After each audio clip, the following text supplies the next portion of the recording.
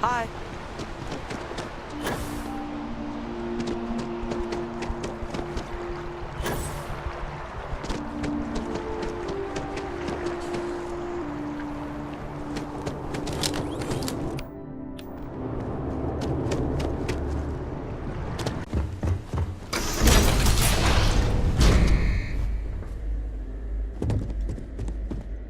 What's this? Just you then? No UC executioner. So the cabinet knows the truth about Orlays.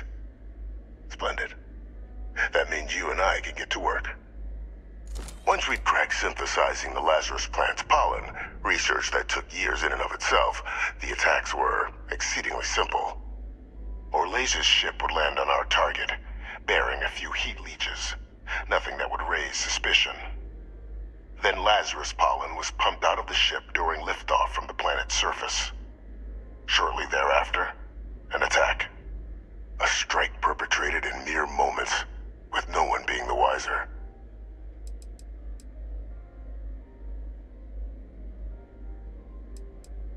We were in the middle.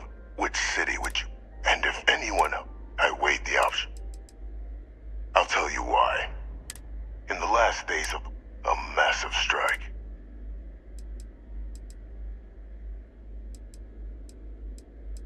I thought I'd had myself. But such invasions are costly, in resources and lives. Others in the UC believed the blockade would be sufficient to bring the Freestar Collective to its knees. But they were wrong. So instead, they sacrificed far more lives in a protracted war, rather than doing the right thing from the start, and demolishing the Freestar capital when they have the chance. You'd be right. Everything was in place. But just before we could launch the strike, word came from Londinian. The Terramorph outbreak had begun. I went to the city to assess the state of things, and discovered the Lazarus plant. We couldn't spare ships for a proper quarantine, so it was my decision to destroy the spaceport and seal off the city. Deal with it quickly, so we could get back to winning the war.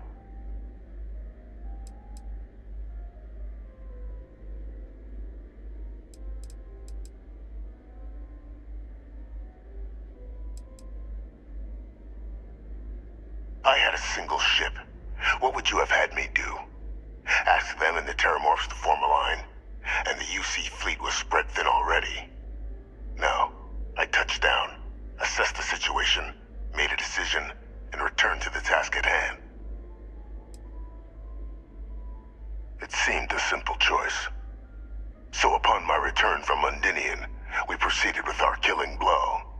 Initially, we had great success against the mess the Freestar Collective called a Navy. But then the Freestar citizenry decided to get involved. Dozens of civilian ships jumping in to shield their military counterparts. I, of course, had no trouble firing on what should have been designated enemy vessels. But my peers had lost the stomach for it. So many lives lost already, they wailed. So the great UC Navy was routed by a mob. They picked our ships apart. The UC surrendered not long after. And thus rang the death knell for the great UC.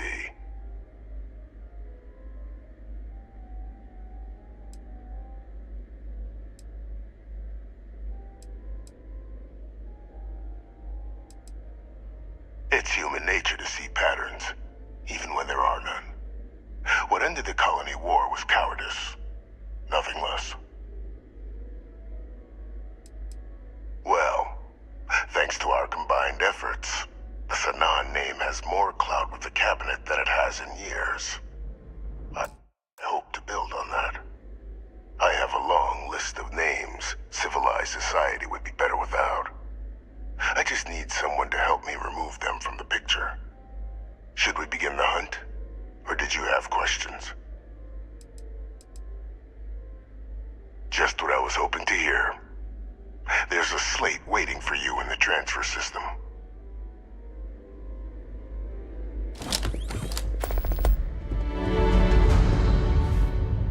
Those are the details for our first,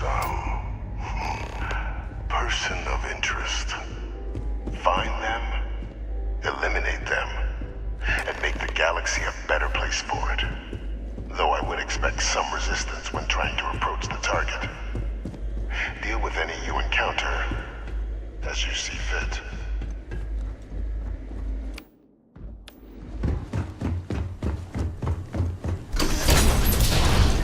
Authorized personnel only.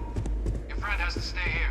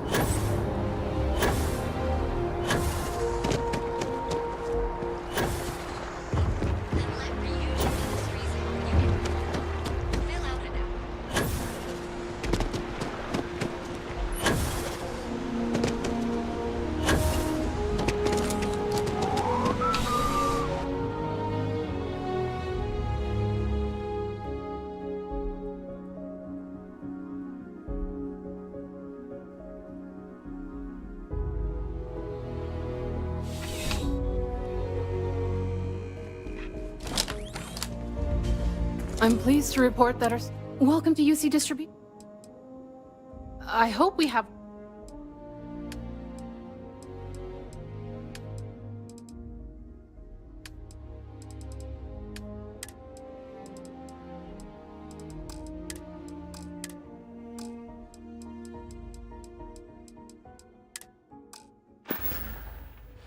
I hope we have what you...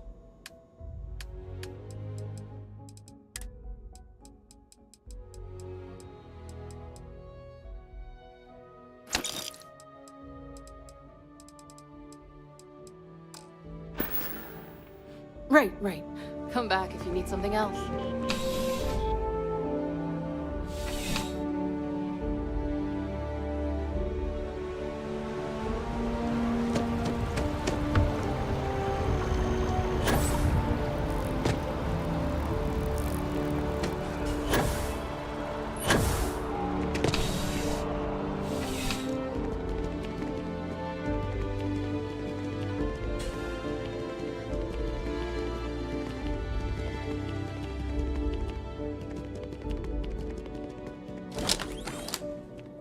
You're only as safe as your equipment out there. I would never dream of selling. Yes, by all means.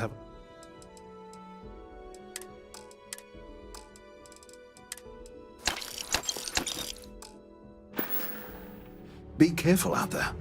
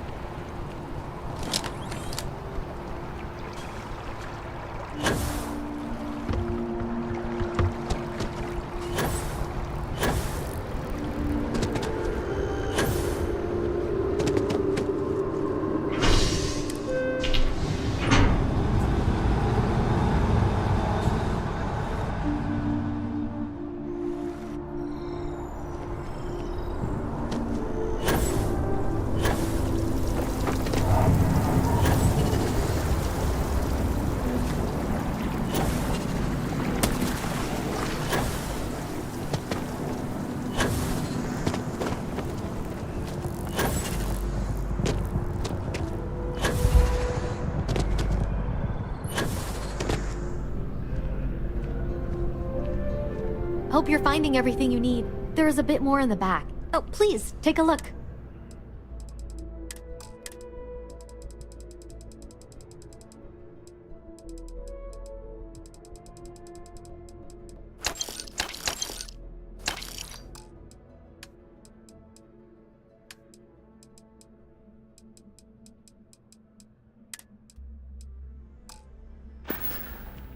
Appreciate the business.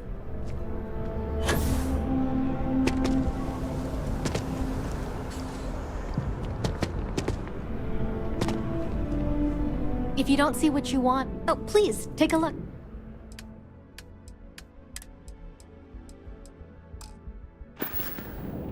Thanks for shopping at Jemison Mercantile.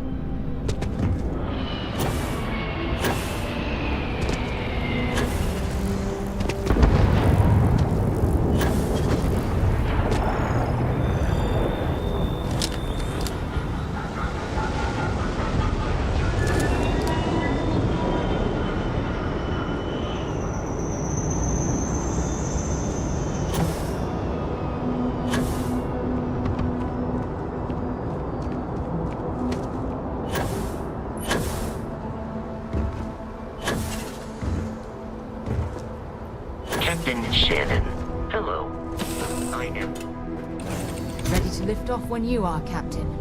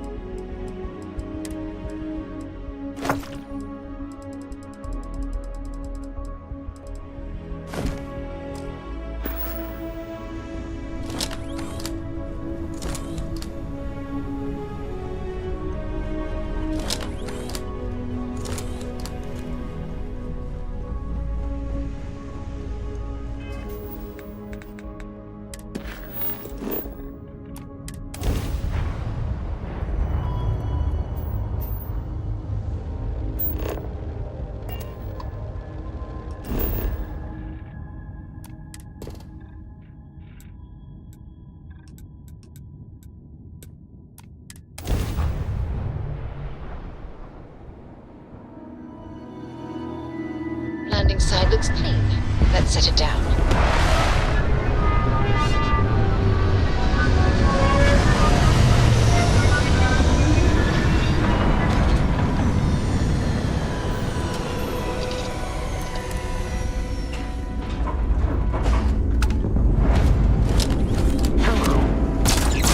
And that, my friend... Wait.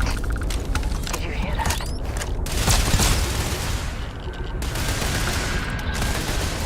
Warning. Enemy activity detected.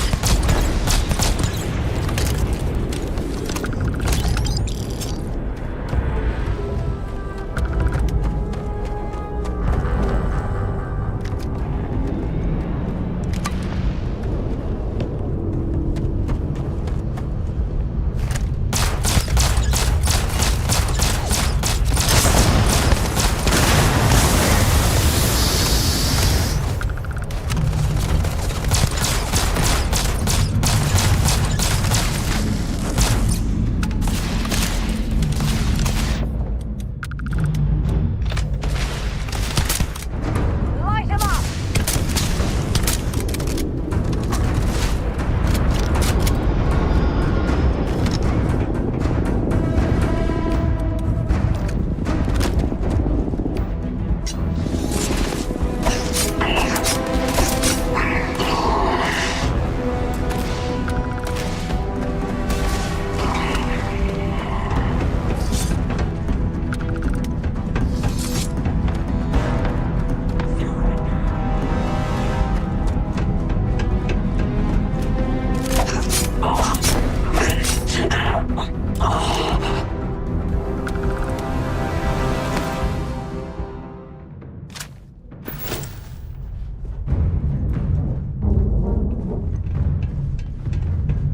I wonder what that cargo ship is doing here.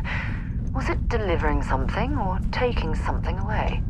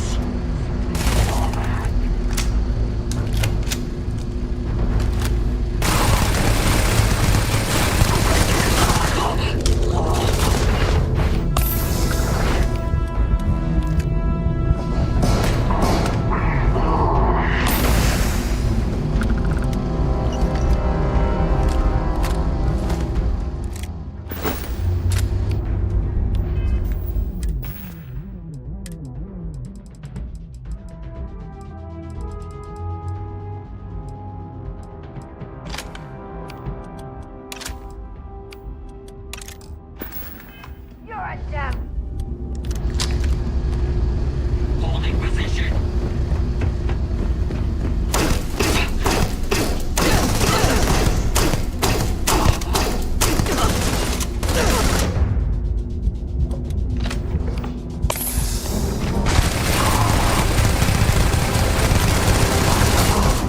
Let's do this.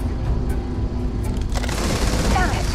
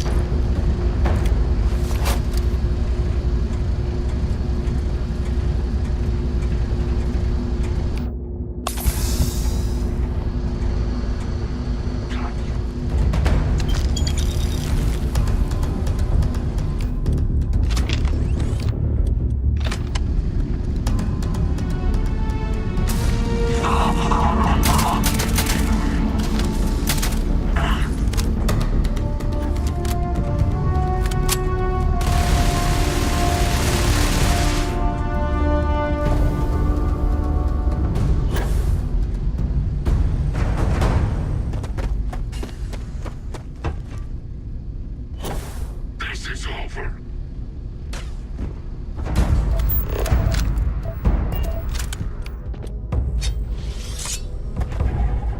Firing.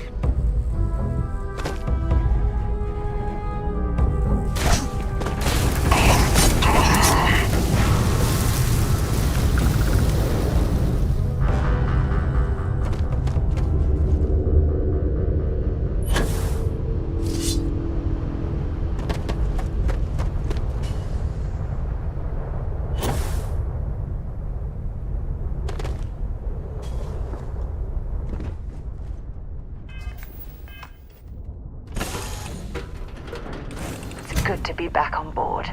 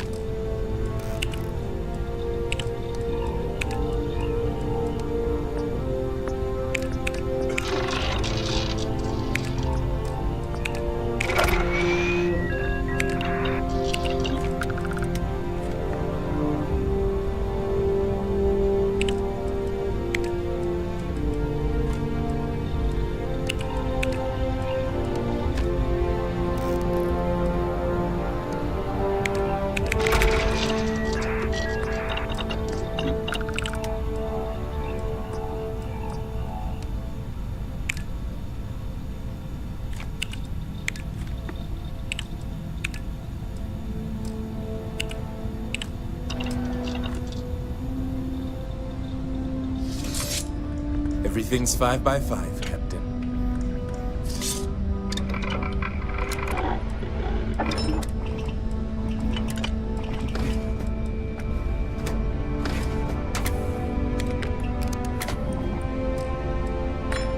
Hey there, how's it going?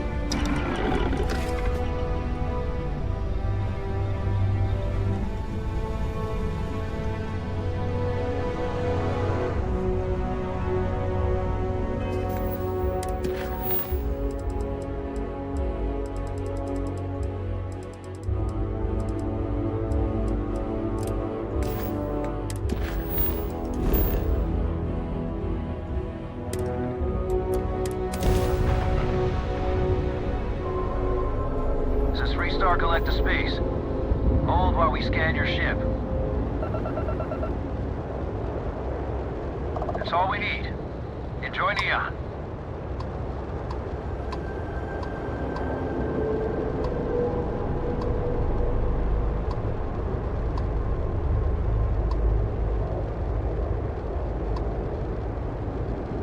Have a tight itinerary today, so I'd ask you to keep haggling to a minimum. I've got some cargo that could use a good home.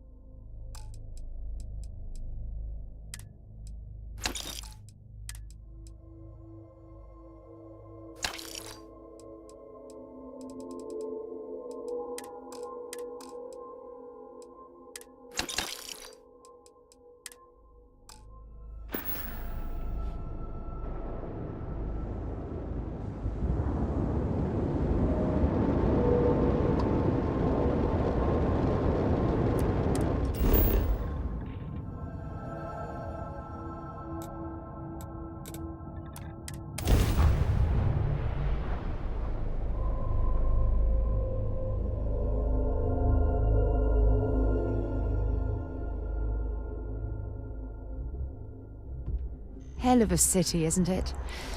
There's nowhere else like it in the galaxy.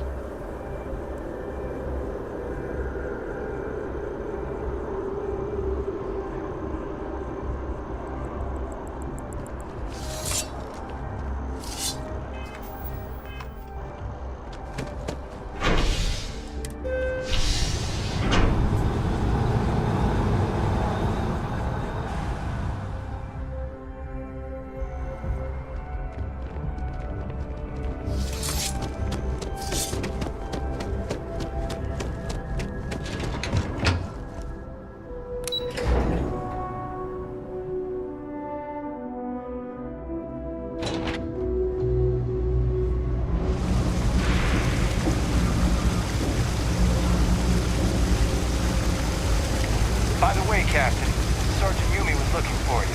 Sounds like he's got more work. There are always about a million things to do. And I'm only one person. It's so overwhelming. Hey! Oh, you're not Carl. Sorry. I shouldn't assume. Maybe you go by Carl. You're just not the Carl I was waiting for. We're supposed to be investigating a power drain down here. People have been reporting brownouts for a while. And Mass finally decided to follow up on it. I can't be in two places at once. And Carl isn't here. So I'm just trying to look inconspicuous. Co-worker of mine on this assignment with me. Clearly not taking it seriously. Not really surprising. Most folks are fine with ignoring what goes on down here. We're trying to isolate a power drain, which looks like it's the result of a large amount of power being rerouted through various subsystems. But it's kind of a two-person job. Someone needs to find the junction boxes associated with those subsystems and power them down. The other person needs to monitor the system remotely. It's pretty simple, really, and relatively safe. Only a small chance of electrocution. Well, since you're here and Carl isn't, and I really want to get this solved, I will take you up on that. What I need isn't very technical. I can talk you through it remotely. I'm gonna head to the monitoring station. The first box we're looking for is over near UC Surplus. You know, Antonio's place. I can contact you once you get there.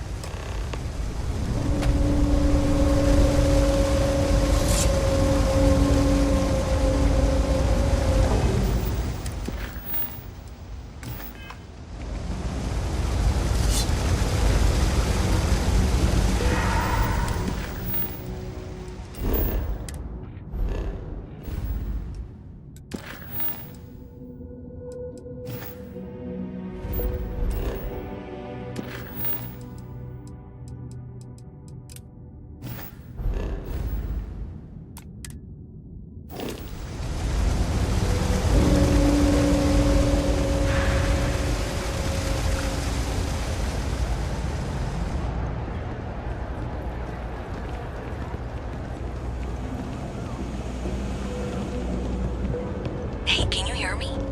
I think this is working. I only have a general view of things, but you should be near the first junction box. Look for it mounted on the wall. When you find it, open it up and flip the big switch. That's it. Great job. So that tripped the secondary breaker, and that goes to... Oh, wow, really? They wired it like that? Jeez, okay. Okay, got it.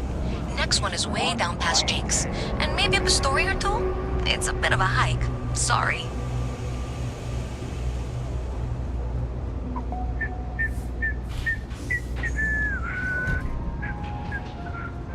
Even in the well, the trade authority continues to flourish.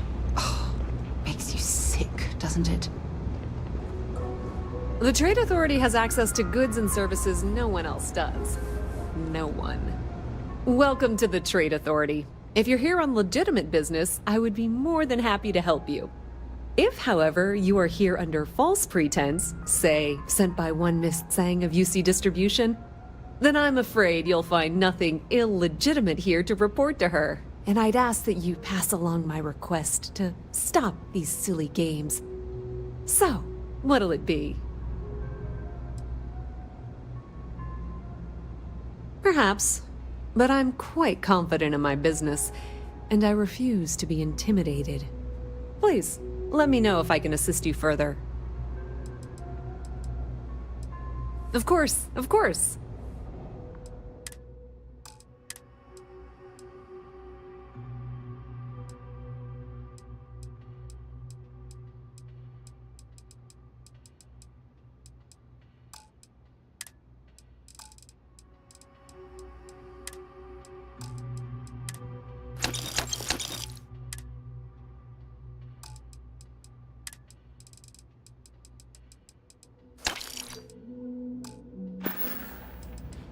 If you need anything else, you know where to find us. Thing about the trade business? We've been in New Atlantis for a very long time, before most things topside were built. With lots of infrastructure already in place, ample storage, and discreet access to the spaceport, it makes sense to stay. It's had the unintentional, but not unwelcome, side effect of weeding out people who can be timid about doing business. Pleasure dealing with you. Seems like the Crimson Fleet is everywhere these days. Spreading like a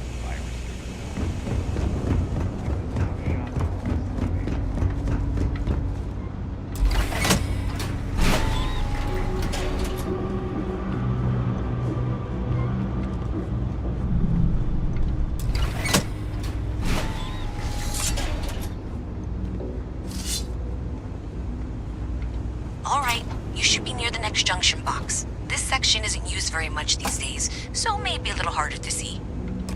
That's the one. Next one's not too far. Dead end, right down from Jake's. Right under that apartment they've been trying to sell. Good luck with that, right?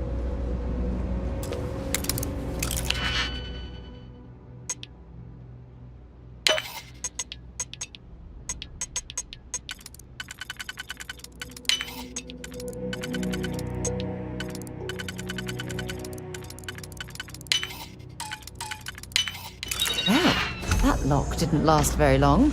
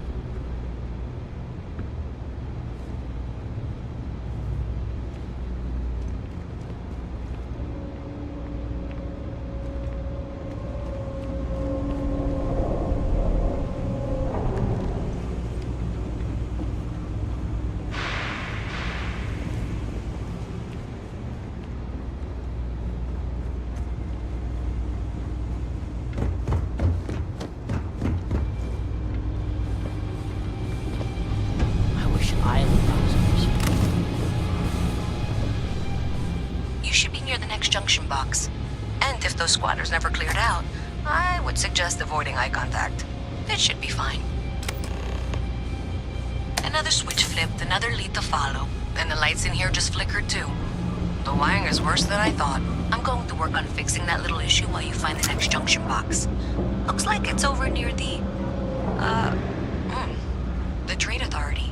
Okay, just find that and, maybe don't talk to anyone about it just yet.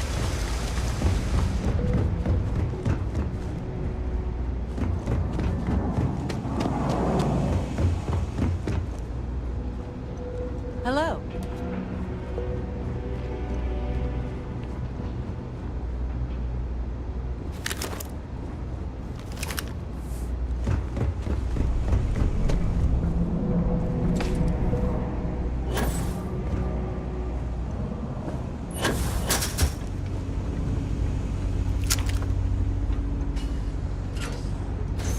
Okay, the final box I need you to deal with should be right around there. Unfortunately, I just realized you're in for a real tangle of cabling.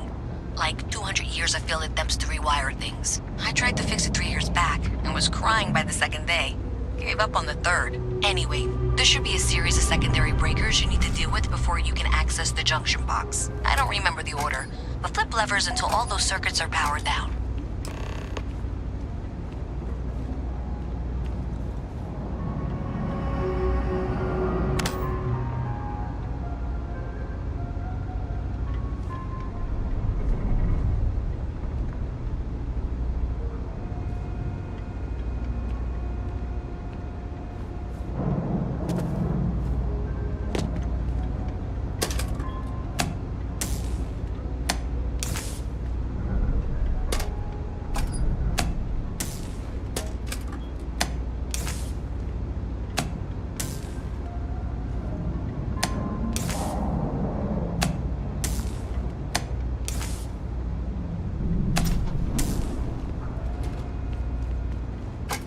Wow, you got it. Really well done. You saved me like a week of work. Why didn't you meet me at the monitoring station, near where we met?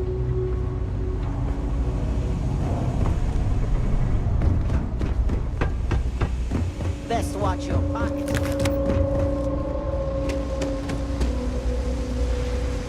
We're doing the best we can here. That's all we can ever do. We're no Reliant Medical down here, but if you've got credits, I might have something for you.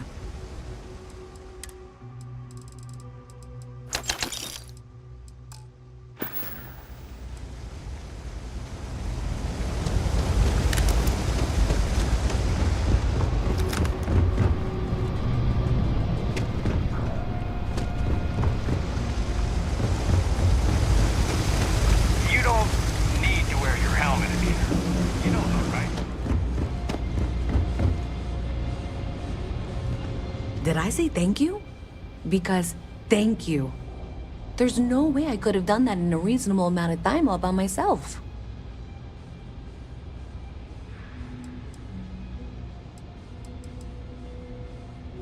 Well, not everyone would be, and I appreciate it.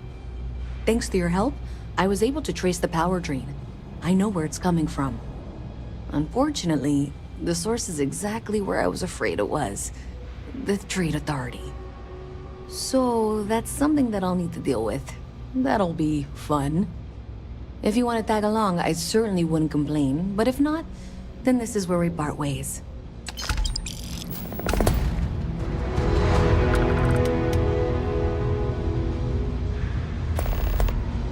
So thanks to you, we've got evidence that the Trade Authority is behind the power drain being reported down here. I don't know if you ever dealt with the Trade Authority, but Zoe is intimidating. I have to go in there, but I really don't want to. You think you'd be willing to go with me? Just make sure this doesn't go badly? I don't know. I feel like I'm the one who's going to wind up in trouble. Zoe's got a way of twisting things. Thanks. That means a lot. I can do the talking, I think. Just be ready for, well, anything.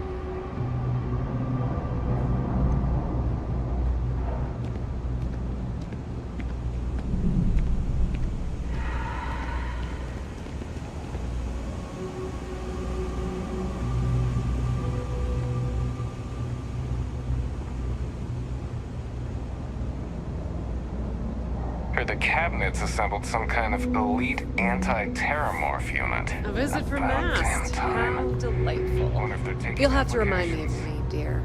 I'm afraid I can't keep track of all you little worker drones. I'm Luisa Reyes. Well, you know that, because I've been in here 3 times. Yes, of course you are. And what was it you were accusing me of with absolutely no evidence? The power drain is coming from your building, Zoe. You and I both know it, and now I can prove it. I'm sorry, what? We traced the drain, checked the grid.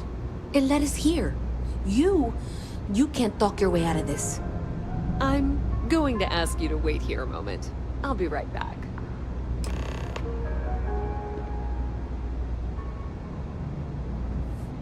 Okay, just be ready for anything. I don't know if she's going to come out of there with a gun or call in mercenaries or what. Don't worry. Whatever happens, we're prepared to handle the situation. I don't want this to turn out violent if we can avoid it, okay?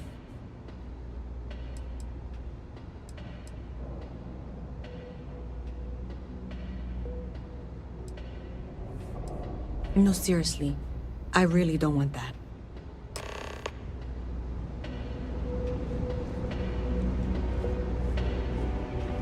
Okay, hello. Well, Miss Reyes, I apologize for not taking this matter more seriously. I assure you I will eagerly assist in getting to the bottom of this. No, you're not weaseling out of this. We got to the bottom of it. You are the bottom. I appreciate your enthusiasm for your work, but I do a little more research before casting aspersions. Someone has indeed been using this location through which to route electrical power. It is not the Trade Authority. I've had my suspicions for a while, and have been keeping detailed notes, which I'm happy to share with you. For now, though, what do we do next? Wait, what? Oh, for heaven's sake. I presume you've been assisting Miss Reyes in tracking down this little problem. Well, clearly there's more work to be done. Why don't you continue the work you've been doing with an assurance that the Trade Authority will compensate you for your time? I'll coordinate things here with Miss Reyes. With Mast's access to the grid, we'll find out who did this soon enough. And why. Presumably, you're the one who's been doing the field work, so I believe you'll find there's another junction box out there in the well that needs your attention. Okay, well, this is not how I saw this going. For the moment, let's assume this is all legitimate. I can sort out the details with Zoe. So why don't you go investigate the next junction box? Hey, I thought you were out there, you know, solving this. Pardon.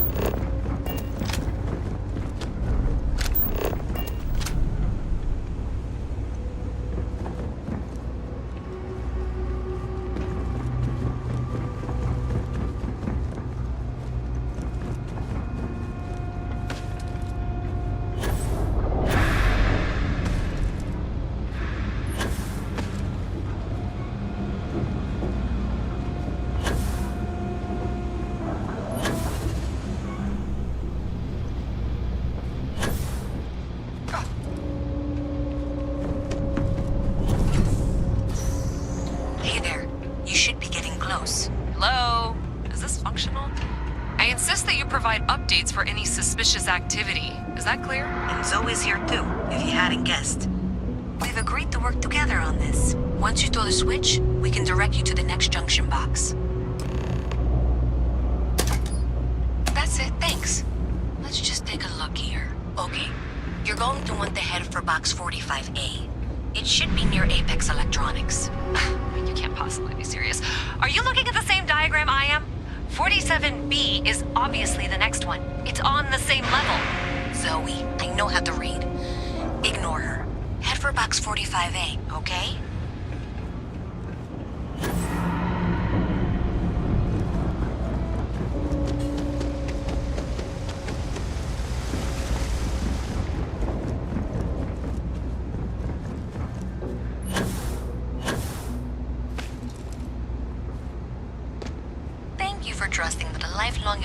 Mask knows what she's talking about. Oh, please. I'm sure you can handle whatever challenge might be associated with reaching the box. You're doing great. And that was indeed the correct junction box. See that, Zoe? Yes, fine. Let's move on. Okay, just making sure you saw it. So, now things get interesting. I can't find the next spot on any of my current diagrams. And I can begrudgingly confirm that she's reading them correctly. We've reached the conclusion that it must be somewhere on the surface, outside the well. Miss Reyes has suggested that this means it's somehow no longer her responsibility. I frankly don't care. I want to find this person. And here's where I begrudgingly agree with Zoe.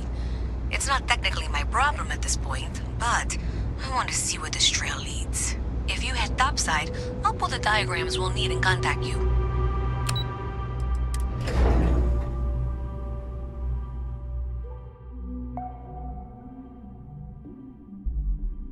Miss Reyes is still collecting the necessary diagrams and blueprints to accurately assess the situation. Before she returns, I'm going to make you an offer. Whatever you find at the end of this path, you bring it to me first. I'll be certain that Mast gets what it needs. But I trade in valuable information. I suspect you're going to find some. I guarantee you the Trade Authority will pay well. Consider that as you head towards the residential district.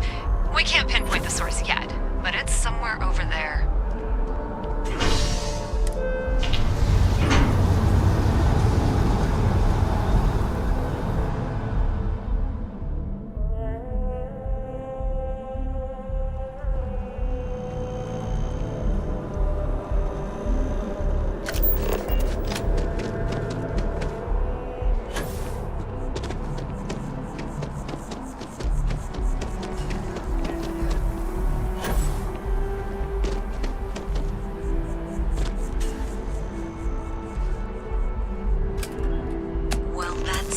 Unexpected. Powering down that junction doesn't show any other connections. Clearly, the source must be inside that residential tower. Yeah, that would make sense. You know, I think I remember seeing a report about power problems on one of the upper floors. I bet it's related. See if you can get up there.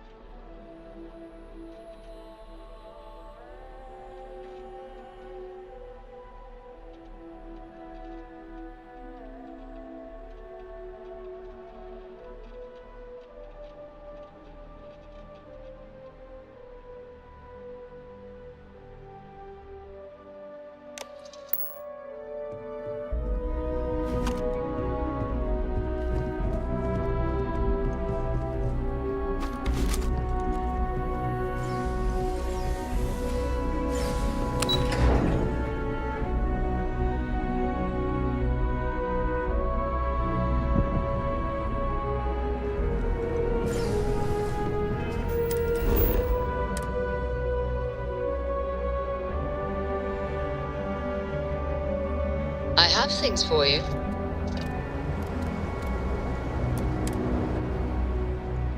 for you when you have a moment.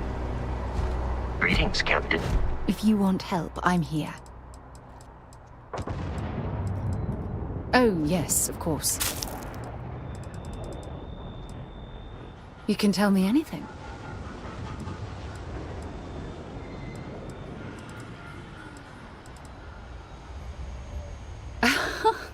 I can't believe how perfectly we were made for each other.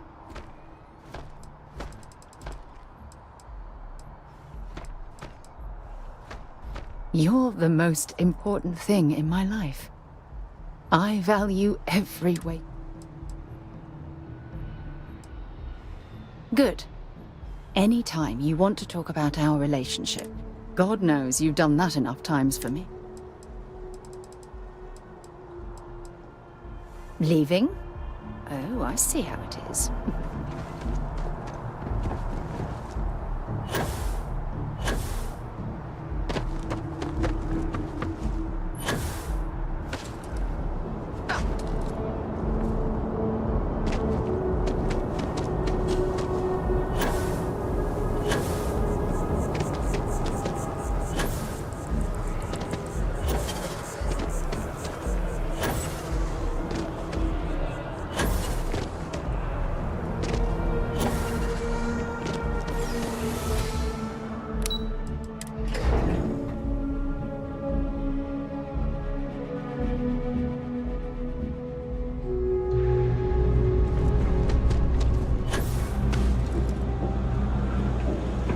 Everything good?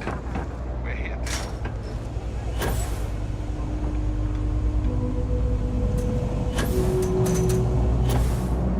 What is this I hear about heat leeches being... I used to be an actuary. Now look at me. So you tracked it down. You've got something to show for it? Great. I'll get this back to Mass for analysis. I'm not stupid. I know Zoe probably made you an offer. I appreciate that you didn't take it. And I'm really glad we got to work together on this.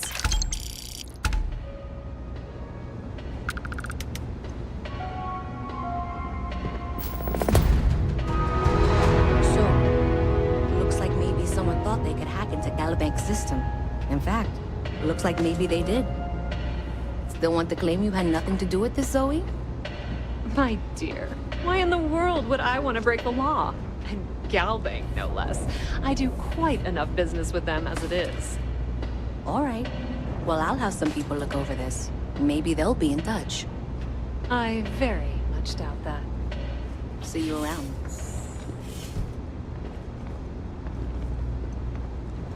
It's cliche, but it's true. Everything has a price. And whatever it may be, I have 3 projects that are backburnered right now because no one has time to help me. 3! I totally understand that Mast has a tremendous amount to keep track of.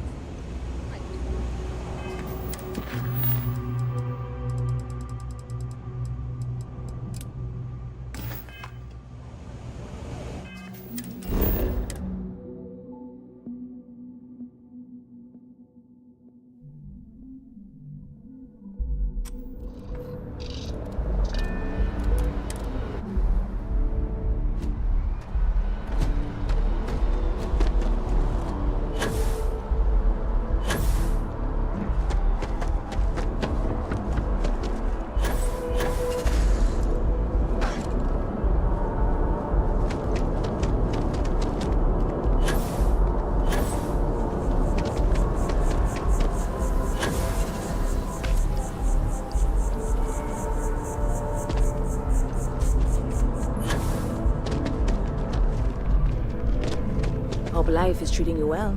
Let me know if I can get you anything. Hey there, new girl. Hope life is treating you well. You know, I had a guy in here last week ranting that General Shao ought to send the Marines down into the well. I'm usually all for letting folks speak their mind. Most times it can't be helped after a few drinks. But that was just too much. Anybody stuck living in the well, it almost certainly isn't by choice. And things down there aren't that bad. Bit of a slow news day around here. Ah, well, speaking of news, some folks are convinced David Barron, you know, the SSN anchor, is some sort of 3-star sympathizer. Ridiculous, if you ask me. Sure, they ran a couple of stories about Aquila City that weren't totally critical, but come on. Have you ever been? It's really not that bad. Anyway, that's the sort of high-stakes stuff people talk up while waiting on a flight. So glad you asked, aren't you? I can tell. You know, I had a guy in here last week. I'm usually off anybody stuck. Catch you later. Hey there, new girl. Good to see you again. Sure thing.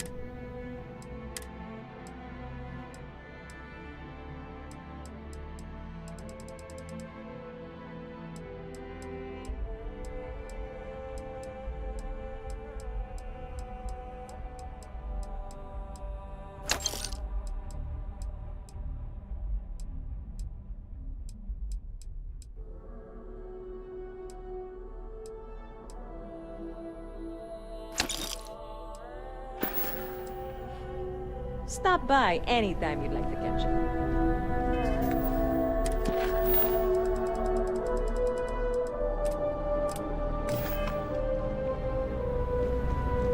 Pardon.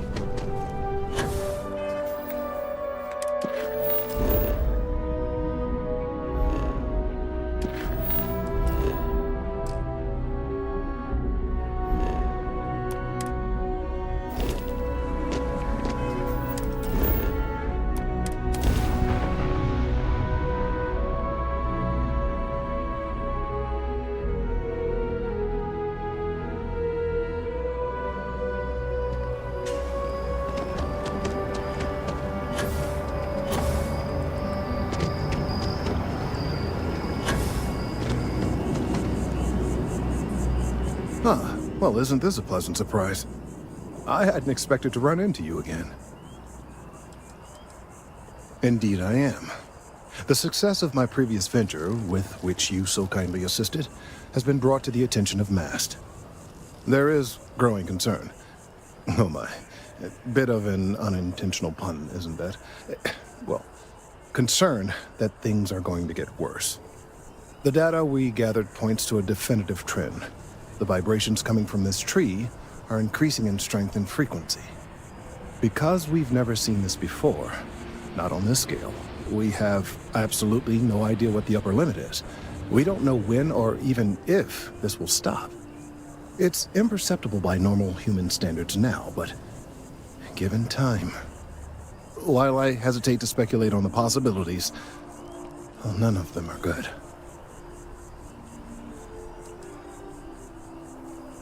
Yes, and not just humans. All organic life will be affected.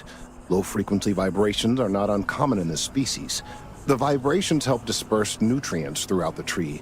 However, normally the vibrations are imperceptible. If the vibrations continue to increase in frequency and strength, prolonged exposure could lead to harmful and potentially deadly side effects. It's imperative we find a way to correct this. There is data regarding other, younger members of the species. Unfortunately, there are some, shall we say, personal issues with acquiring it. Personnel issues, if you understand me.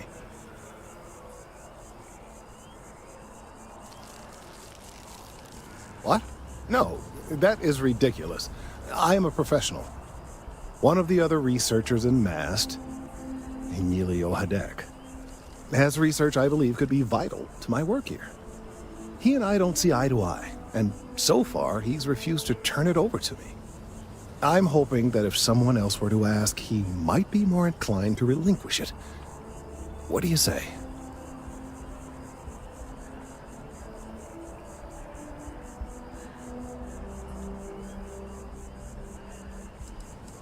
He's held a grudge against me for years. It's petty, really. I'm sure he thinks that doing this now will hold back my career. He wouldn't listen when I tried to explain this isn't about me. There are bigger concerns. Oh, thank you. Last I knew, he was on a field assignment somewhere near the outskirts of the city. Perhaps it's best if you don't mention my name in the process?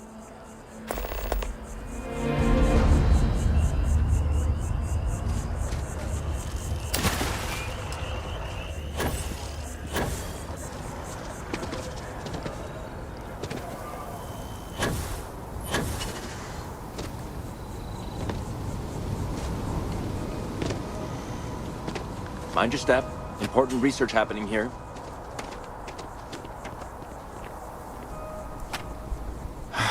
Could you stand a little to the left? I think you're blocking my readings.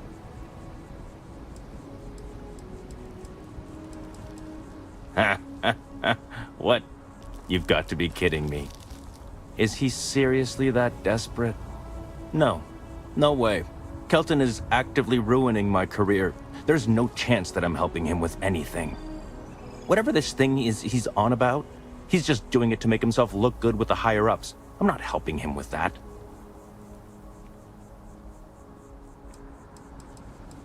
Kelton screwed me over good.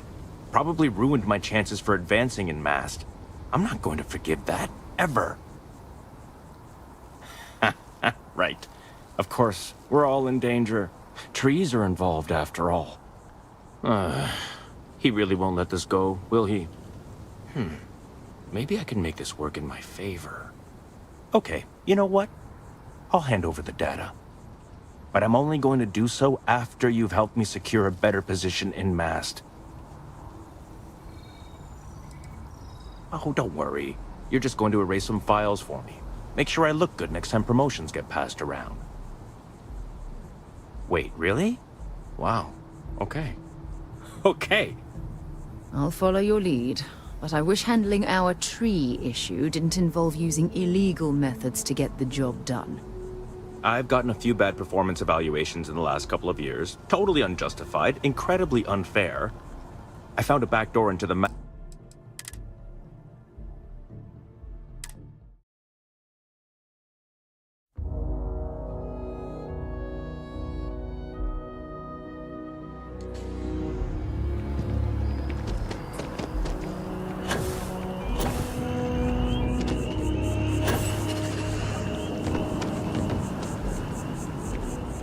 Well, listen, I hadn't expected... Indeed I am. There is... the data because it's imperceptible. Yes, and if the vibrations can... There is data... Not necessarily, but if you're offering your services, one of the other researchers in Matt, he and I don't see eye to... I'm hoping... I suggested nothing of the sort. Although, now that I think about it, I confess, I wouldn't mind seeing that. Anyway, no. I just need his data. I am sure that can be acquired without force.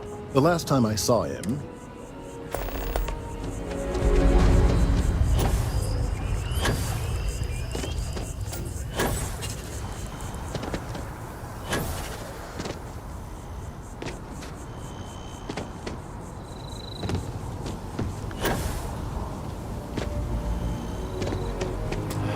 all the assignments they could have given me. Could you... Is he serious? No. Whatever this thing...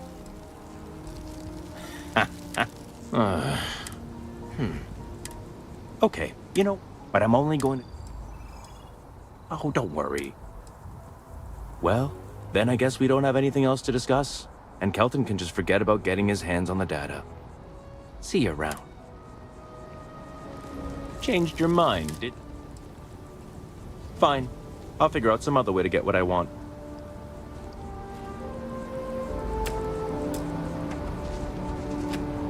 Changed your mind, did...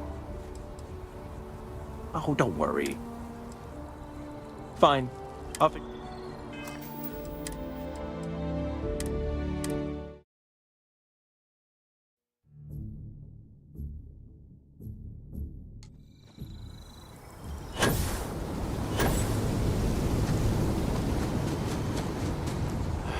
all the assignments they could have given me.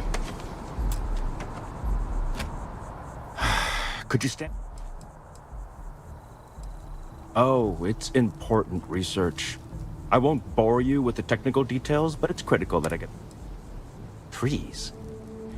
I see what's going on here. You're working with Kelton, aren't you? Nice try, but no. No way. Whatever this thing... Oh, yeah? You think so? Wow. Thanks for that. I'll really give it some thought. He really won't. Okay, you know, but I'm only going to do... Oh, don't worry. Well, then I guess... See you around.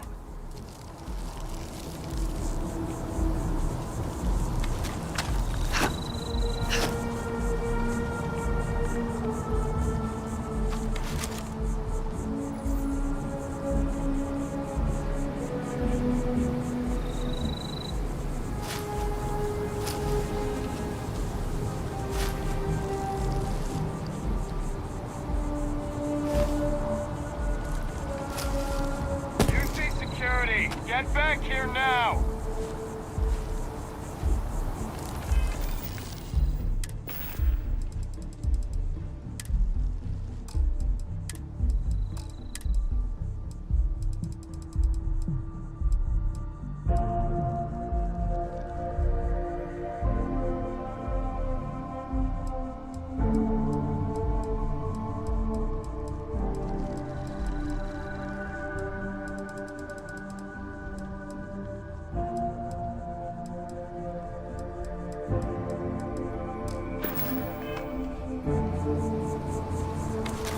Security! Stop right now! No way! I am not going to help you much.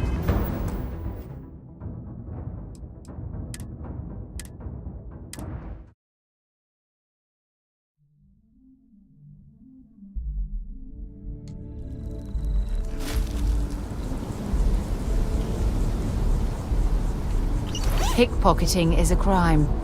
Or have you forgotten?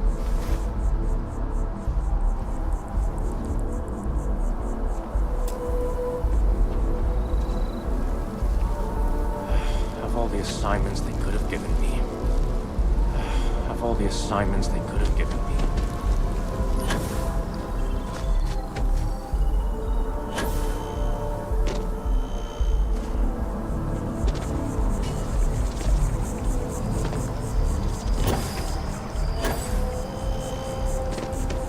I hope you have the data.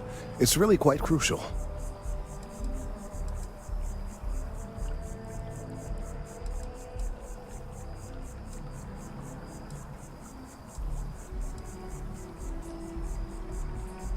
If it's all the same to you, I'd prefer to go on not knowing. I'm sorry if this was complicated. I'd prefer to remain unaware of the details in the event that it comes up later, particularly in a legal setting. And I suppose I'd better verify the data to make sure Emilio didn't double-cross me. But you have once again come through for me. I'm truly hoping that this is the last piece I need to figure out what we can do. And I appreciate it. Thank you for your assistance.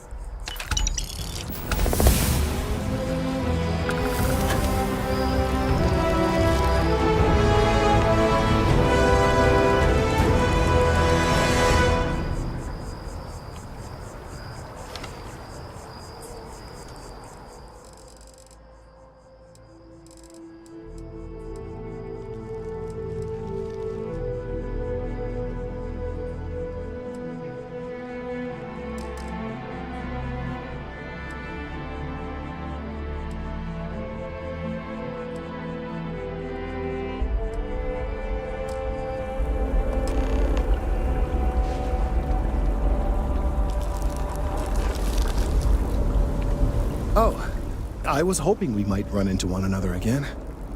Your timing is most fortuitous. I'm on the verge of something, but I don't quite have all the information I need. We're in uncharted territory here. It's inevitable. Of course, now that I understand more about what's going on, it seems plain as day. And yet I never would have imagined it before. The tertiary trunks have also liquefied their interiors, but they're not vibrating. I thought perhaps it was some sort of defect, but it's much simpler. They're listening. It means it is ready to reproduce. I believe this tree is sending vibrations out over massive distances and expecting to detect sympathetic vibrations in return. As of yet, there's been no response. I suspect that will not change, that a response is impossible, and that's very, very bad news. We're continuing to see an increase in the strength and frequency of the vibrations. I don't know how much more significant it'll become. If there's no response, the tree may vibrate itself and some nearby portion of the city to destruction. Now, as of yet, there has been no response, and clearly none of the nearby individuals are a correct match. While it can't be ruled out that the intended recipient of these messages was cut down during the city's expansion, there is one other possibility.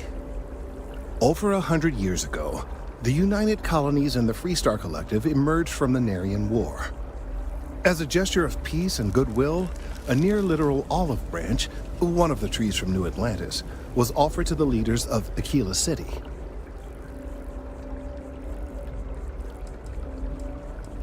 Nice. Short-sighted and ill-advised, in my opinion. Of course, you can't just uproot a native species and plunk it down on some other planet in a totally different environment and expect it to grow. Clearly, no exobotanists were consulted ahead of time. The end result was wholly predictable. The tree died within a few short years.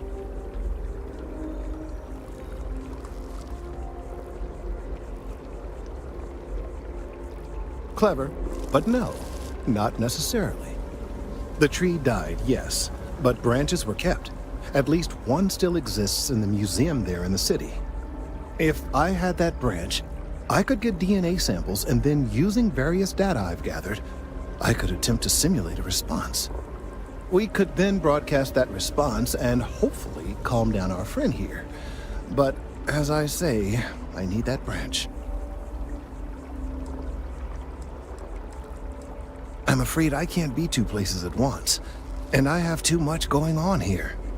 The museum in Aquila City is under the supervision of one Miss Kassler, I'm told. I don't know anything about her, but hopefully she'll be willing to listen to reason and assist our cause. All right, off you go. We don't have any time to waste.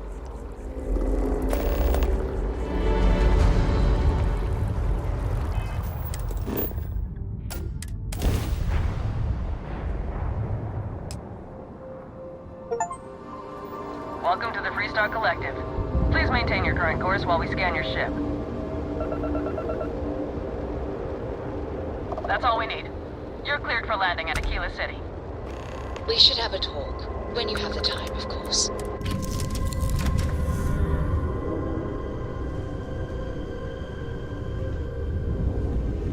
What can I do for you, boss?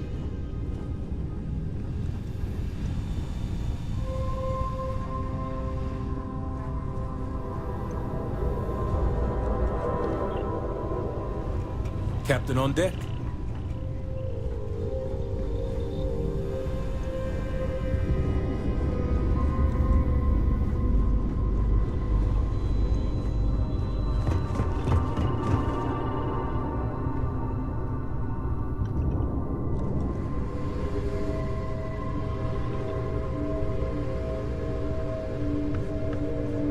So, I've given everything we've discussed a lot of thought, and I've decided I'd like Aja Mamasa to conduct our marriage ceremony.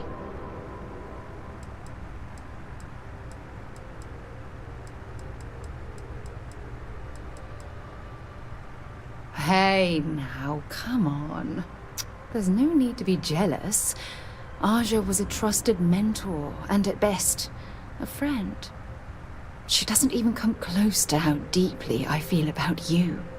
So, with that settled, I suppose we just keep it a quiet ceremony?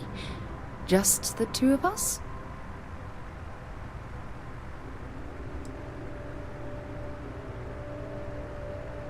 Oh, that's sweet of you to suggest, but I think bringing Sona all the way to Aja's home would be too much anxiety for the poor girl.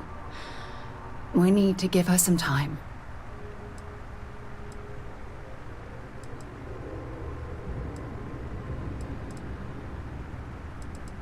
Honestly, no.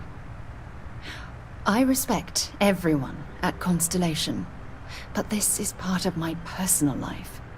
If it's all the same to you, I'd like to keep my personal feelings about us separate from Constellation. If anyone else had suggested that, I'd say no. But hearing it from you, I know in my heart that it's the right thing to do. I'll send her an invite and we'll see if she shows. Anyone else? Or will the three of us with Aja presiding be enough? All right, it's settled then. I'll send a message to Aja asking for her to preside over the ceremony. As soon as you're ready, let's head to Paradiso. I can't tell you how much this means to me. I love you.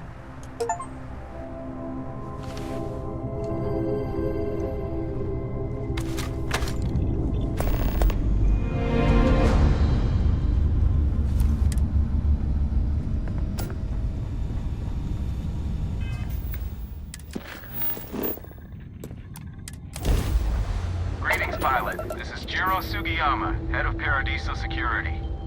I apologize for coming over this emergency channel, but we are in need of assistance concerning the large ship in orbit, and we value discretion in this matter.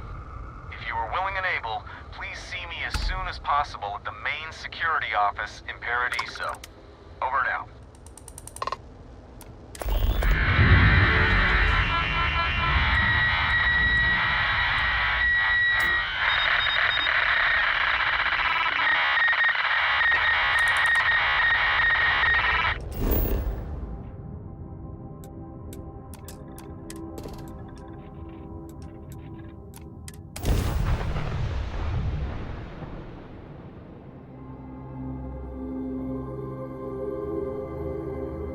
Good to go for landing.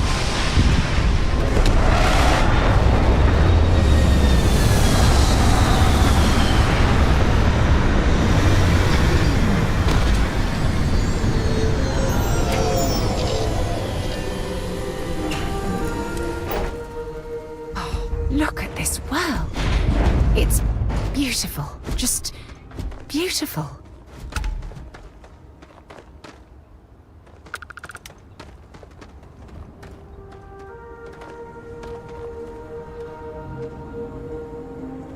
As we were landing, I picked up a message from Aja.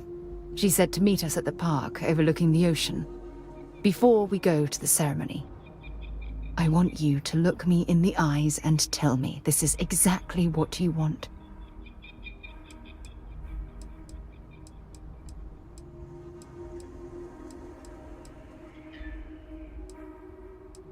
It's true. Ah, I can see it in your eyes that you really mean that. I love you, and I'm forever thankful to have someone as amazing as you in my life. Now come on, Aja is waiting for us. But first, we should probably say something to my mother.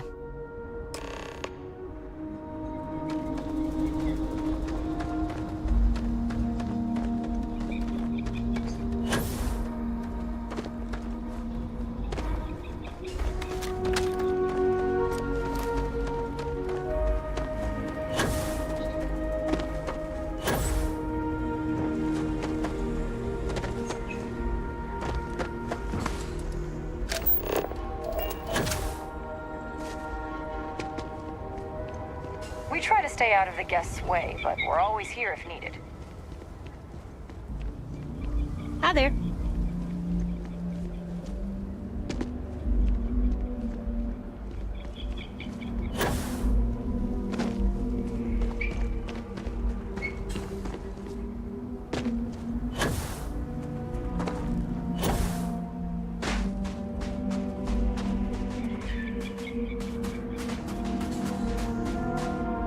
It certainly was nice of you to think of me when sending invitations to my daughter's wedding.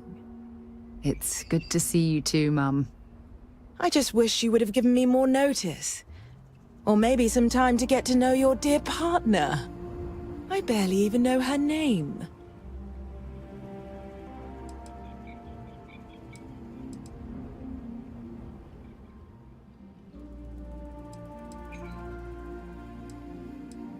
Oh?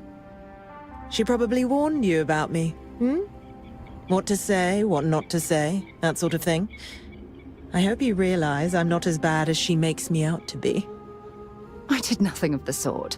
Just a little talk about Dad and how you and I don't speak much.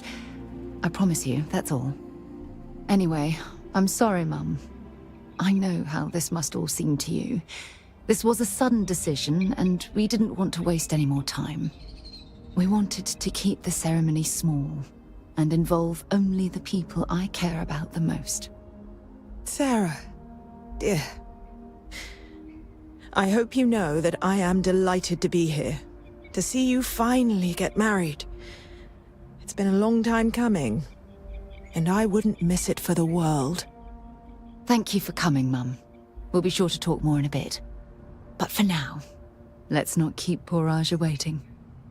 As soon as everyone is present, we will begin.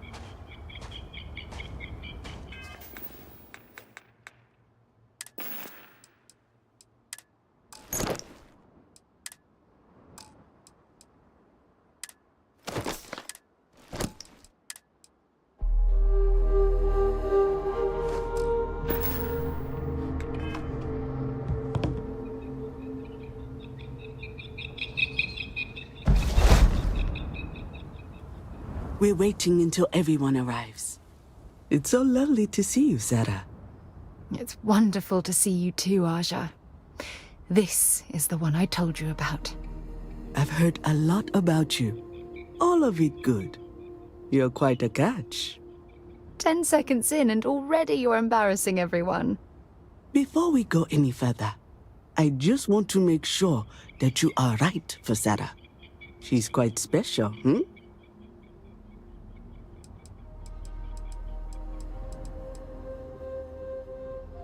Oh, God. Now you're embarrassing me. That's called love, my dear. You better get used to it. Well, I've seen enough. I can read people the moment I lay eyes on them. And you're going to make Sarah quite happy. Coming from you, Aja, that means a lot. Of course, Sarah. You know I always look out for you. Now, are we ready to begin the ceremony? Very well. If everyone's ready, then I'll begin. It's been years since Sarah Morgan and I have spoken. And though it might appear that we've grown apart, I feel that we've become closer friends than ever before. When I received the message with Sarah's intent to marry, and that she wanted me to officiate the ceremony, I was overwhelmed with joy. Not because she had decided to rekindle our friendship, but because she was allowing me to share the happiest moment of her life. I can't imagine a greater honor. And for that, Sarah, I thank you. I wouldn't have had it any other way, Aja. Before you present your vows, I'd ask both of you to remember that love is what brought you together today. It is a foundation upon which a structure of trust, faith, and affirmation is built.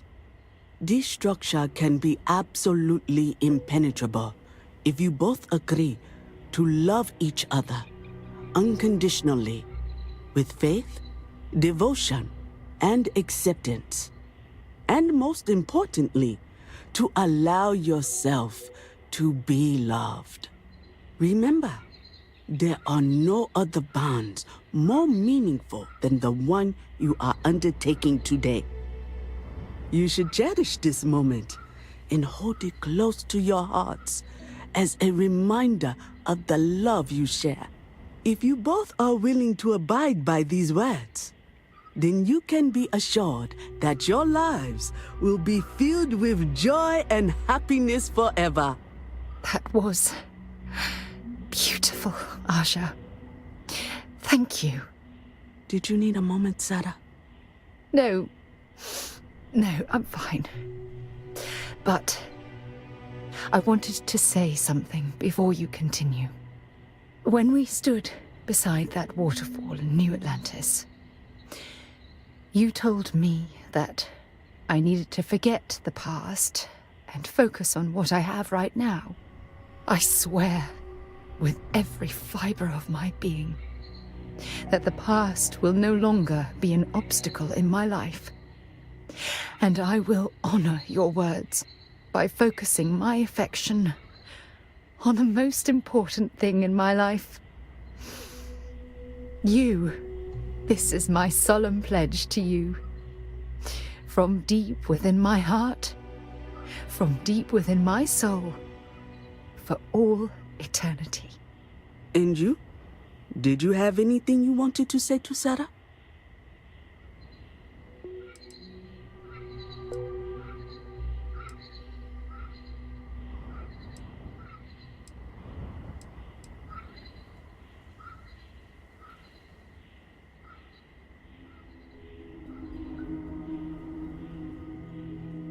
I know it will.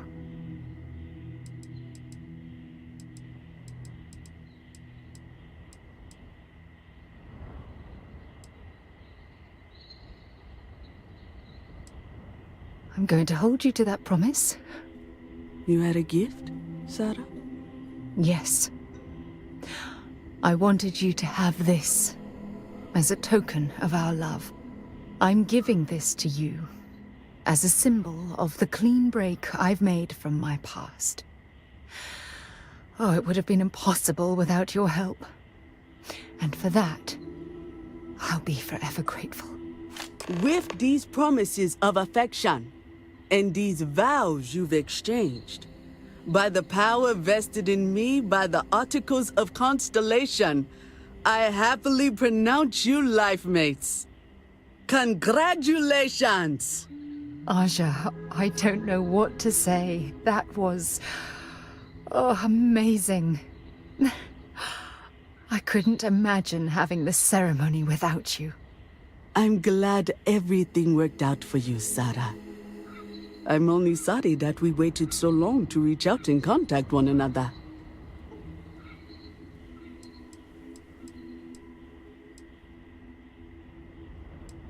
You better. Otherwise, I'd have to come out of retirement and hunt you down. Well, you're both welcome to stay here for as long as you like. Sarah, your mother will be staying here with me for a few weeks. We've actually got a lot more in common than I expected. So, I guess this is goodbye for now. I wish the both of you a happy and healthy life together. I'll never forget this, Aja. Thank you. I'm happy to host Abigail here at my home. She's quite charming. You and my Sarah are such a lovely couple.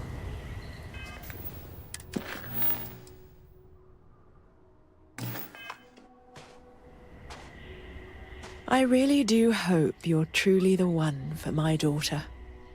It was not quite what I had imagined for Sarah. I thought it would be a grand affair with hundreds of friends and extended family gathered to celebrate.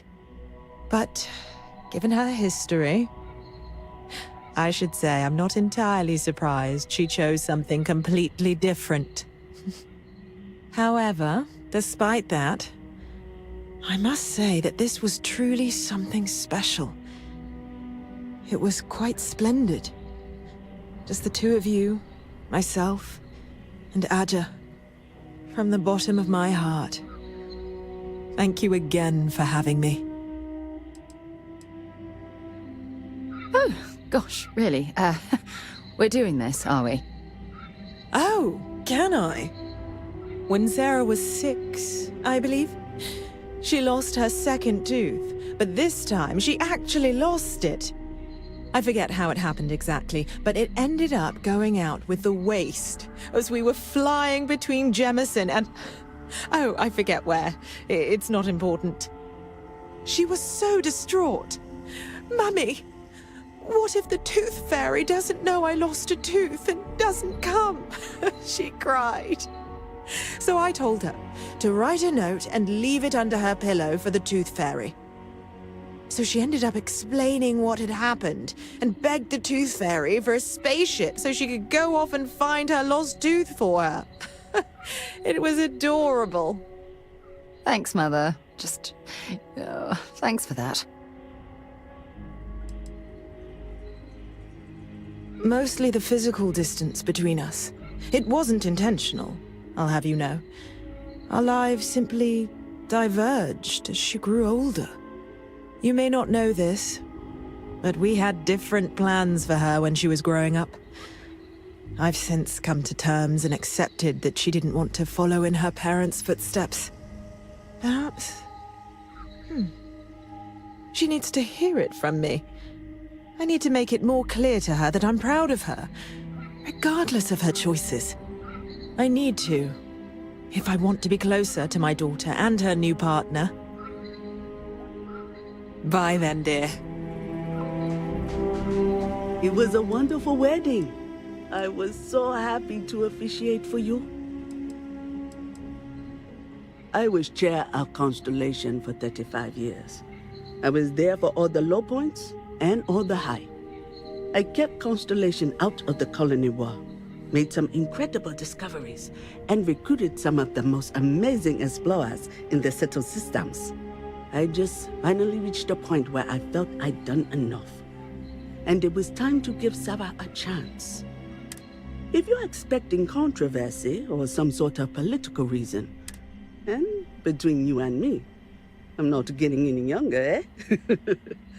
And this tired old woman wanted to enjoy the sunset. You have to ask? Look at the... I can spend my day at the beach, relax with a cool drink and catch up on some reading, enjoy the cuisine. But I haven't even traveled off-world since I arrived. Hell, I haven't even boarded a spacecraft. Moving to Paradiso was one of the best decisions I... She was a royal pain in the butt. That's what she was, Hot-headed, impulsive, eager to rush into things without examining the ramifications, eh? Honestly, a lot like I was at her age.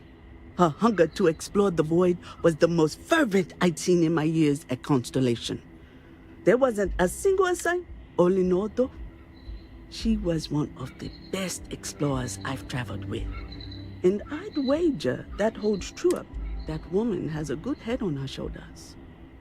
You should count yourself lucky to be. Say, Ka. What's happening, darling? I'll be counting the minutes to our next chat.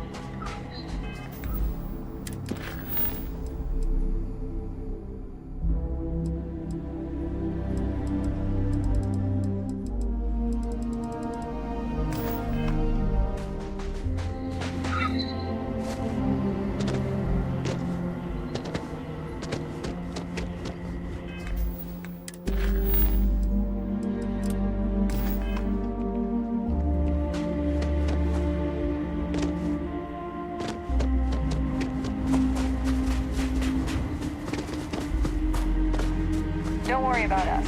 We're just...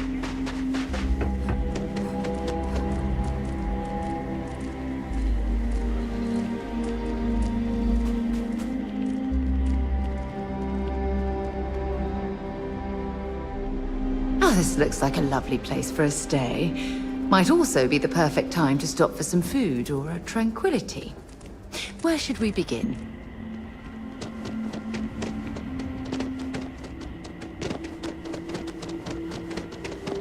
Can't wait for my shift to be... Oh, Paradiso is absolutely beautiful. Can you possibly imagine a more tranquil place for a resort?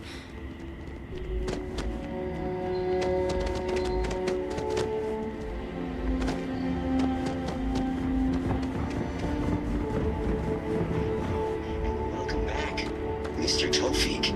I am aware that this is your 8th visit to our resort. Your repeat patronage is much appreciated. Is there any assistance I may offer you today? Actually, a question. Usually when I come here, the shuttle takes a certain route, showing me the beauty of this world. But this time, our entries seem to take longer, and we pass by a lot more open water. Is there something wrong with our normal flight path? I heard the rumors of a ship in orbit. Please allow me to apologize for this inconvenience. This alternate entry was required due to a meteor shower affecting the usual descent route. Nothing to worry about. To make up for this, allow me to credit your account with a 15% discount on spa amenities. Once again, we are dreadfully sorry. It's okay, Viator. I know you're programmed to be overly concerned with your service. I just wanted to know why. But thank you for crediting my account anyway. This is your first time here. Thank you for choosing Paradiso for your vacation destination. This is your first time here. Thank you for choosing Paradiso.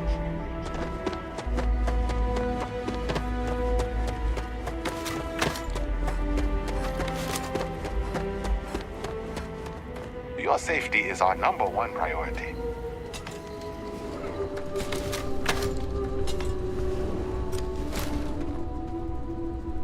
Welcome to Paradiso. Jiro Sugiyama at your service. Do you have a security concern, or is there something else I can help you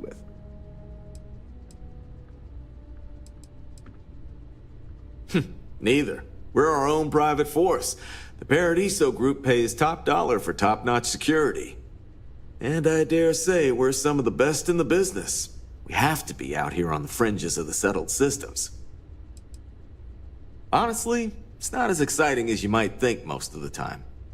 More often than not, we're just handling drunk and disorderly conduct. Heck, even pirates leave us alone for the most part. I think it's because some of them actually vacation here. As long as they're not bothering anyone, we've been told not to worry about them. Ah, yes, of course. I'm glad you came. As you can imagine, we're in a bit of a predicament. Under normal circumstances, we would not enlist outside help in this manner. But this is a matter we can't afford to worry our guests about. As such, we need to handle this discreetly. Failure on your part to do so could have severe consequences. So, before we proceed, can you swear not to discuss this with anyone else unless explicitly directed to do so?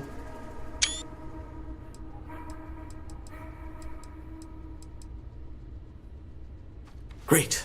I appreciate it. Not too long ago, a strange and enormous ship appeared in Parima space. It is now locked in orbit around our planet. So far, it doesn't seem to be hostile, but any attempts to communicate with it have been in vain, so we're unsure of the ship's intentions.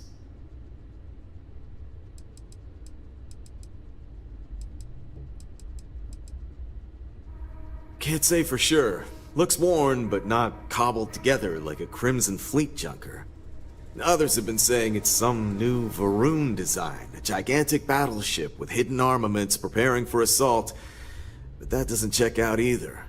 There's also been talk about non-human sentient life. The comms data we received might support that, but humanity's spread far and wide and no one's ever encountered anything like that. Still, first contact. Could you imagine? Not quite. It took some time, but we received a transmission. It was all, pardon the phrasing, it sounded almost alien, like nothing anyone's heard before. Clicks, distorted groans, buzzing, really disturbing sounds. Now, one of our engineers says it could just be some busted comm equipment or incompatible signals, but we're not sure. So far, no one's disembarked from the ship. No landing craft, nothing. We don't have the staff or ships to spare, otherwise we'd dock with it and attempt to board. It bears no discernible markings or allegiances to any manufacturers we're aware of. I'm hoping that doesn't mean we're dealing with some sort of new deep space threat. It is. Whatever's going on, we need to approach this with care. First, see if you have more luck communicating with them. If not, you may have to try boarding. Whatever you do, it's important to remember to seek diplomacy with who or whatever's on board. As soon as you have any more information, report to Oliver Campbell. He's the CEO of Paradiso. All formal decisions will need to go through him, and he'll have your pay. Good luck.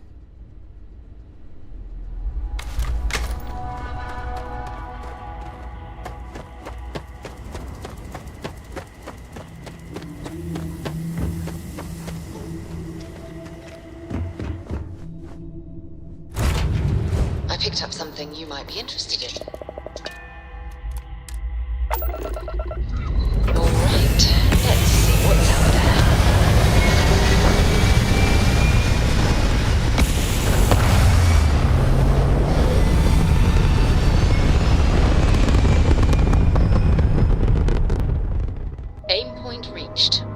stable.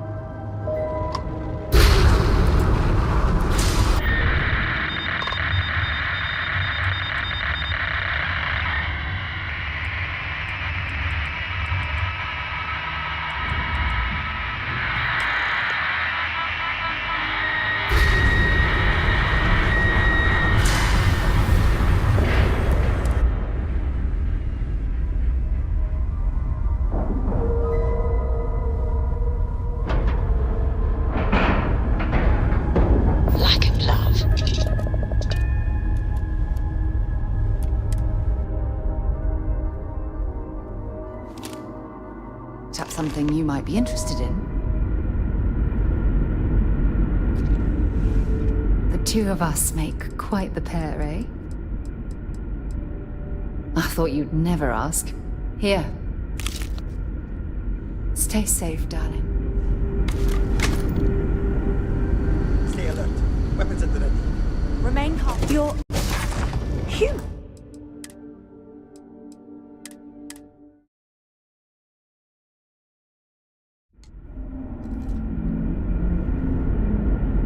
Ah, my day just got a whole lot brighter. Yeah, take a look. Don't stay away too long. How can I be of service, Captain? Stay alert. Weapons at the ready. Remain calm. There's no reason to suspect whatever it is hostile. I agree with the captain. Now is the time for diplomacy. Agreed. But we must be ready for anything. Now, eyes and ears sharp. You're... human.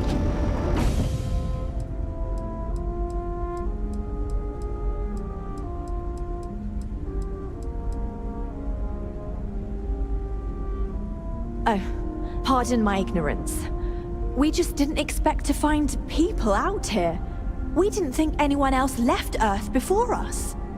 Imagine being cut off from humankind for that long. How terribly frightening that would be. Perhaps we should greet our guests. Of course. Manners. I'm Captain Diana Brackenridge. This is Security Officer Bomani Reader. And this is Dr. Mabuti da Costa, one of our elders. A pleasure to meet you.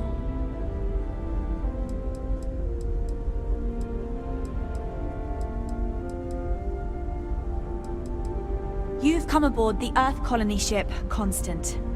Generations ago, we set forth from the planet Earth with the mission of colonizing a new habitable world in the spirit of our ancestors nearly a millennium ago. I see. As you may have presumed, we're in a bit of a bind. Our ship has finally completed its near 200-year journey from Earth, only to find our new home seemingly colonized by... well, we don't know.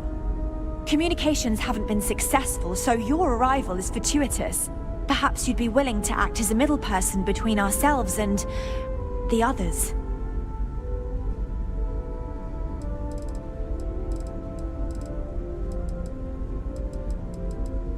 Ah, your question confirms one of our recent theories. It would seem that some form of faster-than-light travel or space-bending technology was invented during our long journey. That would explain why we would find people this far out into space. I guess technology leapfrogged us at some point. Interesting. I can only imagine that our predecessors didn't believe the technology would ever work, and so they made the decision to leave when they did. We do. Well, sort of. We saw structures using our surveying equipment. We've also seen the various ships pass us by. Some even seemed to want to communicate, but couldn't.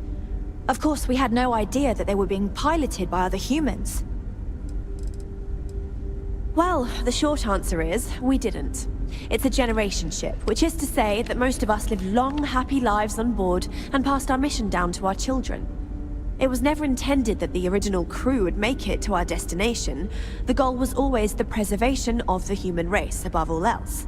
Though, it would seem that was perhaps a bit presumptuous. We're not entirely sure. Our engineers believe it's possible that our technology just isn't compatible with theirs. All we hear when using them to communicate with anyone is a bunch of disturbing noise. It gave me the heebie-jeebies at first.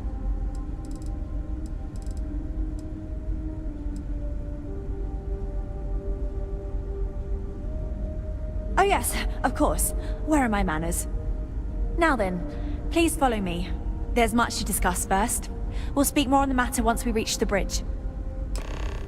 Dr. DaCosta, you may return to your quarters if you wish. Thank you, Captain. I will follow you to the bridge, ma'am, for security purposes. I do not believe we have need to fear our guest, but I'll allow it if you insist. Welcome to the Earth colony ship Constant. In the early 2100s, my ancestor, Rupert Brackenridge, researched a number of scientific scenarios: climate change, asteroid impact, nuclear war, global pandemic, and more. Each scenario showed the likelihood of an extinction-level event to be within 50 years. He fully believed Earth was destined to be rendered uninhabitable. We've always assumed that's what happened. So, he gathered the best and brightest he could find, built the Constant, and set a course for this planet here. We were told that it was the largest, most advanced ship ever constructed on Earth at the time. If you can believe, entire generations have been born, lived, and died on this ship. It really goes to show that there are no limits to human ingenuity and perseverance. Now that we know what's out there, things are going to be more interesting from here on out. Never seen a ship like yours before. Then again... I have to say, with technology this outdated, I'm amazed this vessel is able to navigate at all. It's almost like walking through a museum.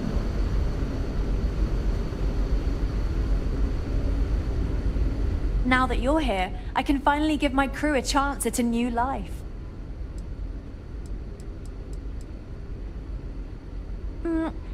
Difficult is the wrong word. It can be both challenging at times and also exciting. Our mission was to rebuild humanity on a distant world, believing that we were Earth's last hope.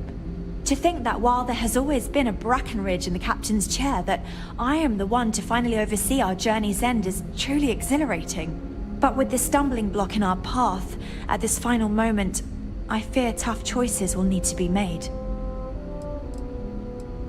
A bit frazzled, as you can imagine. People are anxious about discovering that we're not alone, and also worried about what will come to pass. While we hope we can work out a deal with the people on the surface, they seem reluctant to reach out, so there's no telling what will come of that. I do know that we can't afford to stay here in orbit forever. The ship was built to sustain us for many years with backup provisions just in case, but even that will come to an end eventually. I think I'm coming up on 6 years now? I was only a teenager when my father died, passing command of the ship to me, as is tradition. Because of that, I've had to sort of learn as I go along, instead of taking years of study and apprenticeship under the prior captain. I think some people on the ship resent me for not having the level of experience as my predecessors. But at the same time, without my command, we likely wouldn't have made it here so quickly. Well, as I mentioned, we've been unsuccessful in communications with anyone up until you arrived, though not for lack of trying. But since you're asking, maybe you'd be willing to be a sort of diplomat between us and them as we attempt to resolve our situation. Does that sound agreeable to you?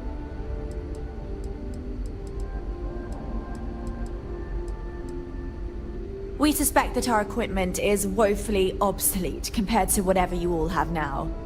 In all honesty, we never expected to need to communicate with anyone, so our comms aren't particularly robust. That limits our options. We even attempted communicating with lights and sounds, something we saw in an old movie, but I don't believe they picked up on it.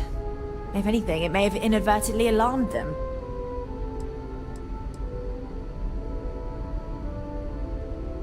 No, not at all.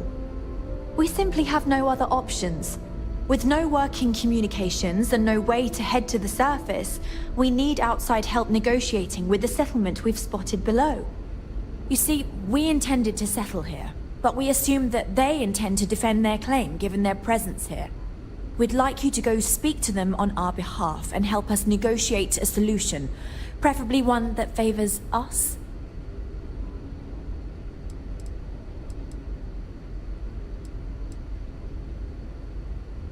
Based on the data our ancestors had when they launched this endeavor, it was determined that this was the perfect planet for us.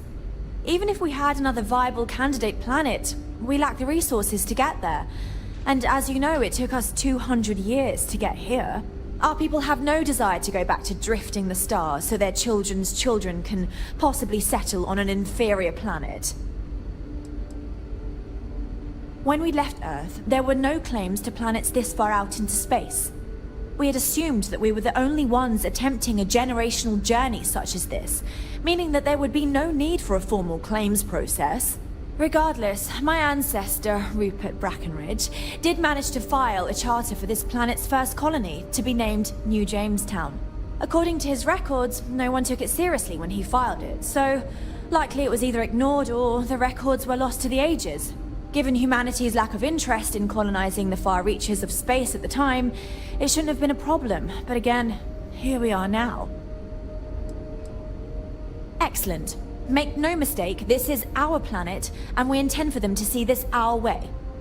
So, speak with their leadership and see if you can negotiate a solution on our behalf. Preferably, get them to see things our way. Report back to me and let me know what they say, and we'll go from there.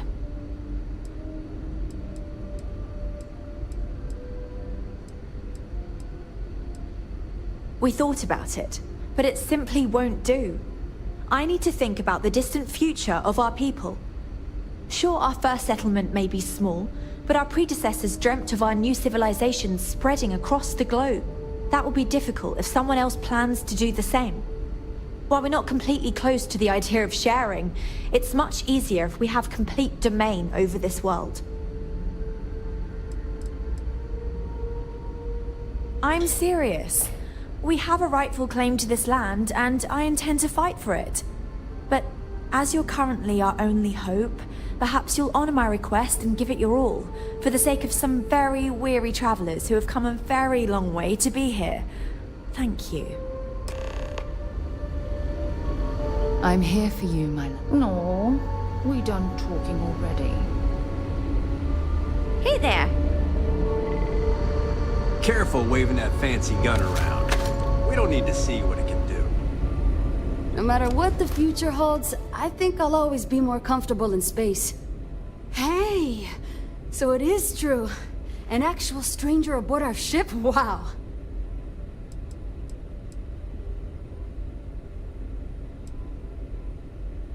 Oh my gosh, yes, of course! It never occurred to me. I've always taken it for granted that everyone just knew each other. I'm Yue. Sorry, this is just incredible. Sure. Well, unless there's anything else you want to talk about. Oh, I'm the navigation officer, though I switch between nav and piloting. I'll be honest, the ship pretty much flies itself. Its destination hasn't changed since it launched, and we're here now, so I'm not sure what's next. See, the nav system's not perfect. We encounter stuff that our forebears didn't originally count on. Astral bodies, space debris, stuff like that. So sometimes I need to take manual control and get out of tricky situations. Then there was the time I used those unaccounted for anomalies to our advantage. Slingshotted us around a few stars that weren't supposed to be there, saved some fuel and knocked a few decades off our journey. Pretty incredible stuff. It's incredible. I'm pretty excited to meet new people and ask them all sorts of questions. I wonder about all we've missed this whole time while humanity has advanced around us. I'll be watching the skies for you.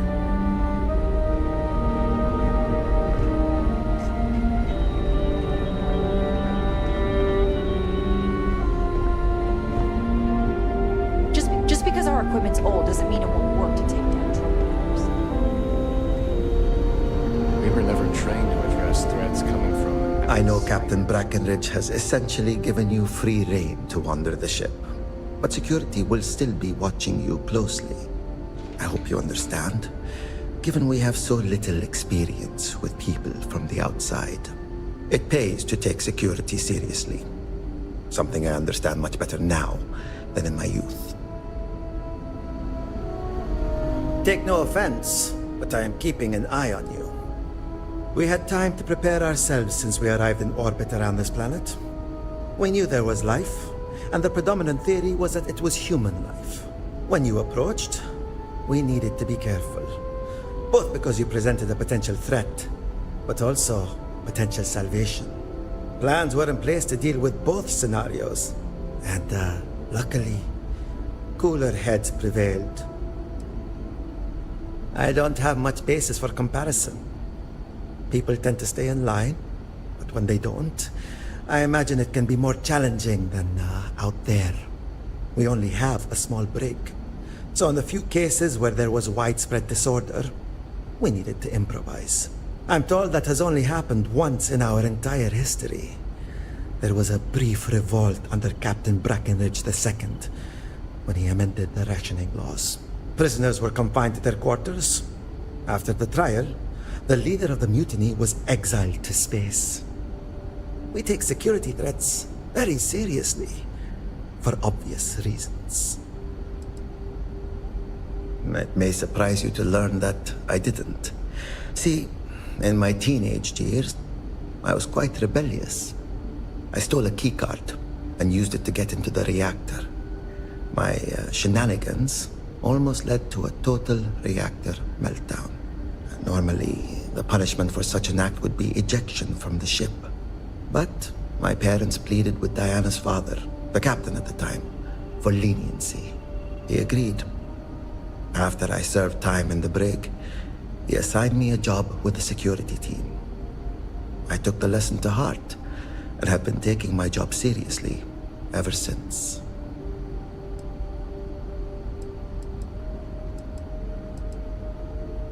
Agreed. If not for that incident, who knows how it would have ended for me otherwise.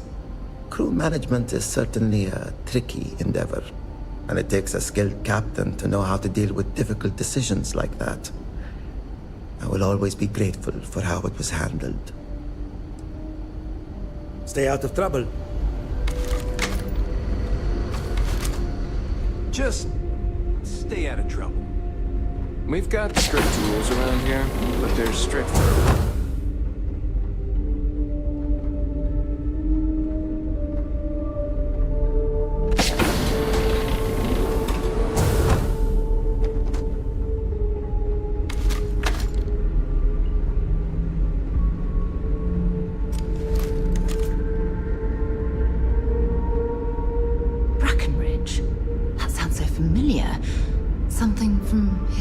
slates that I've read. Oh, I feel I should know who this person is, but somehow it's escaped my memory. I heard. Living exciting times. Oh, shh. I think that's the visitor over there. I think you're right. Should we go say something? The Constant is a peaceful ship. I'm so embarrassed. Yeah, I don't know either. I'm sure there'll be plenty of time for that. We didn't believe anyone would be out here. Guess we'll have to think of something by then.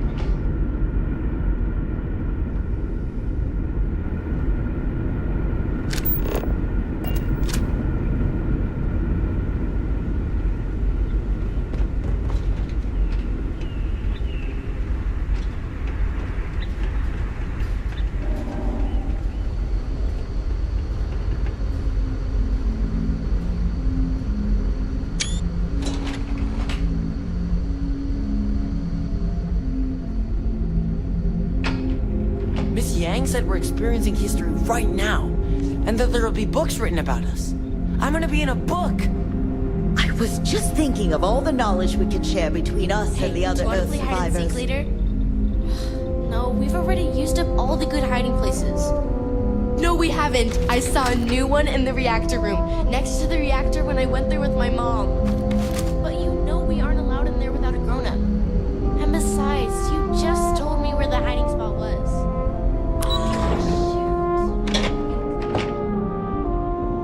We've got strict rules around here, but they're strict for a reason. I wonder what it's like out there, beyond our little community. I Sure, it's wonder nice to what know else there are is other out people there. out there. Hi there. Oh,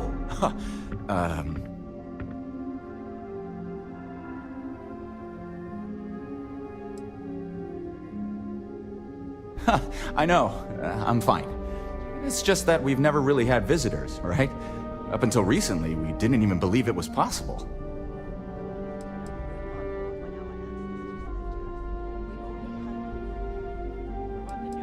I mean, I don't appreciate you telling me I just need to get over it, but you're not wrong. Everything changed when you arrived. I suspect I'll need to get used to the idea of strangers. Anyway, sorry for freezing up before. I just didn't expect our visitor from the outside to stop by and chat with me. I figured, if anything, you'd be with the captain.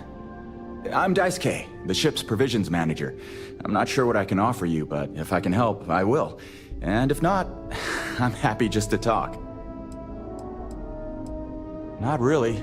Things don't work that way here. It's not a shop like you hear about in the books and movies, or, where you're probably from. Almost everything is communal or shared in some way, but sometimes people want a little something extra or special for themselves.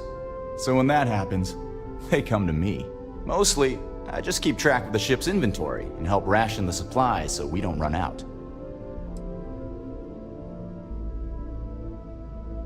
We manage. I know back on Earth, there used to be stores all over the place. Some that even specialize in specific types of goods, if you can imagine. But here, this is it. We have very limited supplies. Most of our stuff is recycled. Even the food. In a roundabout way, if you know what I mean. It works out for the most part, because it has to. You'll sense a running theme with that around here. Be seeing you.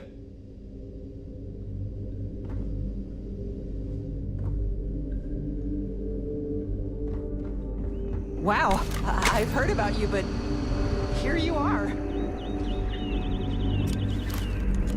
The Constant is a peaceful ship. Don't change that. Just because our equipment's old doesn't mean it won't work to take down troublemakers.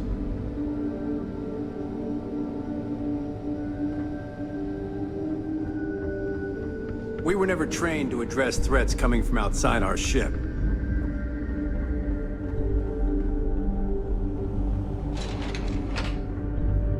Careful waving that fancy gun around.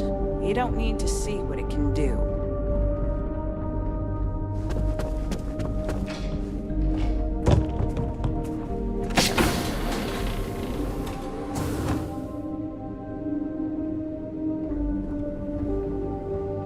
It definitely takes a special type of person to live their entire life, birth to death, aboard a single ship traveling through space.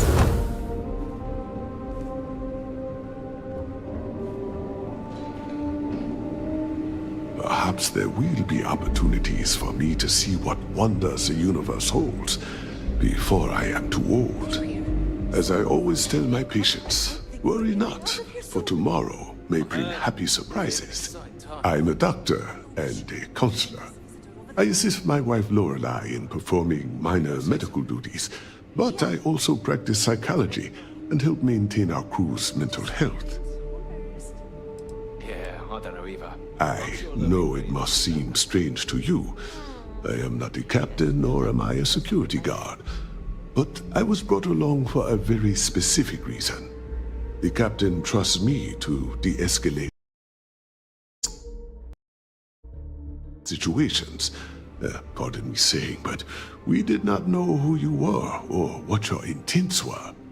So, Captain Breckenridge wanted me to come along as a friendly face and keep the conversation amicable. I am glad that you were peaceful, and my role was as limited as it was. Thank you. Life on a colony ship has its ups and downs, as you can probably imagine.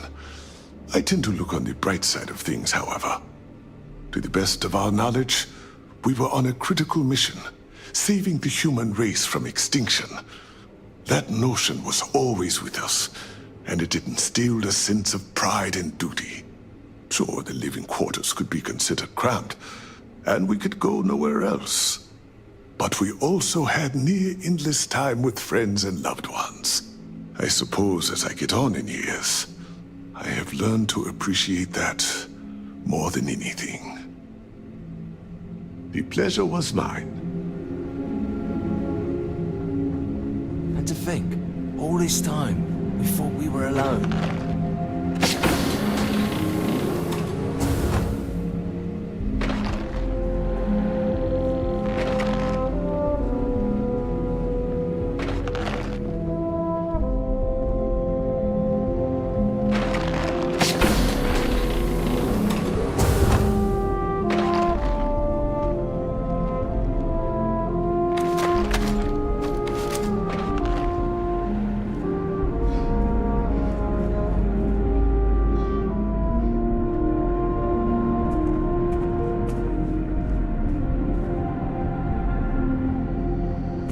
It definitely takes a special type of person to live their entire life, birth to death, aboard a single ship traveling through space. Oh, hi! Hello! You're the alien, the person that came from out there, in space, that we weren't expecting at all. Sorry, I'm a little nervous. Can we start this over? Yeah, calming down. Here we go. Okay, sorry about that. I'm Abe Levitz. Abe Levitz. I'm the cabin manager here, so if there's anything you need during your stay, I'm happy to accommodate. Please do, even if you just want to schmooze. People didn't know what to think. Here we are, minding our own business out in deep space, all alone. Then we hear some sort of garbled transmissions on the radio, real screechy, real inhuman sounding stuff. Then you show up? People had all sorts of fakakta theories, aliens, time travelers, you name it. We watch a lot of old movies, so... Anyway, it spooked the bejesus out of us, because we were expecting to find nobody. Ah, glad you asked! I coordinate cabin maintenance, plan activities, even help settle domestic disputes. It's a demanding job, but in short, I'm here to keep people happy. I try to keep both the kids and adults entertained. Scavenger hunts, sing-alongs, fun little art projects, you name it. We also have regular media nights where a historian, Julia Yang, screens old movies, plays music, and exposes us to other Earth media. Me? Hey, well, there's not much to say. I take care of people here. I live with my husband, Daisuke, no kids. We passed on having a surrogate so others could have larger families. Instead, I get to spend time with everyone and their families here. They call me their bubby because I'm like the grandmother they never had. I may have had something to do with that nickname. Oh? Oh, you must mean the Yiddish. It's an old family tradition. The Levitts have been trying to keep it alive for hundreds of years now. See, we didn't think the language would survive if we didn't, so we charged ourselves with preserving it. It's a point of pride for our family, and something I'd like to pass on to others so they don't forget. Like my great-great-great-great-grandmother's latke recipe. Don't be a stranger now. Oh, I've always wanted to say that.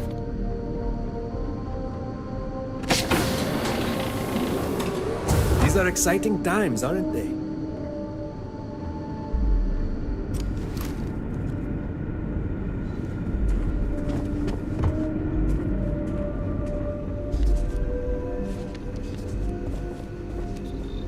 Wow. Hi.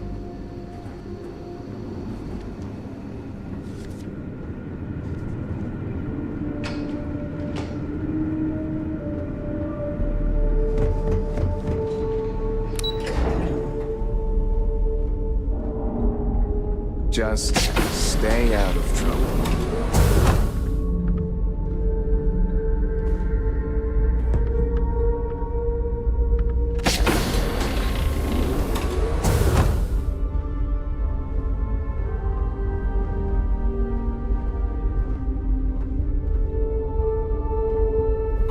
Now that we know what's out there, things are gonna be more interesting from here on out.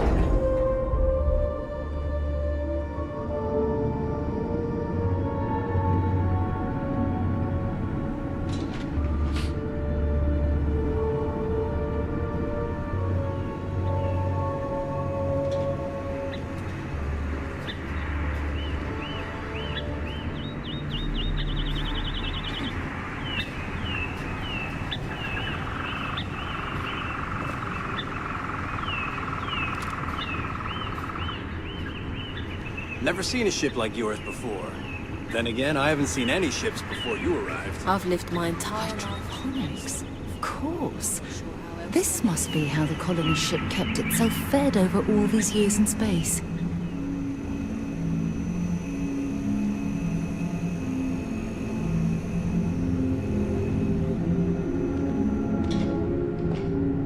Just stay out of trouble. Sometimes, difficult choices must be made. We did what we believed we needed to do to keep humanity alive on this ship. Wait, how is it I don't know you? I know everyone on this ship.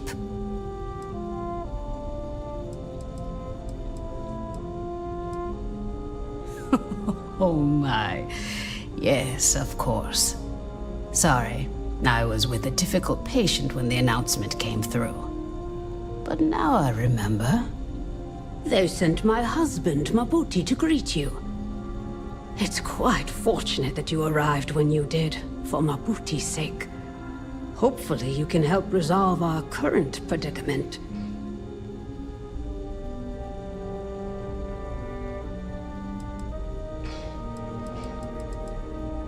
There isn't.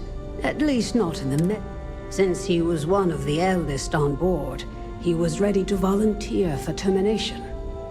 Thankfully, since you've arrived, that no longer seems necessary. Excuse me? Volunteer for termination? Meaning what, exactly? It means that he was going to volunteer his own life for the sake of the others on this ship, due to limited spaces and supplies. Like the others, his life would then be honored with special distinction and recorded for history. Rarely we had to make difficult choices when no one would volunteer. But Mabuti, he's too generous to let that happen.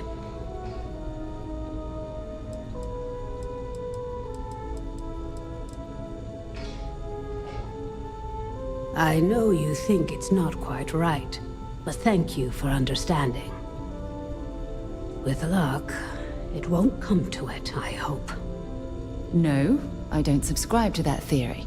There's always another way. Ah, I miss talking to you already.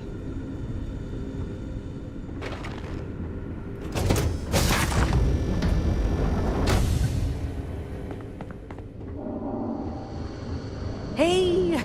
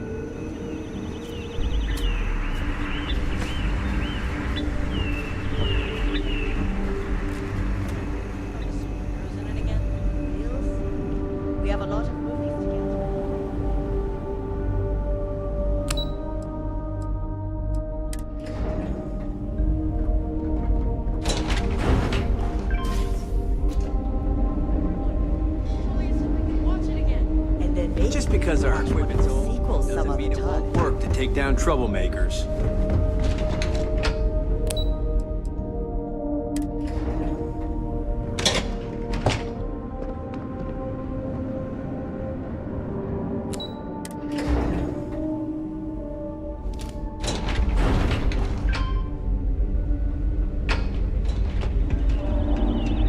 Never seen a ship like yours before. Then again, I haven't seen it. I heard you came from outside the ship. I bet it was pretty cold out there. I'm happy for the children, that they will know we are not alone out here. Hello there. Given that I don't know you, you must be this visitor I've been hearing so much about. I'm Julia, the Constant's chief historian. It's nice to meet you on this momentous occasion. As chief historian, I can tell you a lot, probably. What do you want to know? We're the descendants of wealthy elites, intellectuals, artists, scientists, and others who left Earth in 2040 to spread humanity to the stars. The thinking was that Earth's days were numbered for a variety of reasons. Our finder, Rupert Brackenridge, had the foresight to plan for the worst. Thus, he constructed this colony ship to settle what seemed like the most habitable planet we could find, knowing full well it would take generations to reach. We suspected that we may have been the only ones to leave Earth, given that no one else seemed to have the same idea. I'm glad we appear to be wrong. Well, we launched Tuesday, September 27th, 2140. So, about 190 years now. Would have been longer, but it turns out we have an ace navigator who saved us some time with some tricky maneuvers. ECS stands for Earth Colony Ship. We wanted a fairly inclusive name to represent the planet, and not a particular nation of origin. There was an old colony ship that sailed across the oceans of Earth from a country called England to settle on a new continent. It was called either the Susan or Sarah Constant. No one seems to know for sure, so ours was shortened to just Constant. Ironically enough, that ship also reached what they thought was new land, and found it populated when they arrived. As chief historian, I can tell you a lot, probably. You know where to find me if you ever want to know more. If you ask around, people will either tell you my job is absolutely critical to the mission, or I just hang out, read, and watch movies. There's more to it than that. Officially, I'm assigned to the role of chief historian. Generations ago, it used to be lawkeeper of humanity, but that seemed a bit too lofty. While I don't think my job is as important as captain, engineering officer, or cultivation manager, it's still vital to our mission.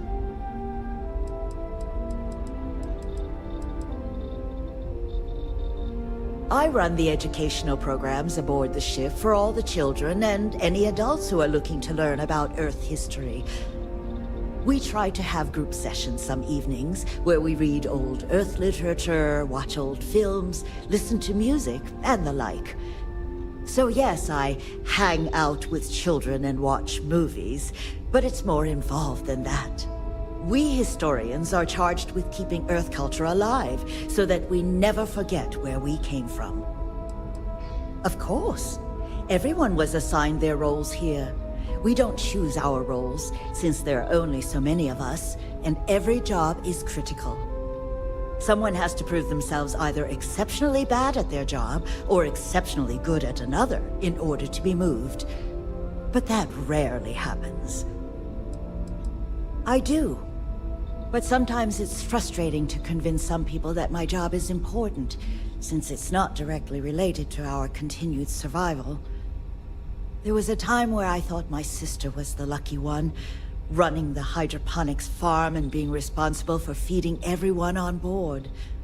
But I grew to like my work, and working with children is nice, especially since I'll never have any of my own. It's okay. I don't mind you asking. I'm actually proud of my choice. It's a great honor to give up one's ability to have a family so that others may. As you can imagine, a population limit is a necessity on board a colony ship. I made my choice long ago to give others the chance to have a larger family should they wish. Though, I suppose I don't need to worry about that now. Maybe it's time to consider it. Thanks for saying so. Goodbye. Captain Brackenridge says the future is bright, but I think the Constant was pretty bright too. So I don't really know.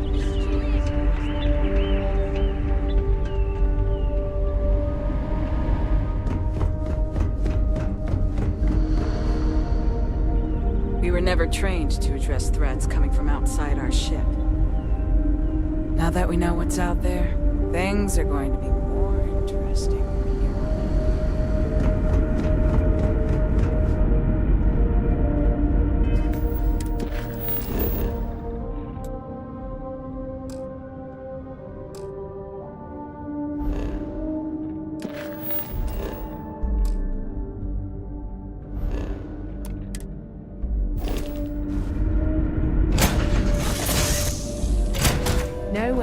to launch.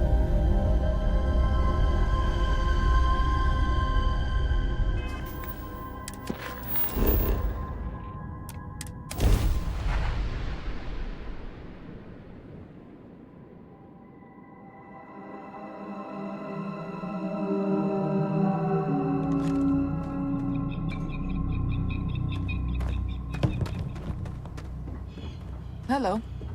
Yes? What?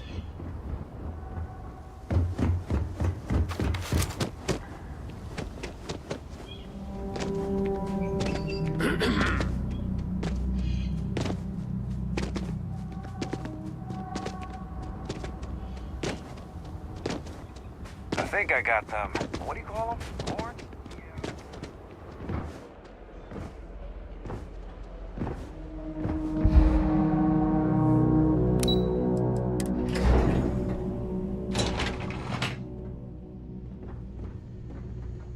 Every day's nice around here.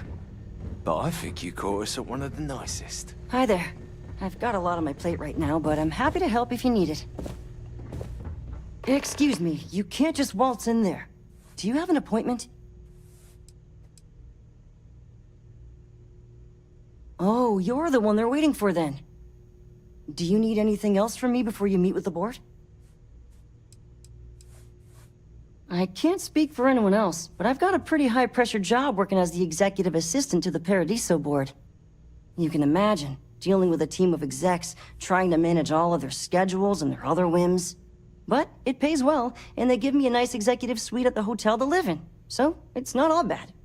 Free access to all the resort's amenities after work helps too. People were a little freaked out around here, understandably. It looks so different and it's so massive. We honestly thought we were under attack by an unknown entity. But then, nothing happened. It just stayed there. No one could communicate with it.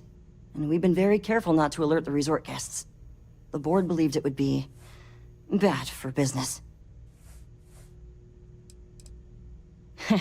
What I could tell you would get me in a lot of trouble. Most of them are typical C-level execs. I doubt you even need to use your imagination for that. The ones that show up to work day to day, at least. I swear, I've never even met some of them, because they chill at their own private secluded beach homes all the time. Anyway, be smart around Oliver. He's got a way of getting what he wants without you realizing it. And that's all I'll say. Sure. Have fun in the shark tank. And don't worry, even they call it that.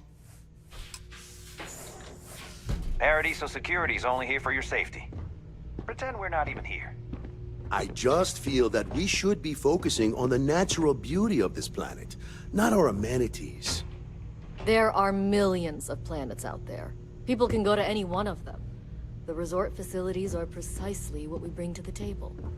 Heck, it's the only thing we've really got to offer. I don't want to risk us coming off as just another artificial, shady, trash-filled dump like Neon. That's not who we are. We've got something special here. We should embrace that. Salam's right. Thank you. We don't want to compete with Neon. Bayou's ruthless. He'll do anything he can to eliminate the competition. We don't need that kind of trouble. That being said, I think there's a middle ground. Maybe build up the beachfront in a boardwalk amusement park. I've had this idea to build artificial hot springs, that sort of thing. Sounds good. I'll look into what that will cost us and we can circle back around to this.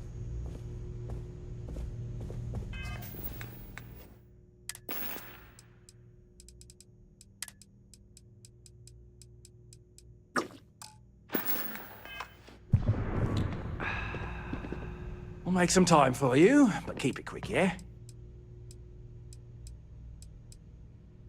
I am. And you must be the diplomat Jiro told me about. Welcome, welcome. Normally I'd offer you an all-inclusive stay at our resort before we spoke. But given the circumstances, I'm gonna cut to the chase. We've got our friends, the aliens, up there causing all sorts of problems for our resort. You like that? The marketing team came up with it. The thought is, if we can't get rid of them, it might actually attract more tourism. Come see the aliens!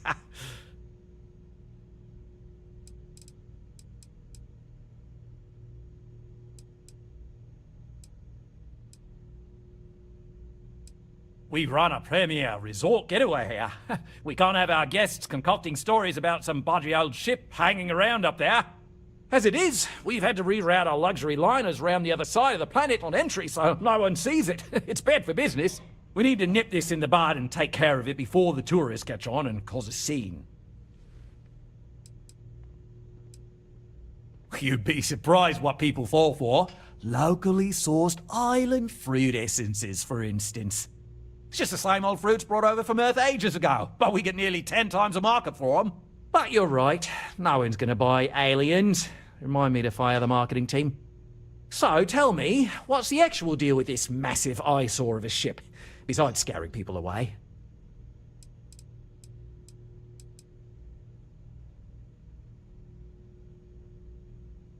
I'd say you're full of it and might have been watching too many movies. Now, instead of wasting my time, want to tell me what it really is?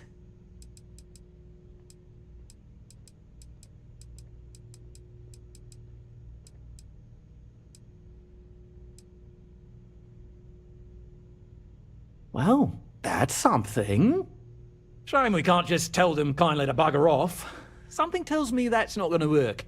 Now, tell me, what are we going to do about it? Give me some proposals, people. I need something to work with here. We could offer to resettle them here. There's more than enough space. They could stay here, temporarily, but it'll cost them. Quite a bit, too. They'd need to work off all their debts before being allowed to leave. Maybe not. What if we help them get out of here? Outfit their ship with a grav drive so they can find a new home. We could even lend our engineers to help and give their captain an updated star map. What do you think? Sounds costly. We can't absorb that cost, and it's unlikely they even have compatible currency, let alone enough for the transaction. Someone else would have to foot the bill. Oh, I swear this would be a lot easier if they ceased to exist entirely. Anyway, Seema's got the right idea. Either works for me. Just tell me what you want to do.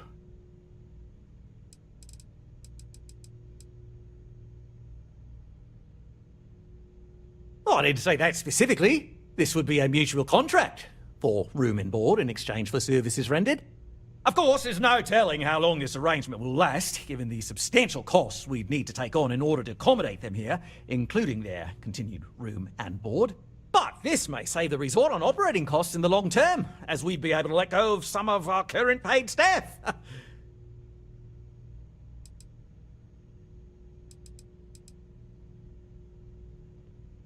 I'm not suggesting anything, other than it would make our lives so much easier if that ship ceased existing. Make of that what you will. We operate outside of the Free Stars only, you see, partially because we don't want anyone else meddling in our affairs. And we'd rather not draw attention to it, as I've mentioned.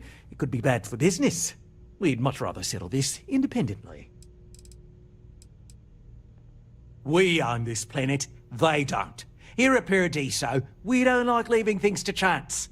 Who knows what these people will do with their land? Imagine the landscaping disasters they might come up with, and how that might mar the satellite imagery of the planet in our brochures. No, much better to assimilate them into our culture if they come here to live, rather than leave it to chance.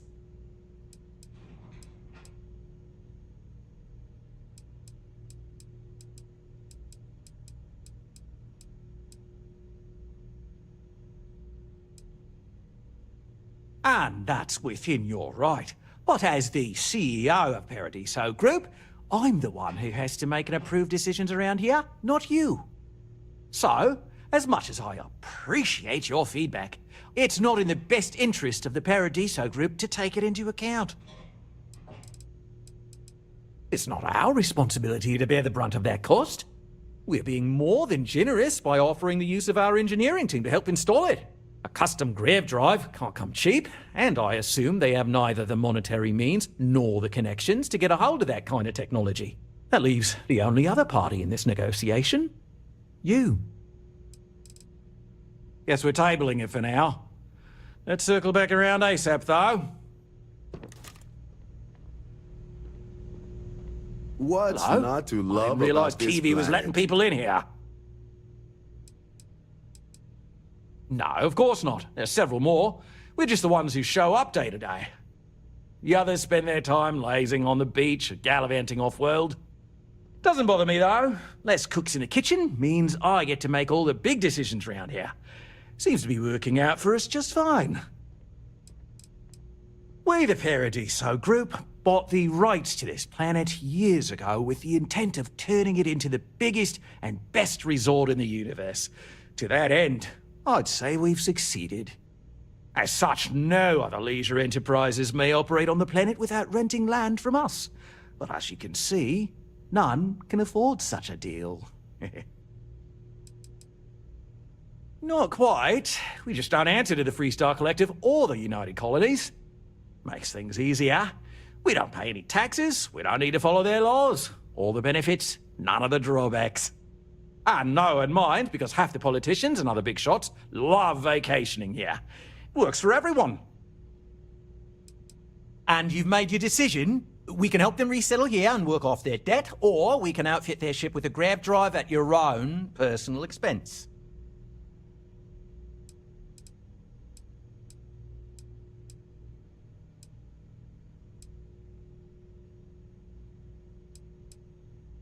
They'd be hard-pressed to defend their claim in any courts. Our charter goes back years. It was registered with both the UC and Freestar Collective, per the Centaurus Proclamation. We may be outside the settled systems, but that charter's official as can be.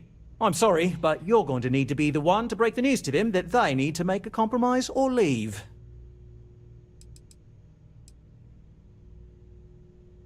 Guess we're tabling it for now.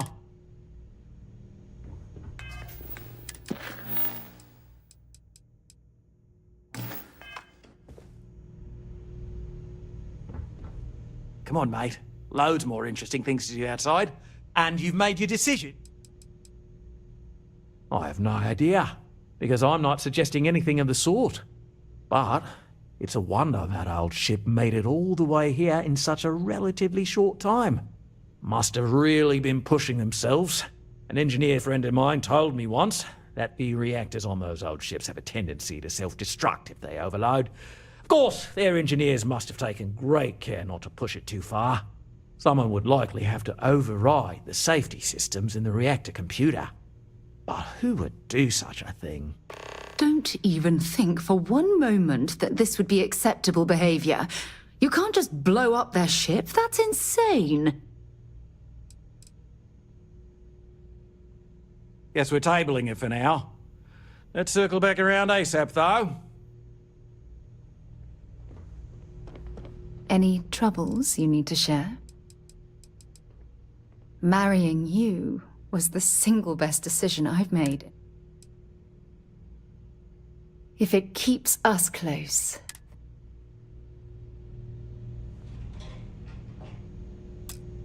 If you've heard about us elsewhere, chances are it's because of me. You're lucky I'm not like the other board members, lazing about. Right, back to work. If it's not important, bring it up with good chat. Sorry, you've got to go. Please. Let the concierge know if you need anything.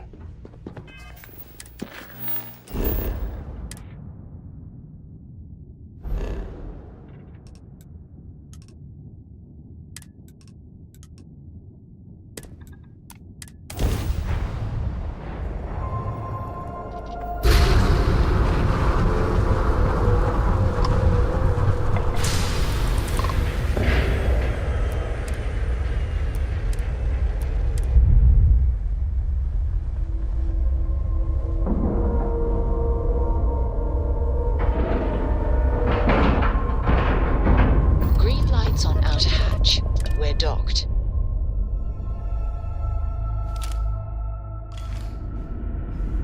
Captain Shannon, greetings.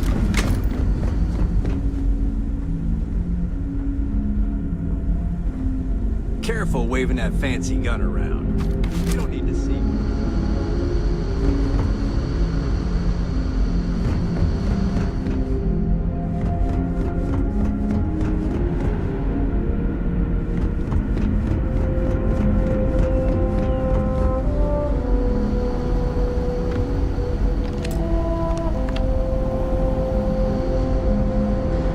Boy, am I some sort of alien or something.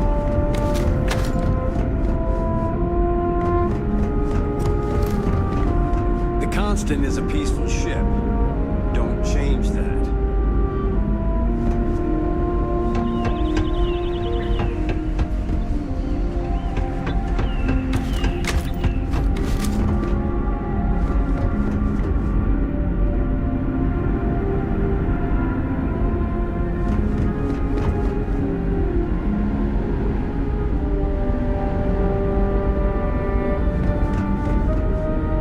Strict rules around here. There's strict rules. Now that we know what's out there, things are going to be more interesting. There's so much to learn about now. Piloting the old Constant has been fun. I'm looking forward to flying some fancy new ships when this is all over. Stay out of trouble. I wonder what it's like out there. No matter the outcome, I won't. Don't forget to tell of us in your travels.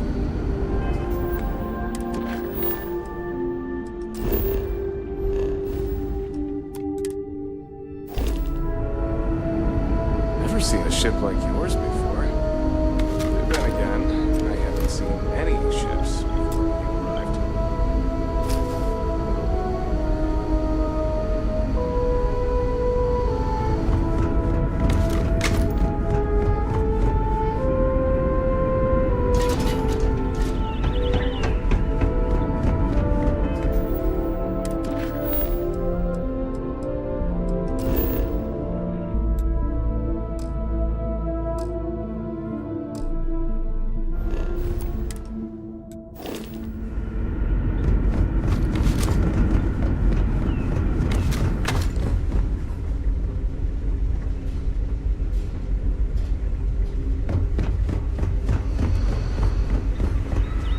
I've lived my entire life in Constant.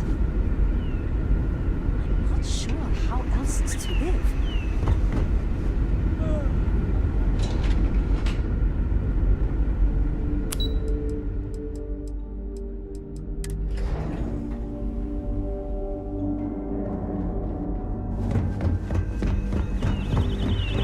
Boy, I'm glad you weren't some sort of...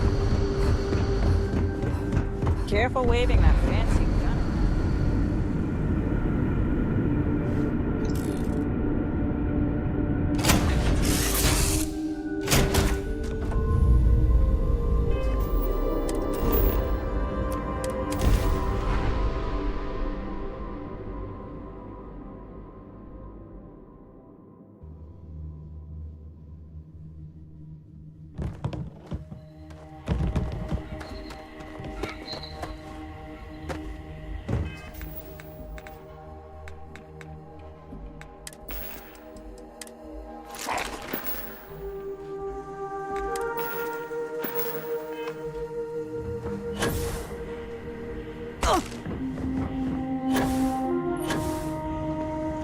It may be paradise, but that doesn't mean you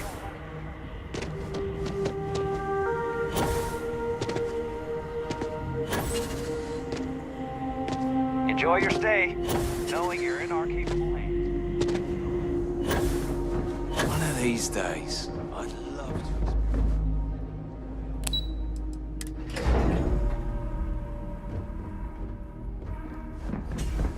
Don't worry about us. We're just here to keep the peace. We'll make some time for you. And you've made your decision? Right. Assuming they agree to the terms, I've got a list of resources you'll need to gather and bring back so we can support the new arrivals. We'll need to improve our lodging and infrastructure, plus account for future projects to support an increased population. Don't care how you procure them, just make sure to bring them here with you before we can consider this a done deal. How can we treat these people this way? They survived in space this long, only to end up as indentured servants. Oh, it's terrible. Right. On behalf of the Paradiso Group, we appreciate your help.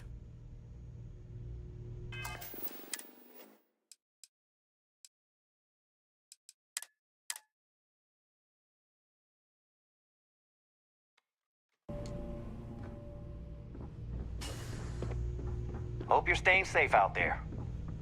Hello? And you've made your decision? Right. Assuming they agree to the terms, I've got a list of resources you'll need to gather and bring back so we can support the new arrivals. We'll need to improve our lodging and infrastructure, plus account for future projects. Don't care how you... How can we treat these... Right. On behalf of the Paradiso... Just doing my part to make sure Paradiso...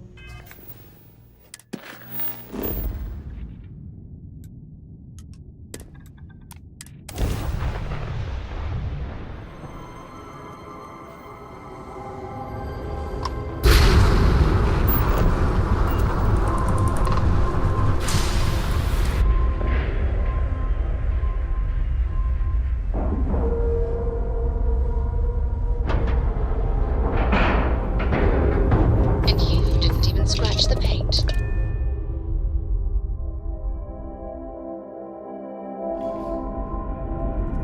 Captain Shannon, do you require... We were never trained to address threats coming from outside our ship. The Constant is a peaceful ship. Just because our equipment's old doesn't mean it won't work. We didn't believe anyone would be out here, but I'm glad for it. What's the good word?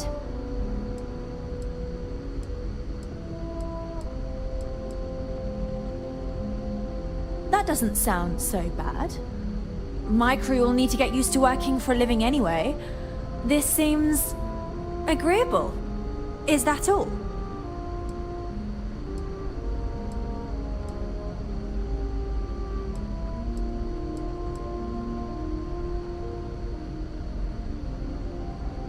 If we had more to spare, we'd assist you with that. I promise you that we appreciate your efforts and thank you. Until next time. We've got...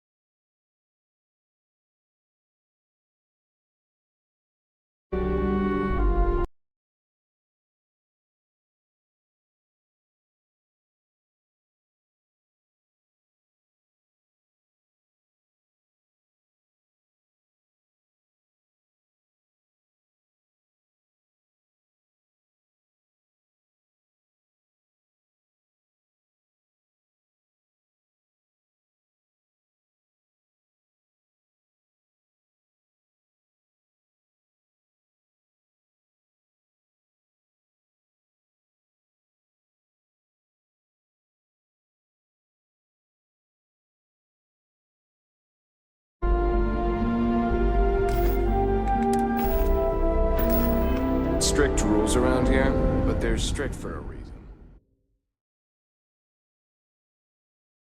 Hope you're staying safe out there. You're lucky I'm not like... And you've made your decision? Ah, good on you. You want to see a man named Benny St. James over at Hope Tech. He's the best in the business. If anyone can retrofit a 200-year-old ship with a modern grav drive, it'd be him. We'll coordinate our engineering team with his when you return, though you may have to help the Constance engineers prepare for it on their end. Good luck! I know this was a difficult decision, but if it's any consolation, I think you've made the right choice. Compared to the destruction of their vessel and relegating them to a life of servitude, I'd say this is the best chance they've got. Right. On behalf of the Paradiso... With a name like Paradiso, the marketing for this place writes itself.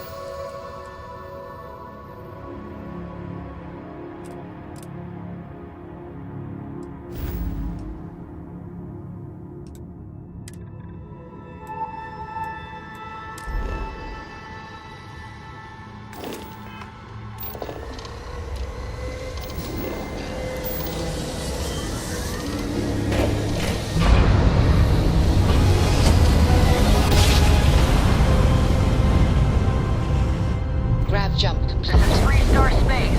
Please hold your current speed and heading while we scan you for contraband.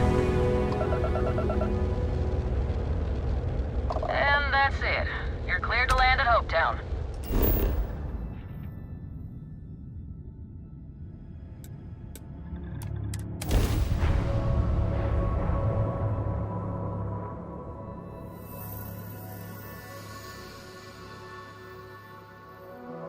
Setting down. Everything in the green.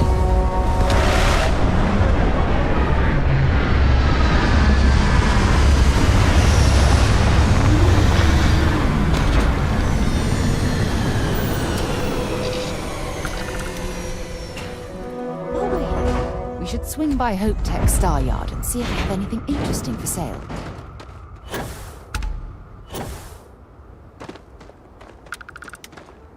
Anything I can help you with? I can hardly believe.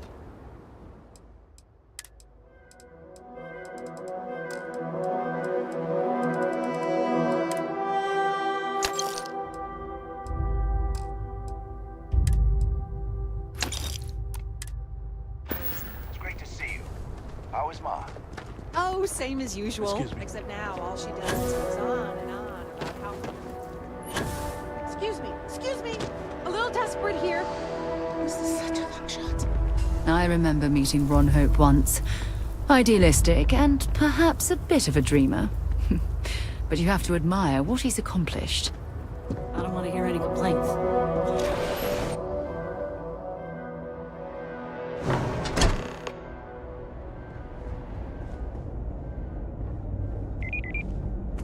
Ron Hope certainly embodies the saying, spared no expense.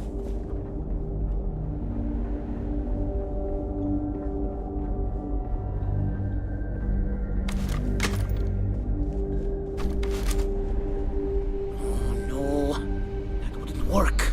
The O2 needs enough capacity for the whole ship. We could save valuable weight if we got rid of the pilot seat. Maybe an ottoman? Well, all of them. I've been with Mr. Hope since near the beginning. I think he appreciates my attention to detail. And although he has been hinting that the R&D budget may dry up if I don't produce it, Oh, it's marvelous. Generally, they only care about efficiency, cost effectiveness, and reliability. Oh, sure, there are the odd complaints, but they almost... Yes, I haven't...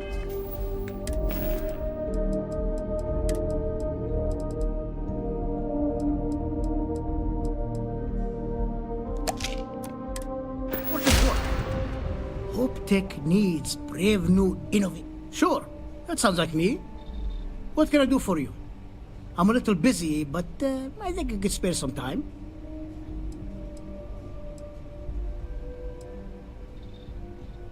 Oh, you should have just said that. Of course I can help you. Oliver sent a courier ahead of you. I did some research on ships from that era, and I have a decent idea what we're dealing with. So grav drives didn't really take off until after the ship was built. But I've got access to an ancient grav drive that looks like it could be compatible. It's some minor adjustments. It's in good shape, too.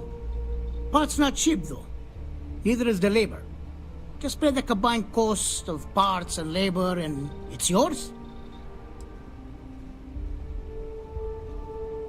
It's a pretty big ask, given how rare these old grav drives are. Maybe it is selfish of me to demand such a price. Tell you what, sounds like this is for a good cause. While I can't give you the part for free, I won't charge you for the work. You're darn right it is. I'll get to work on it right away. I recommend you go back to the ship and ask the captain to prepare for its retrofit. Standard stuff. I'm sure they have an engineer on board to help. We'll send the part along when it's ready and install it with the help of Oliver's people. Pleasure working with you.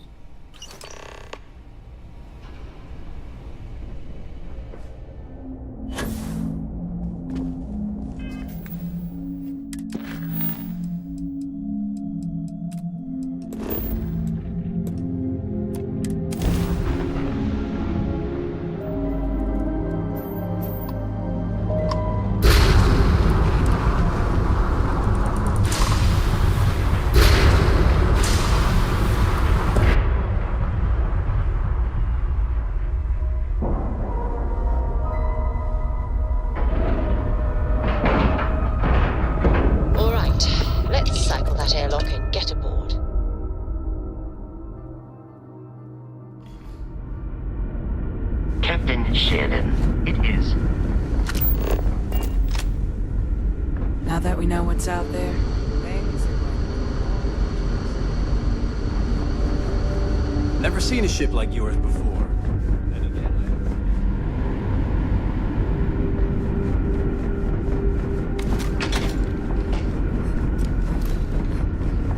Careful waving that fancy gun around. We don't need to see what it can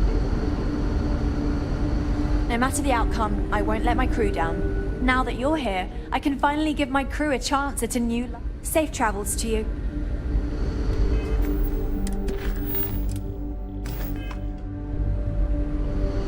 we've got strict rules around here.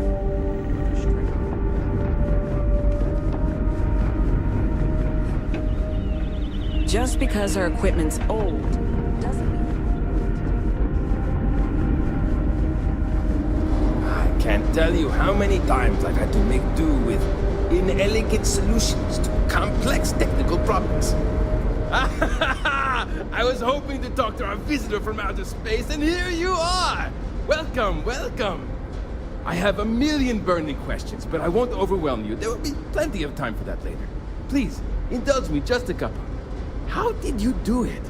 Did humanity finally discover faster-than-light travel and eclipse our poor old ship?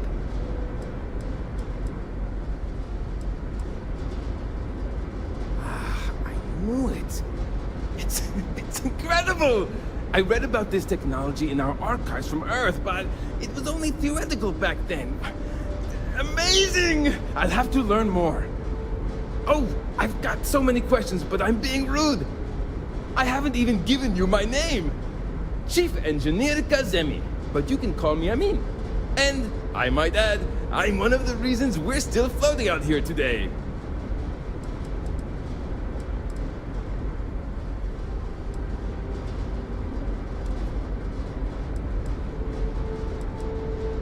Indeed. Thank you for being so... You must understand how thrilling this news is for someone like me. Someone who suspected this encounter was, in fact, possible.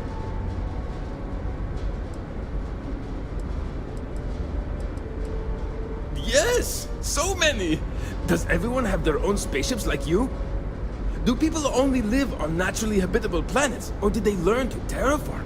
Are we in contact with alien species? I have so many more, but I don't want to take up all your time.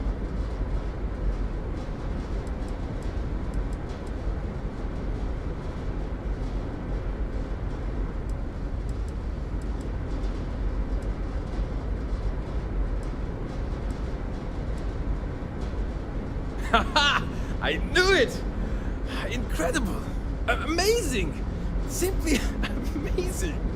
In our ancestors' time, only the very wealthy could afford to build ships. Even this ship was only possible by our families pulling together nearly all of their financial resources. I'm not surprised. The amount of energy it would take to terraform an entire planet seems improbable.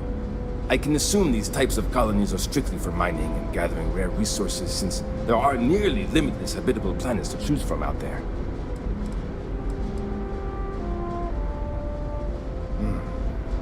Disappointing, but not unexpected.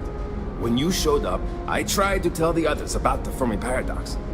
I suggested that the most likely explanation for you was that humanity had developed faster, more advanced technology and had leapfrogged us. Seems I was right. Thank you for taking the time to talk with me. I can have a bit of a big personality, I'm told. So let me know if I ever get on your nerves.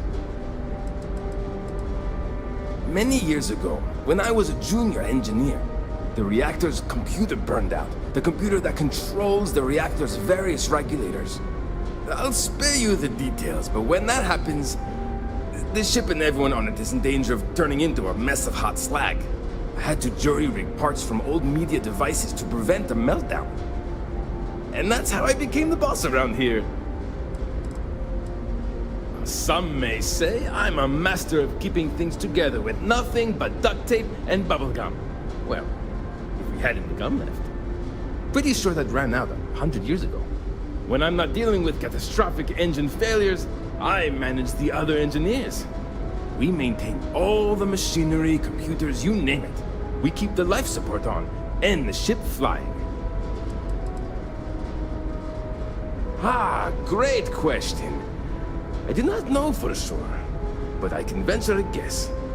All of the reading I've done on the matter suggests that at the time, there was uncertainty that the technology would ever work, or if it did, that it would work at the scale we needed. So, I trust they made the decision to strike out when they did, fully believing it was the only way. What grab drive?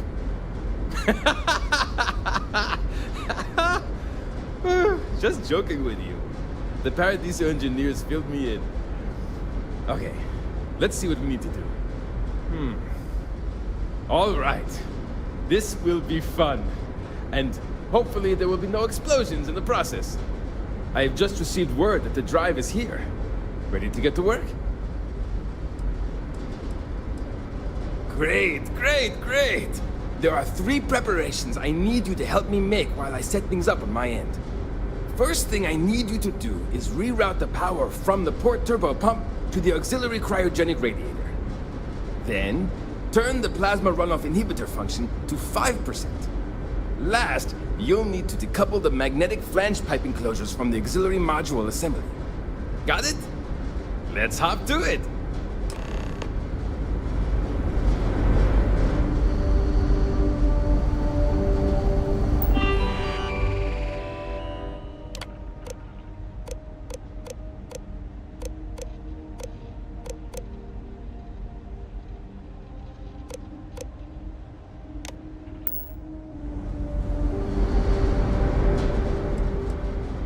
Something wrong?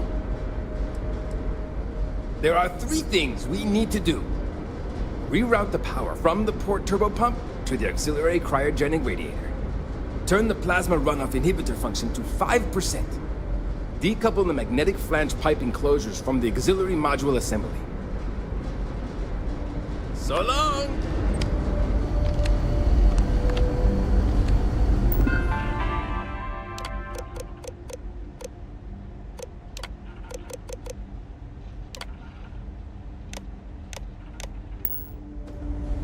Hey there.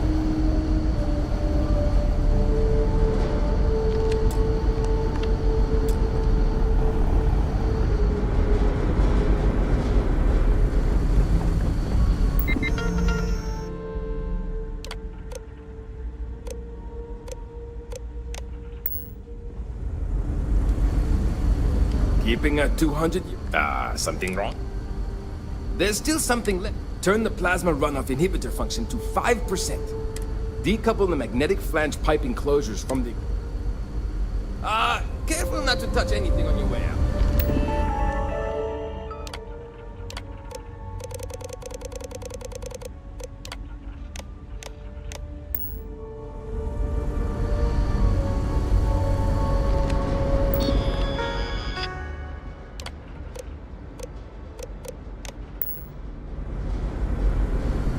People always appreciate the good engineer.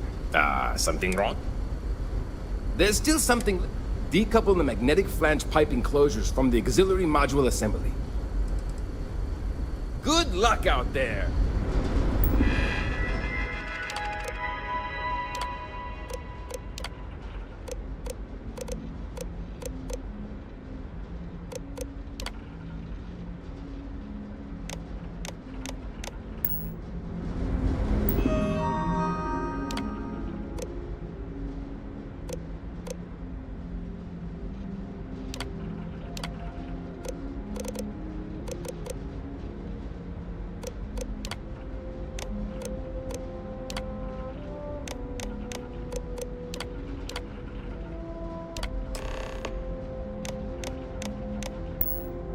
Looks like everything is good to go, both your end and mine.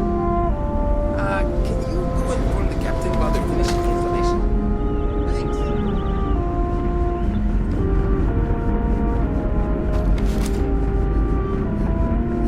The constant is a peaceful ship. Don't change. We were never trained to address threats coming from outside. Now that you're here, I can finally give my crew a chance at a new life. Well, well, it would appear we have the means to go nearly anywhere now, thanks to you. The engineers even upgraded our communications equipment so we can speak with passing ships. Turns out it was a pretty easy fix. Thank you again for all you've done. We don't yet know, but we did receive a star map from the Paradiso engineers. I suppose we'll just chart a course for other suitable habitable worlds until we find one that matches the quality of Paradiso. Purima 2 here. Without you, we'd most likely be stuck. But you went above and beyond. I'll make sure people tell tales of your generosity for as long as our society lives. I don't know if we can ever fully repay you. Thank you again.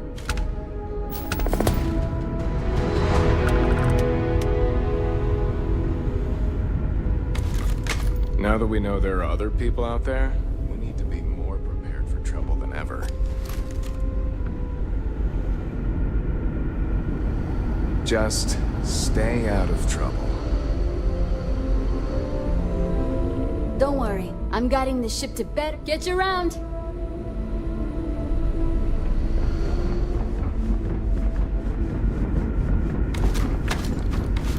You're lucky we're under orders not to escort you right off this ship.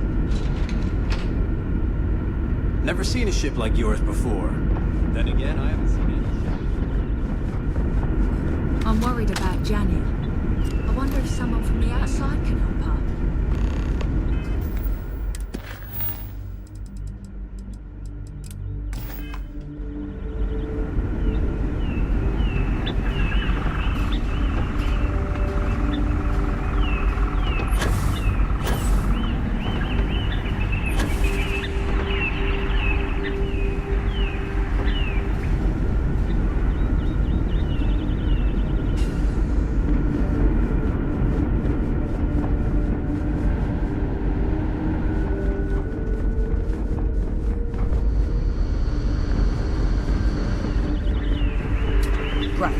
many more days, months, years of being cooped up here before we find a new place to live?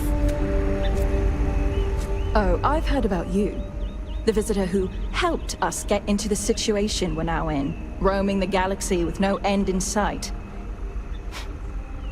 Sorry, I don't mean to be ungrateful or rude. I'm just frustrated. Certainly not what I want to do.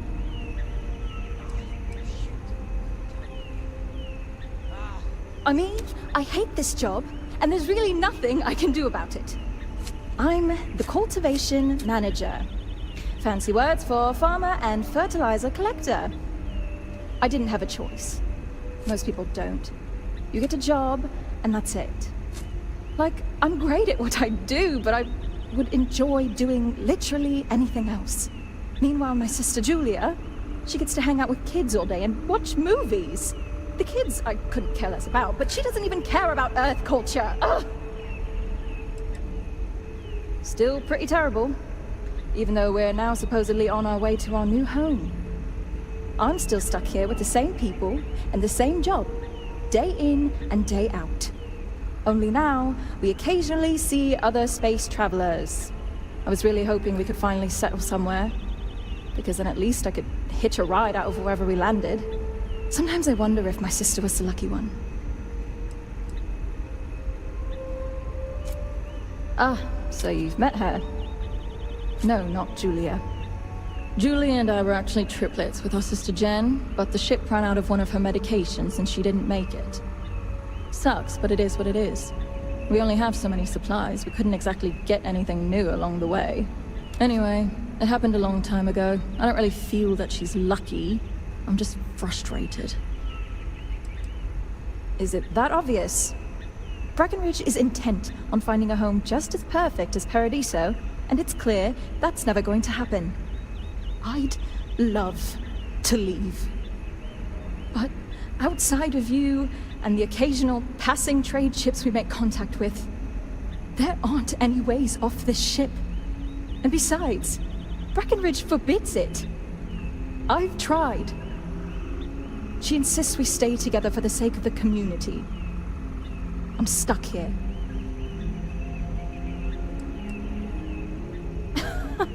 Oh my god, yes!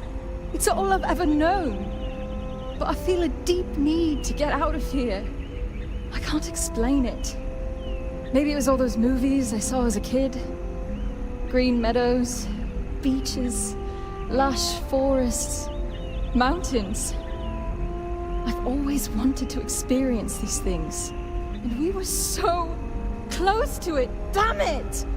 I could almost feel it. So yeah, I'm done with this place.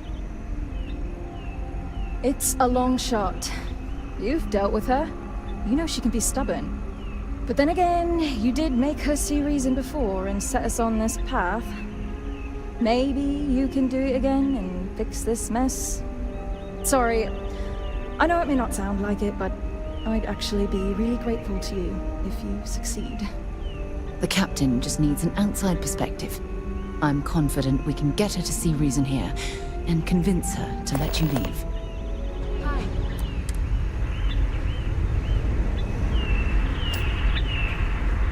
Sure is nice to know there are other people out there.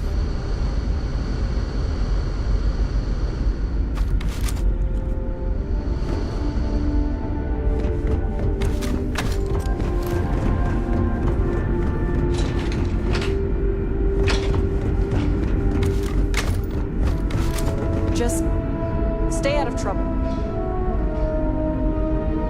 That planet was not right for us anyway. No doubt the next one will be.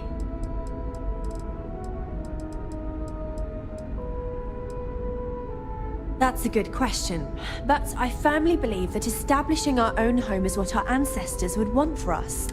I think that we will assimilate to some degree, particularly when it comes to trade and exchange of ideas. However, we've fared by ourselves for so long, it would be unreasonable for our people to give up our own sovereignty in favor of a completely different society's rules and expectations. It may seem like it's about me maintaining control, but it's more about avoiding massive culture shock.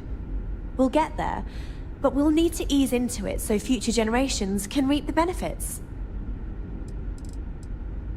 Understandably, some are disappointed that we gave up our home, but I think I've managed to convince them that this will be best in the long term.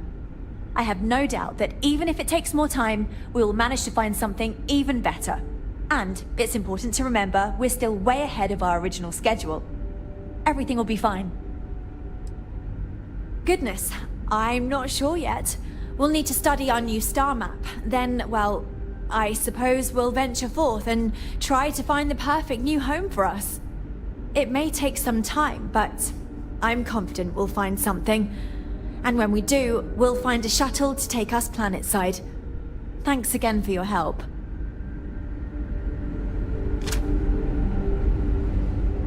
My crew may not realize it now. Until next time. We've roamed the stars for almost 200 years. Safe travels to you. That planet was not right for us. I'm well aware of Janet's desire to leave. I'll tell you the same thing I told her. For the sake of our mission and community, we need to stay together. Each member of our community is valuable, especially Janet. If she left, we'd be at least a couple of weeks behind in food production while we trained someone to fill her role. But I suppose if you brought us more food staples to tide us over while that happens, we could do it. Say, a large quantity of potatoes?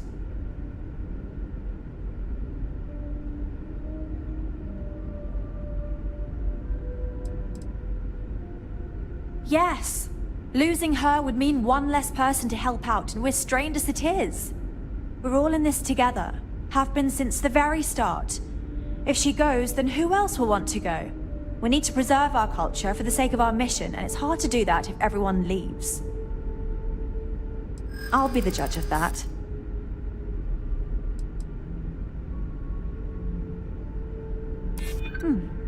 I hadn't thought of it that way. Her sister remains with us, so she'll likely wish to visit, and with more knowledge to share. Janet's been in a sour mood before. She'll snap out of it again. I know, which is why I'm taking into account the future of... Sorry, I've made up my mind and unless you can figure out some sort... Sorry, that's not going to be... If we're really going to do this, you'll need to bring me more.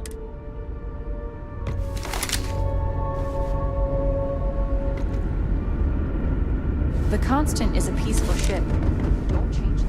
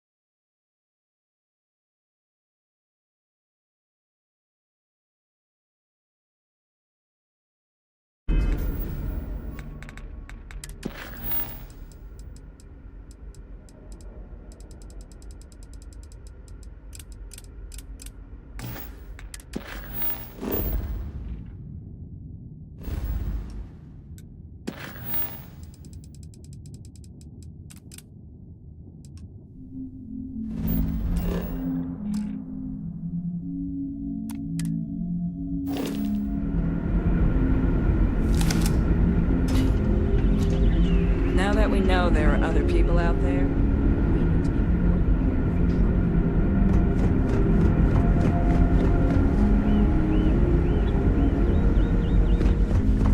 Hey, maybe you could help out Abe. He's been talking about needing someone. Wow, I've heard about you, but here you are.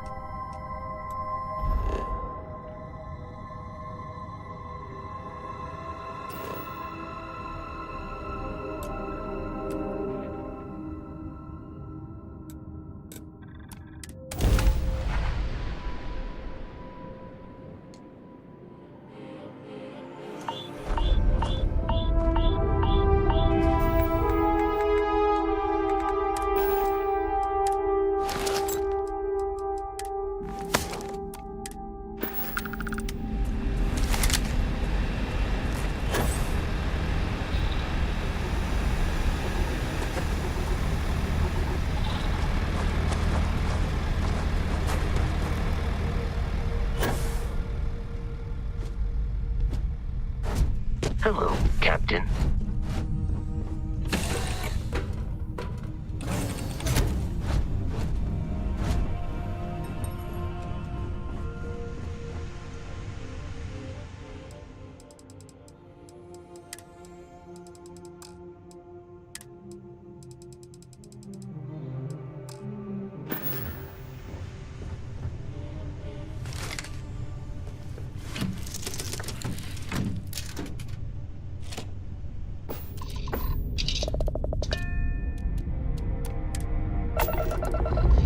Liftoff looks good, all systems nominal.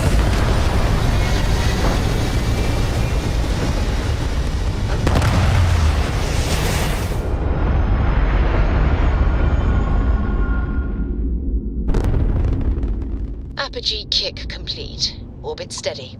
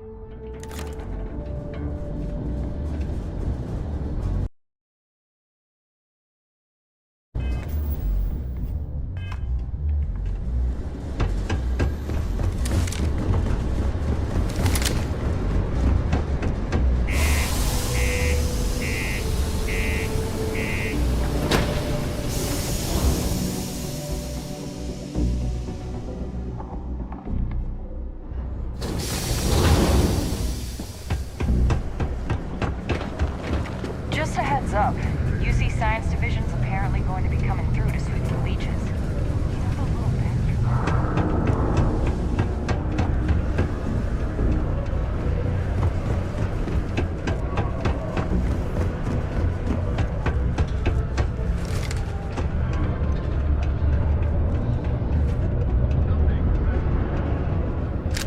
Got a problem or something?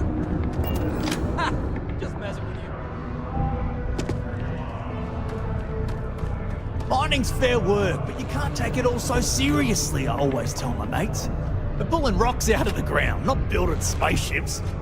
Welcome, welcome. Nice to meet you. Name's Trevor, mining director for the Deimos mining project here in scenic underground Sedona. I could spare a minute or two to chat, so long as... Yep, that's me. Joined up with Deimos when I was just 17 as a mining gopher. Go for this, go for that, you know how it is. I worked hard, proved myself capable, and got the promotion to mining director about 6 years ago, after the old boss retired. Some of the older guys resent me, but I give everyone a lot of leeway as long as they meet their quotas. So that keeps them happy enough. Not so bad for one of the oldest mines in the settled systems. We struggle with the lack of decent equipment, but we work hard and make up for it. As I'm sure you know, we're responsible for supplying resources to Deimos Star Yards, which in turn is responsible for supplying UC naval vessels. That, among other major projects, makes us one of the United Colony's most important mining operations.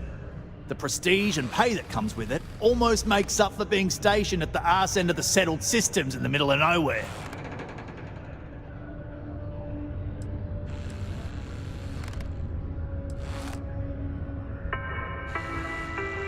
Oh, that! Oh, nothing to worry about. We do fracking on Mars with subterranean particle detonations. Those announcements are just to let people know when to expect them. Now, you probably felt the rumble when the detonations actually go off. Yeah, no worries, mate. I can totally see how it'd be odd if you're not used to it. Just sit down, or be sure you're within reach of something to hold on to if the quaking makes you uneasy. The who's and what's it? Sorry, mate. I've got no idea what you're on about. Sounds made up if you ask me. But then again, maybe the other miners have been inventing some jargon I'm not familiar with. Argos, huh? Yeah, I've heard of them. That's great, but yeah.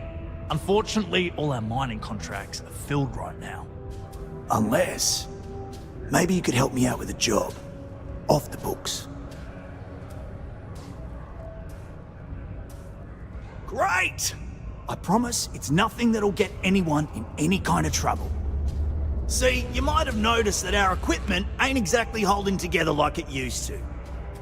Problem is, we can't get new equipment unless we start exceeding our quotas, and we can't do that until we get new equipment. A real dilemma, right? I've got a plan for solving our little problem, though.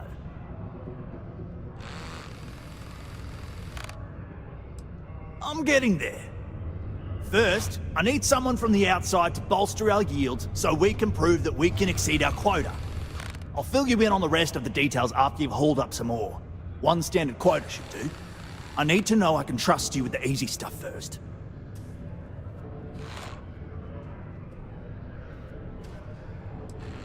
Of course not. I'll pay you out of my own pocket. I care about my miners, even if corporate doesn't understand our struggles down here. I'm willing to put in some sacrifices to help. That's just the kind of guy I am. If I had the credits to buy all the equipment myself. But this?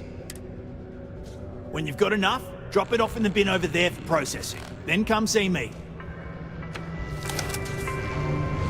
The Office of Governor Hurst would like to remind us your part to keep Sidonia clean. Please remain 2 meters away for your safety. What are you doing?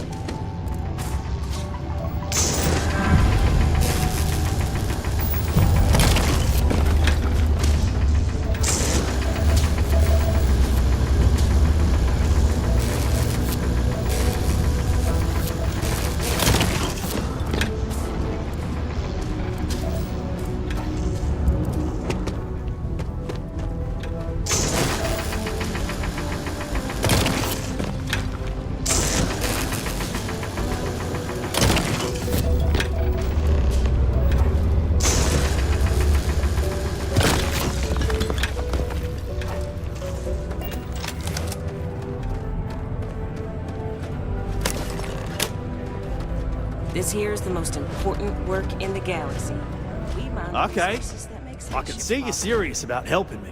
Great. Now, the next part is a little trickier.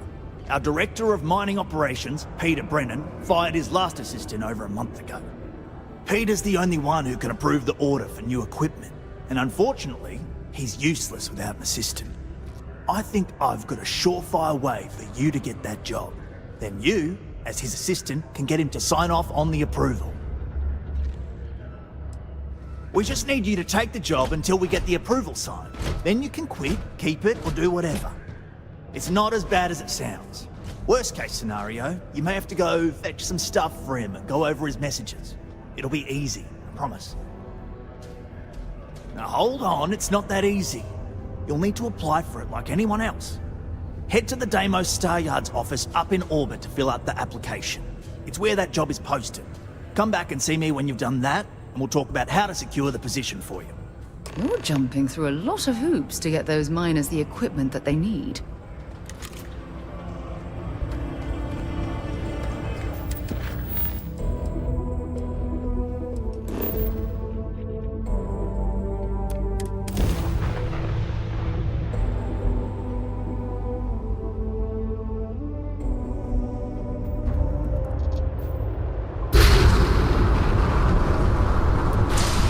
Star Yard, acknowledging civilian vessel.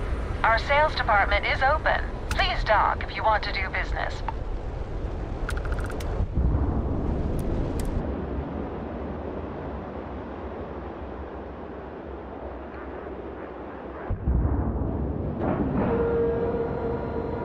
And we're locked in.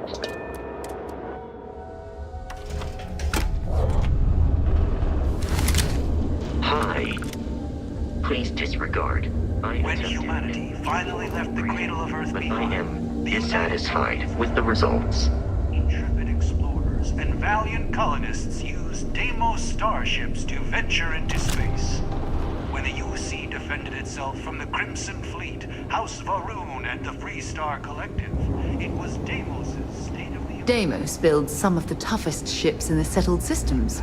That's probably why the UC Navy continues to contract with them to this day.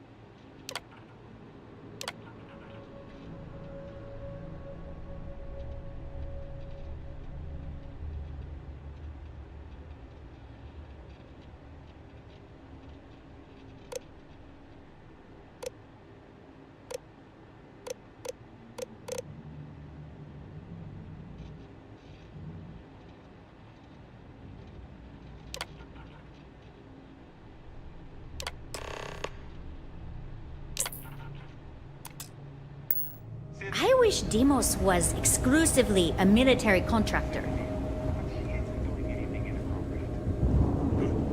Carry on, Sergeant. Deimos ships are responsible for countless victories.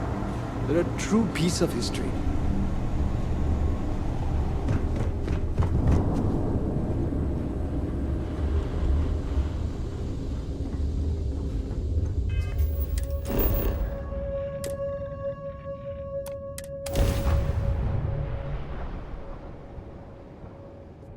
This is UC Security. Prepare to be scanned for contraband.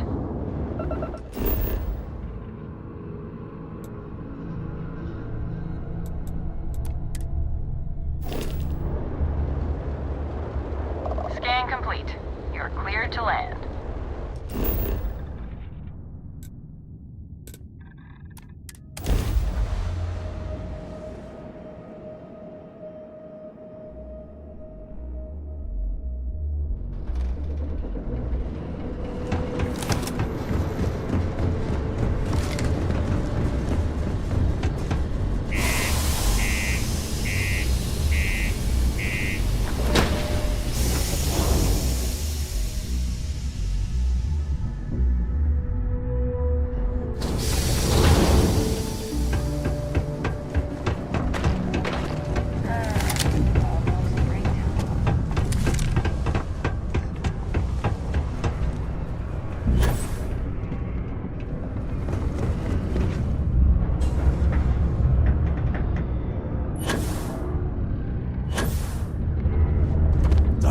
Trust me, this is the best.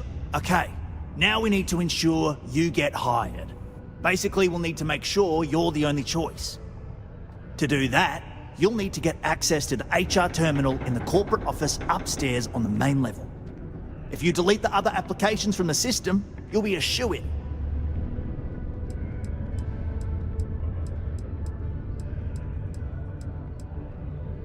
Believe me, if you knew Tia, you wouldn't worry. I'll be honest, she's so overworked and behind in her tasks that I don't even think she knows there are any applications. That's a good point, though. Once your application is in, I'll ping her and ask her to take a look to see if any applications came in for me. That should get her to finally take a look, see yours, and if all goes well, she'll hire you on the spot. That's the spirit! Believe me, this is gonna help everyone.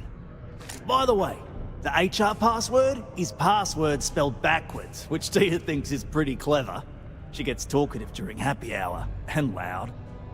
Surprised everyone doesn't know her password, honestly. Anyway, should be pretty easy. Good luck.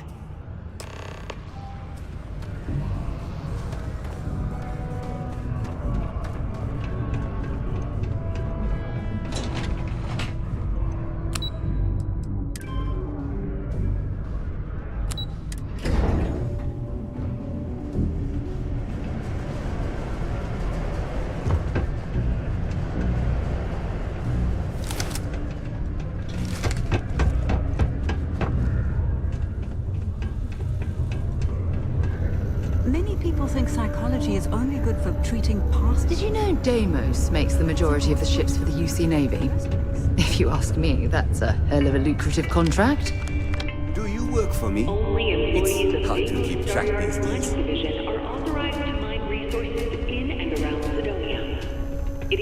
Unless you're a Deimos employee, I can't really help you.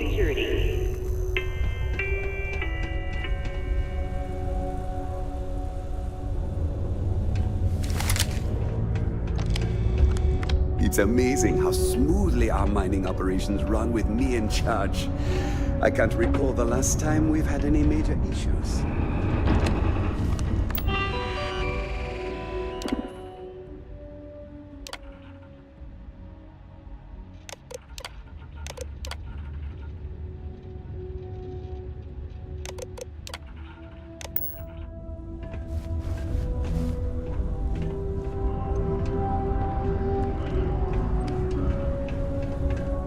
Deimos Star Yards may be the first major ship manufacturer, but that doesn't mean we haven't kept up with the times.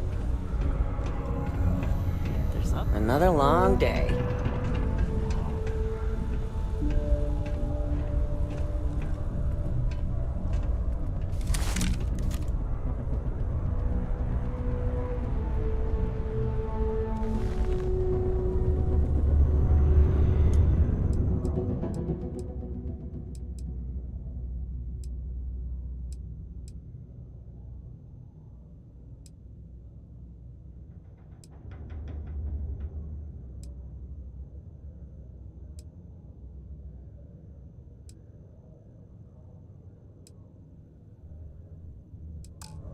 Okay, if no one else is gonna say it, I will. I'm ready to get out of here and go to the Spear.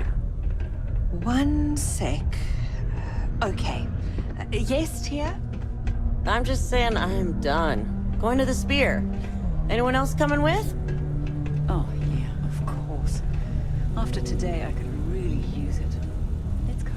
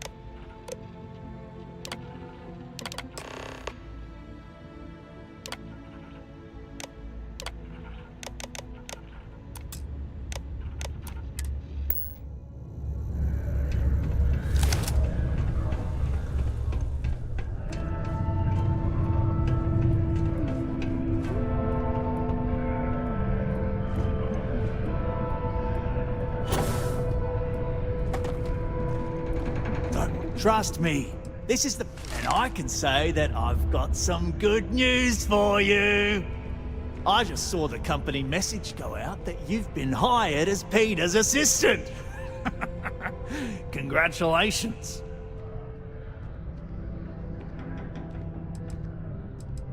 Next step should be easy. Just go to work for Peter, and when you get access to his terminal messages, you'll see my request. All you've got to do is approve that request, and we'll be right on with it. Then, we can get that new equipment and show corporate how it's done.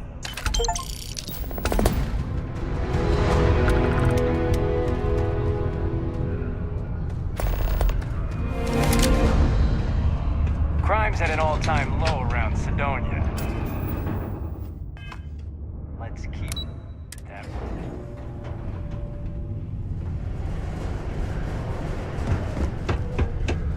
I swear, that warning clock is still... I'm a bit busy at the moment. Lots of... Oh, you're finally back. I feel like you've been gone for ages. Do you know how tough this job is without an assistant?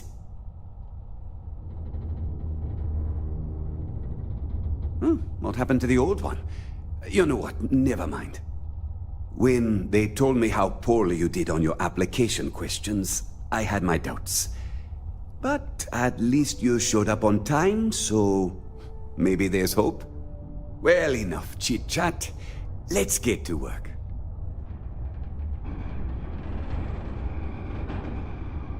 Not quite. I need you to do something much more important before you get to that. I'm expecting a personal shipment. I'm not sure why, but the last time this happened, my assistant ended up speaking to Governor Hurst about it. Now, run off and get it for me. I don't know. At first I thought I had multiple assistants that rotated in and out, but it seems I've only ever had one at a time and they all just stopped showing up. I believe my last assistant was supposed to get me some coffee, but never came back. I honestly wasn't listening to whatever they were crying about. Oh, do they cover nothing in orientation anymore? No, strike that. We got rid of orientation, didn't we? Anyway, it's not important. Your job is easy. You do what I ask, and that's pretty much it. I'm surprised you've forgotten that's the... All right, no assistant. I keep forgetting. I could, but we'd be wasting valuable time, so no. What's in the shipment? A good assistant knows it's not their place to ask. Bad assistants get fired. Mediocre assistants get... You know what? I forgot where I was going with this, but it doesn't matter. Just get it. Also, I don't quite remember. Oh, you're done? Graffiti and other street art is not tolerated per Sidonian City Ordinance 5.82. Failure to comply with this ordinance will result in fines not exceeding 5,000 credits or 100 hours community service. I tell you, Sidonia's a great place to open up a business. We've really been... Ah, hello. Welcome. I don't usually have time to speak with random people off the street, but I'd be happy to help if it's some... What can I do?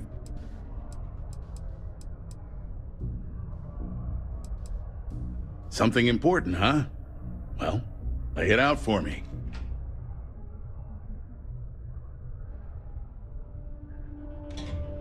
Well then, you've been quite busy making a name for yourself, haven't you? Heard of you. Of course, how could I not?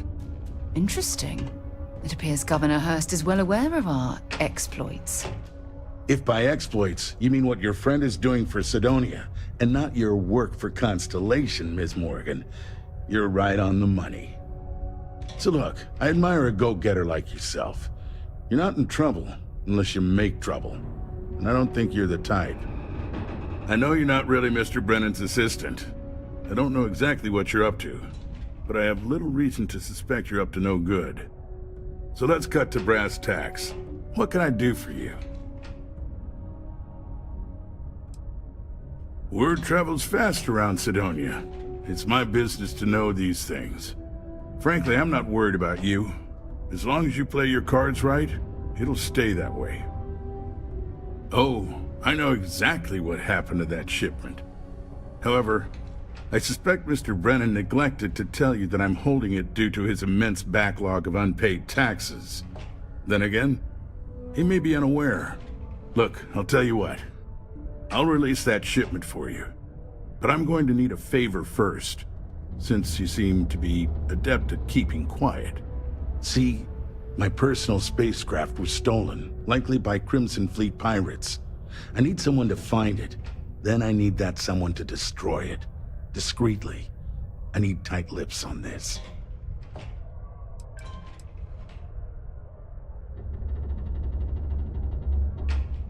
Oh, it's a few reasons. I don't want this mired in their process. Also, it's a bit of an embarrassment for a sitting governor to lose a ship. So I'd rather that not get out.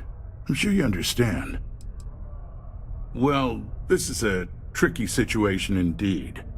Not to get bogged down in details, but assuming this is the work of pirates, it's best to destroy the ship and everybody on board. Makes it cleaner for insurance purposes. Then we have an agreement. I'll send you to the ship's last known location. Remember, not a word of this leaves this room.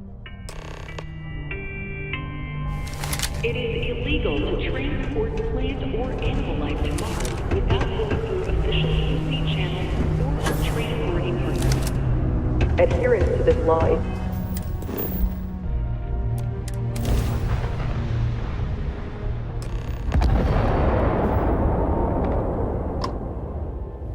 It is good to see someone out here.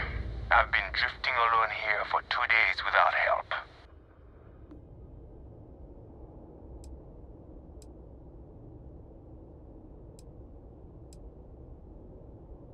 Wait, you on the account?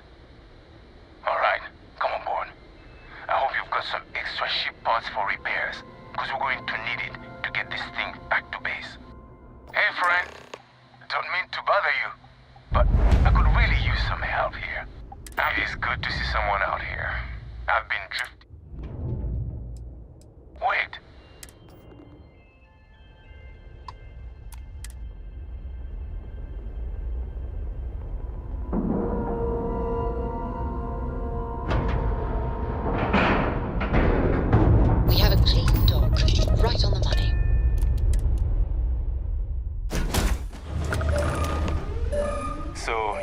Concentrate, please.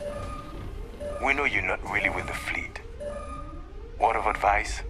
Learn the lingo before you attempt anything so stupid again. You've got two choices. We need ship parts to repair our busted craft drive. Hand them over along with your ship, and maybe we'll let you leave. Or we dust you and take it anyway.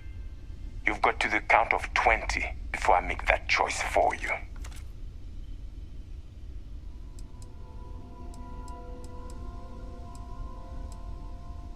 You mean to parlay? Countdown's over. Consider my curiosity piqued.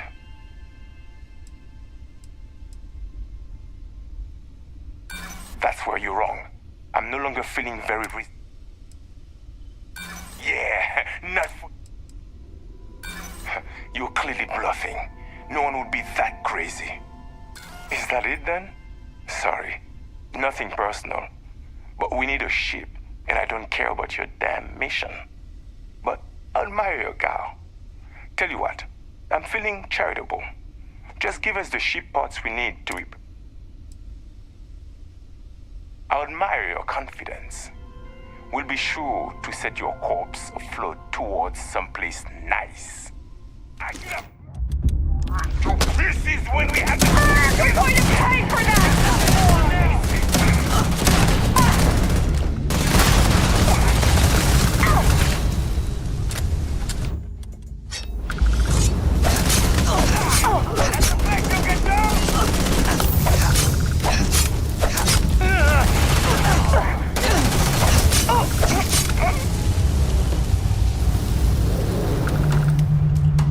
Well, I suppose they're not going to need it anymore.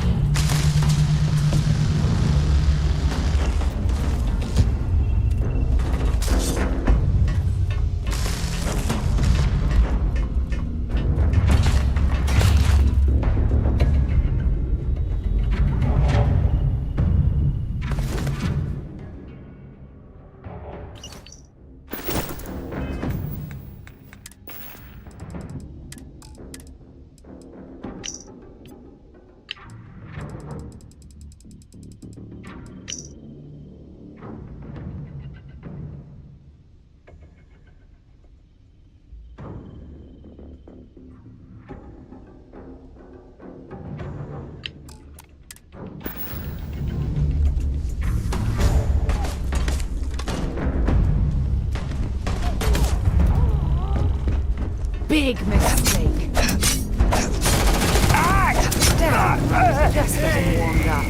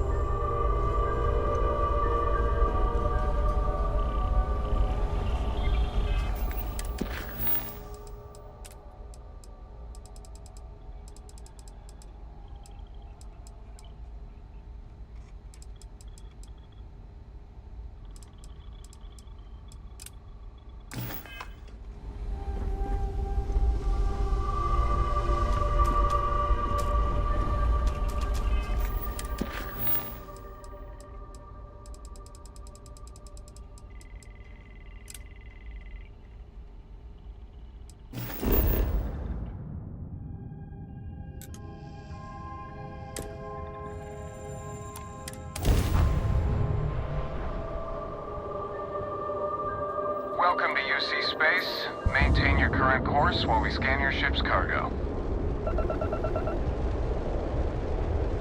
And we're done.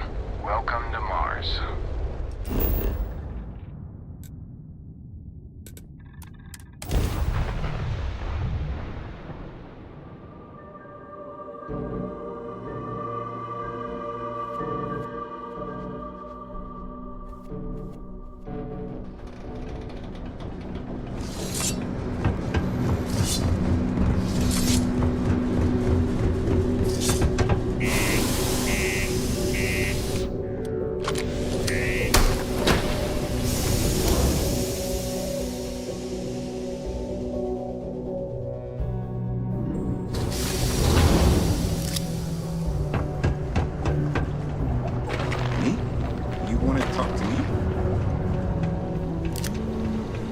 Watch out for the robots.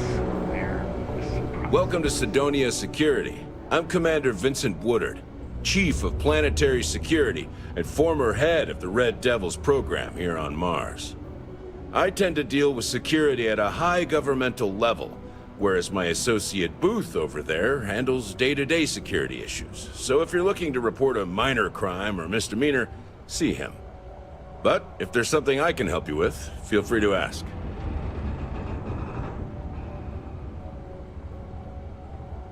That's a pretty serious accusation.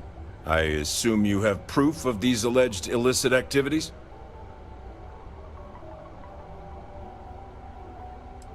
Well, he's a governor. If what you say is true and you have evidence against him, he'll be charged with felonies.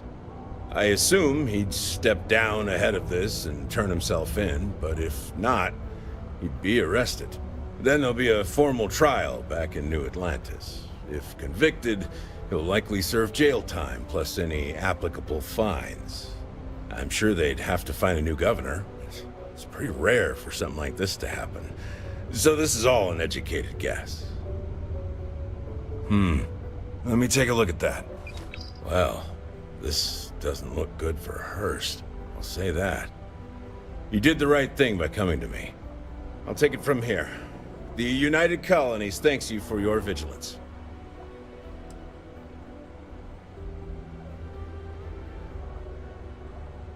Tell you what, I'll do you a favor. Go ahead and finish whatever deal you had with Hurst. I'll wait to take care of him until after that. Just don't let him know we spoke about this. I don't want him running, and you don't want to lose whatever leverage you've got with him. Goodbye. If you see any trouble, you let us know. Crime's at an all-time low around Sidonia.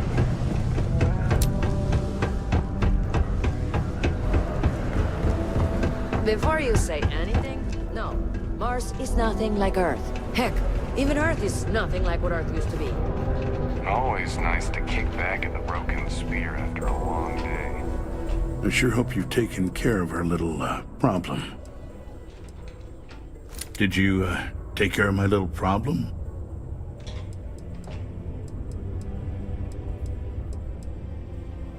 Good. I'll release Mr. Brennan's shipment to you as promised. I'll even defer his taxes as a little bonus. You really helped me out of this bind. Don't take this the wrong way, but I hope I'm never in need of your help like this again.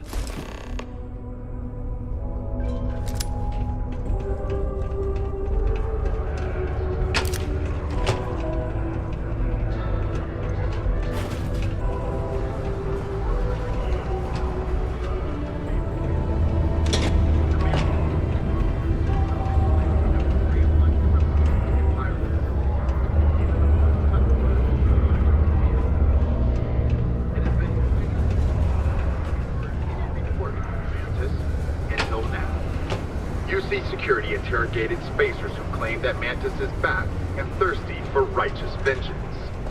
Security says that this is just the latest retelling of a ghost story. But for myself, I hope it's real. Go get 'em, Mantis.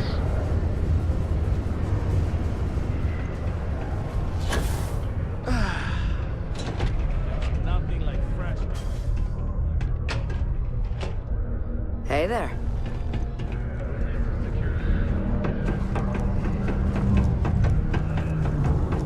Did you do that thing I asked you to do yet? Wait. Maybe I didn't ask you yet. My shipment. Do you have it yet?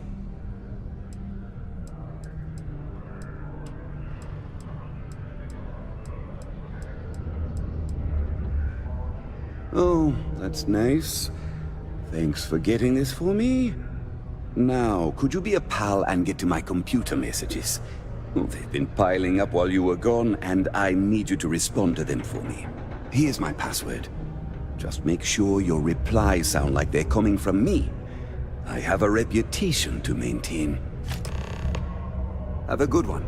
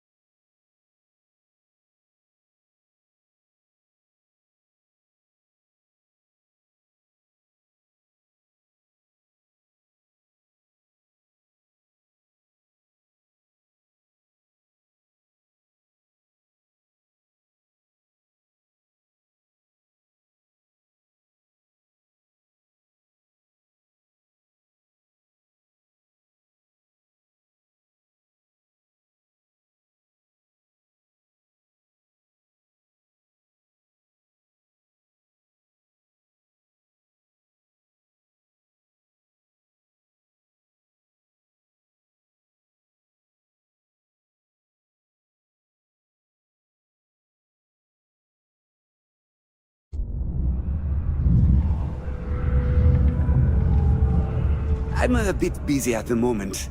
Lots... Oh!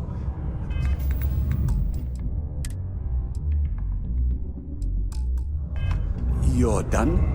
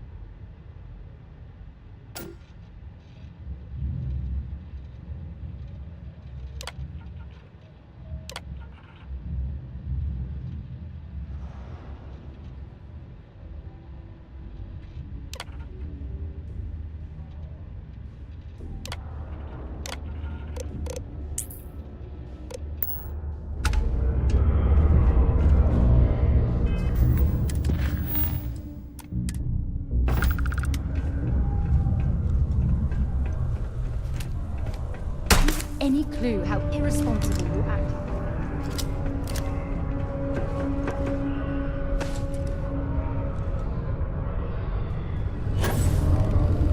I wonder what's taking Hank so long. I hope I didn't make a mistake by letting Hank go. I saw. Good work. See? I knew having someone on the inside like that would work out. I've already put it in order for the equipment. I was going to ask you to pick it up for me, but there's a problem. One of my guys, Hank Ferraro, offered to go. I tried to tell him he'd be more useful sticking to his job here, but he insisted, and he was already on his way out before I could stop him. But it shouldn't be taking this long. Just a quick trip to Gagarin and back. I'm concerned. I could use some help with this. I don't know. Maybe he got hit by pirates. Maybe he's out of fuel, drifting. Maybe he just stopped for chunks. Anyway, something's up, and it doesn't seem good. Since you've proven yourself so skilled in so many ways, I was hoping to call on you. Hank's been difficult, more interested in showing off than doing good work. He's aggressive. He starts shit with the other employees. He's often late for work and so on. So this came up, and I figured maybe he's trying to turn things around. Even though I was reluctant, I wanted to give him a chance. Now I'm questioned. Oh, thanks. This is a huge help. You'll be happy to know I actually carved out some of the budget so I can pay you for all of your assistance. We don't currently have much information to go on. I'd suggest checking with Sidonia's ship services over at the starport first. They'd be the last person I know that's seen Hank. It's all I've got without sending you all the way to Gagarin to retrace his steps.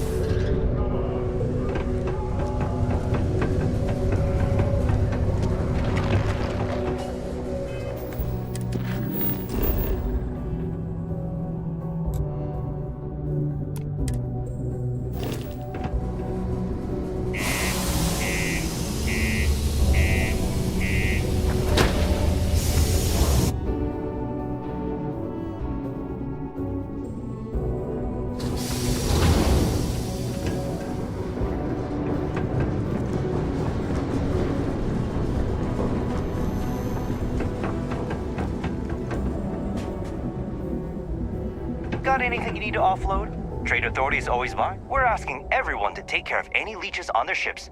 We don't want any Terramore storming through here. Let's see here. Hank. No one by that name. Oh, wait. Here we go. Henry Farrell. Hank's gotta be his nickname. Yeah, he's been through here. Took his ship and departed. Actually, it looks like he came back into Mars space recently, but he didn't land here at the spaceport. The ship diverted and landed outside the city a ways.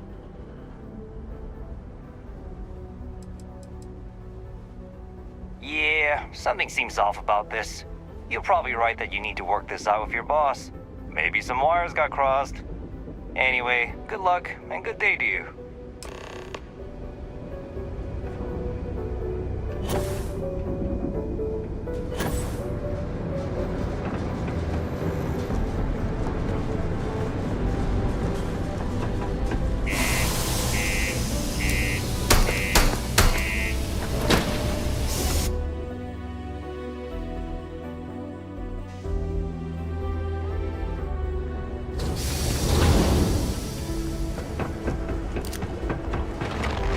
Keep your eyes peeled for signs of Terramorph activity.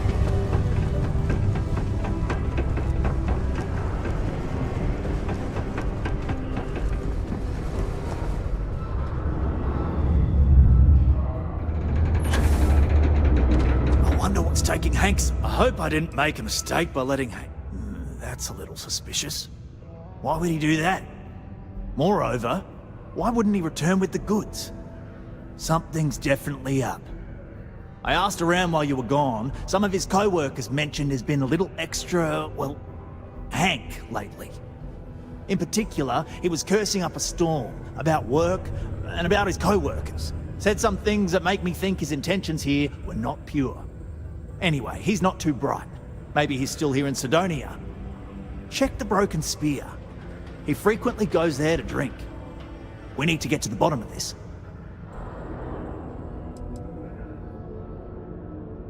Hey, I'm not going to tell you how to do your job.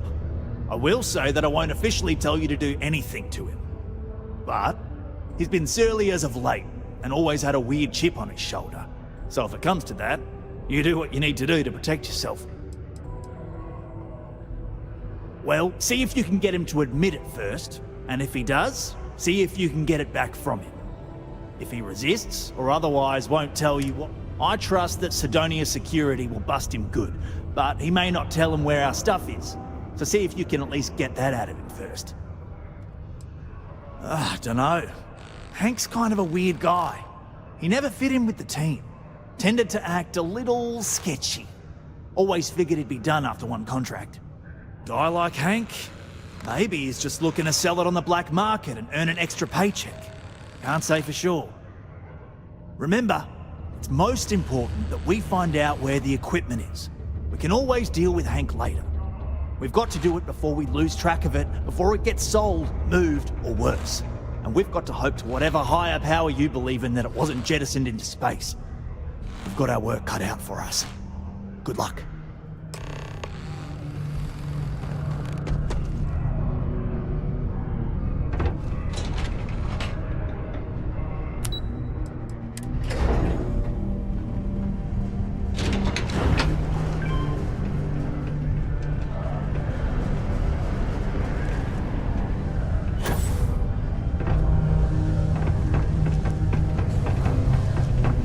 I could use a break. Man, Sidonia blows. What? No. She's never told me about it. Hold on. Is there some big thing everyone knows about that they're just keeping from me? Probably think I can't keep a secret. Fine. I don't want to have anything to do with their stupid Mars Harper. What? My story? My story is that I don't like people asking what my story is. I'm just messing! But really, I don't want to talk about myself. What? Standing around pointing a cutter at some rocks all day? It sucks, but it's easy, so whatever. Way better than my last job at Chunks, though. questions, huh? Let me buy you a beer first.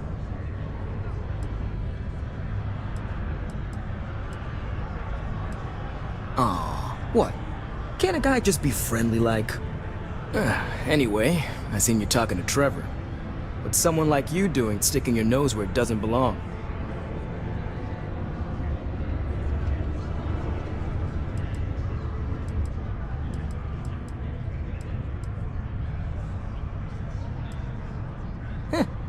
Okay, you got me. Yeah, I took it. Wanna know why? I had to. Those guys all think I'm some kind of joke. And I'm stuck with this stupid 3-year contract. I can't afford to break it. So, screw Deimos, screw Trevor and all the other miners. Losing that equipment's the last straw for them. Did he tell you that? One last failure in a string of failures to meet quotas. It'll be layoffs for everyone, and I won't owe Deimos a damn credit.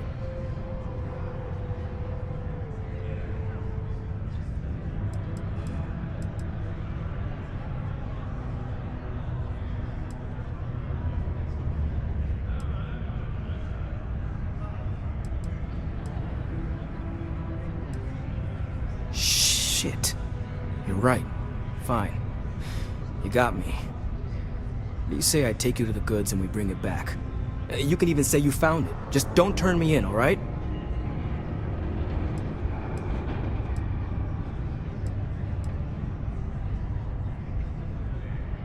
Yeah.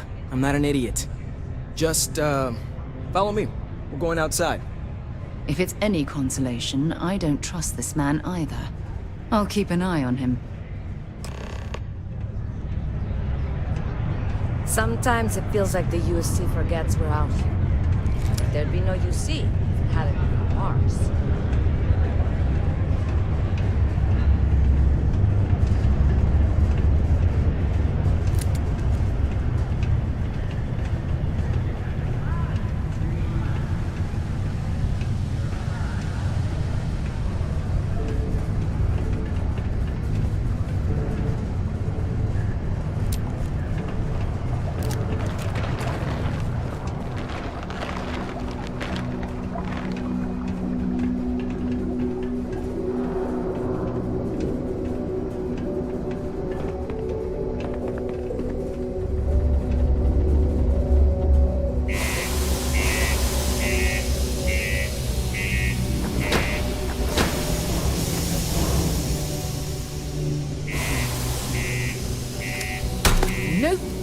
No, stop that.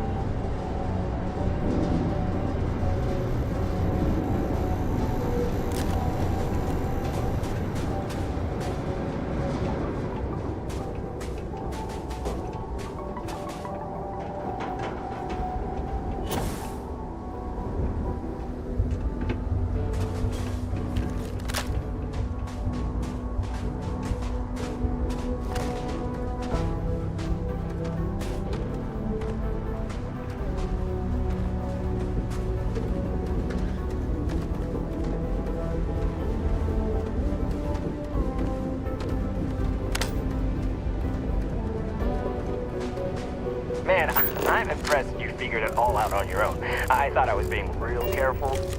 It was so easy, right? Boss man Trevor's so loud sometimes, you know? And I got good hearing, so I overheard you all talking about this equipment. I knew what it meant to everyone and how screwed they'd all be without it. And then Trevor just lets me go pick it up because he thought I was showing initiative. It really was the perfect plan.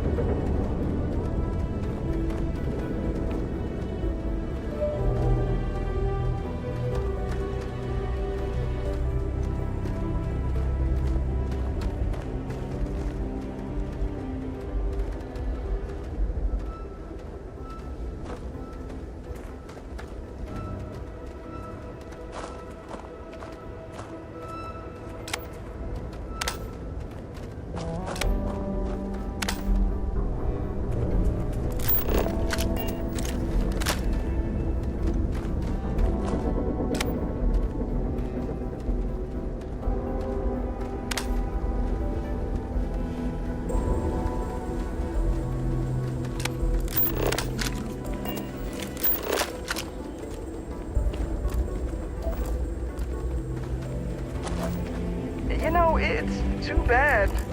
I bet I could have made bank on selling this stuff. What do you think?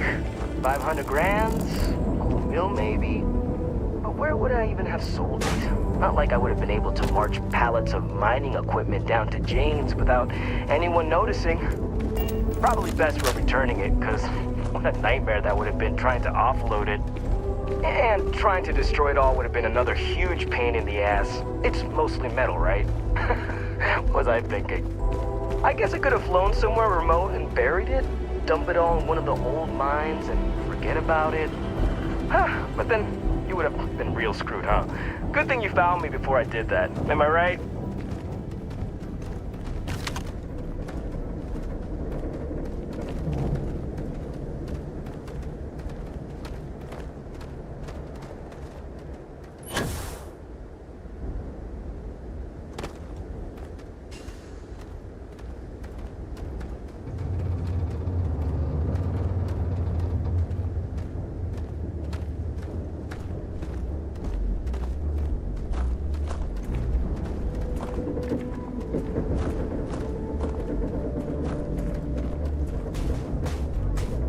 Almost there, all right? I had to park my ship off a ways so they wouldn't find it right away.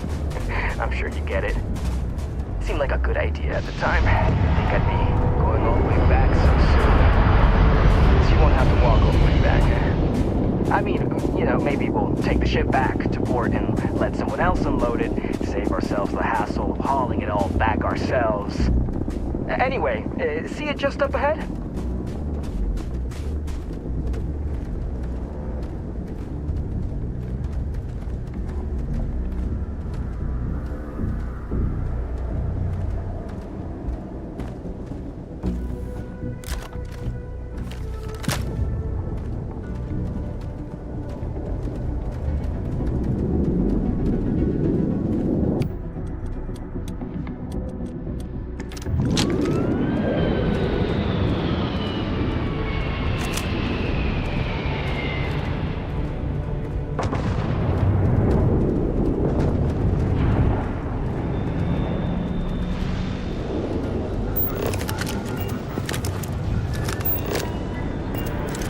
All right, that's enough.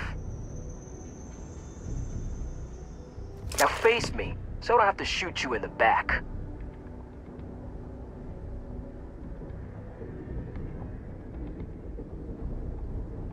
No, we got a problem we can't resolve. Namely, you know too much. I'm listening. For now. What? Like you're gonna kill me? And if I kill you, no one will ever know.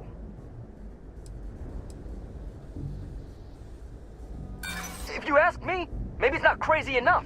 What do I care about any of them? Burn it all to the ground for all I care. Sorry, but I gotta do this my way. And that means you need to die. I'm not happy with having the game back, but you know, now I'm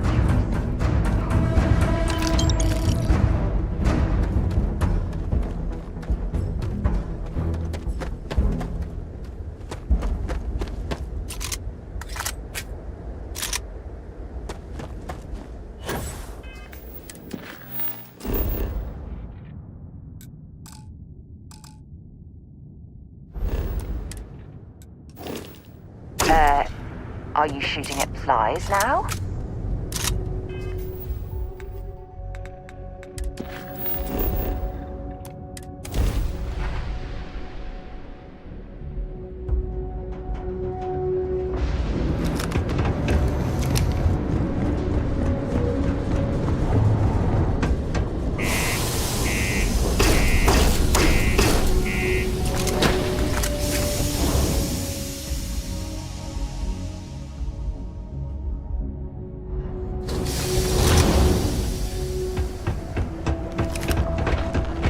Just a heads up.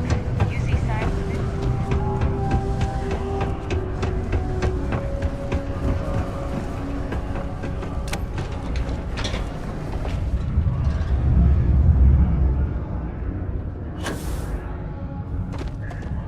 Any luck? I'm looking forward to hearing all about this.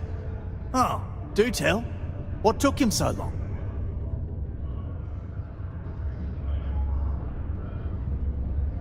Well, I can assume how that went from the fact that you're here and he's not. He worked hard, but he was a dumb kid. I just never thought he'd be that stupid. Or dangerous. It's a real shame. But I'm glad you managed to resolve it and get back our equipment. I'll take it from here. You really saved our asses. I'm not sure how I would have explained to the suits that we lost all that new stuff. Thanks. If you're still looking to help us out, maybe check with Rivka. She seems to be having a rough go as of late.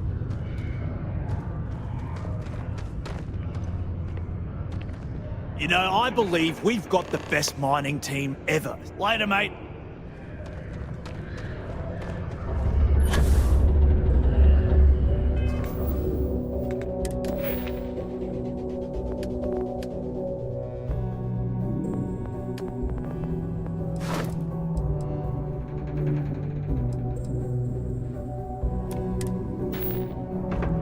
Ever been to Aquila? Those security uniforms are weak.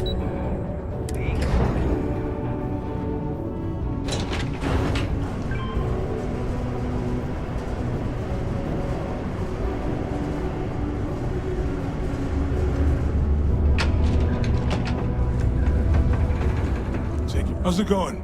Cool. That's what we do.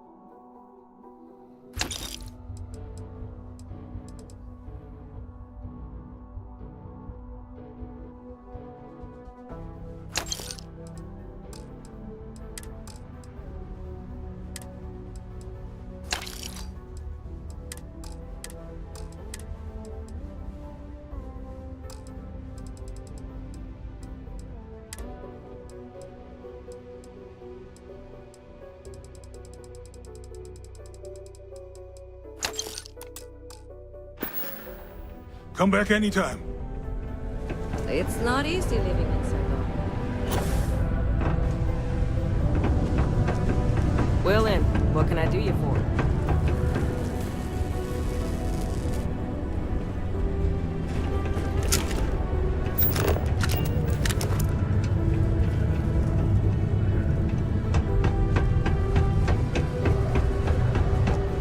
Do your part to keep Sidonia graffiti-free.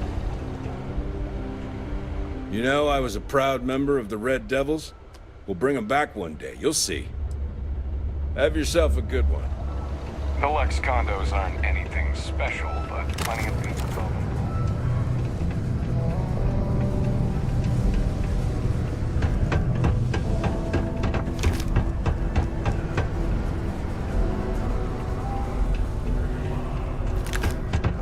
If you're going to use the elevators or stairs to reach the other levels, try to keep them clean. I tell you, Sidonia's a great place to open up. Enjoy Sidonia. People call me a brand royalist, but I feel like I just have good taste. You know it?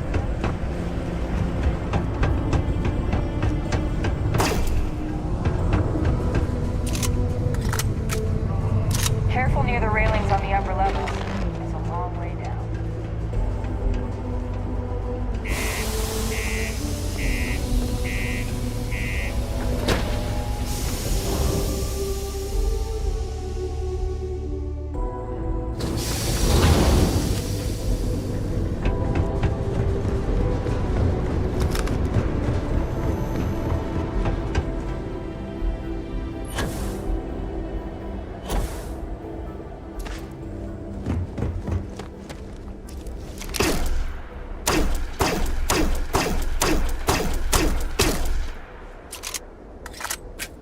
Good day, Captain.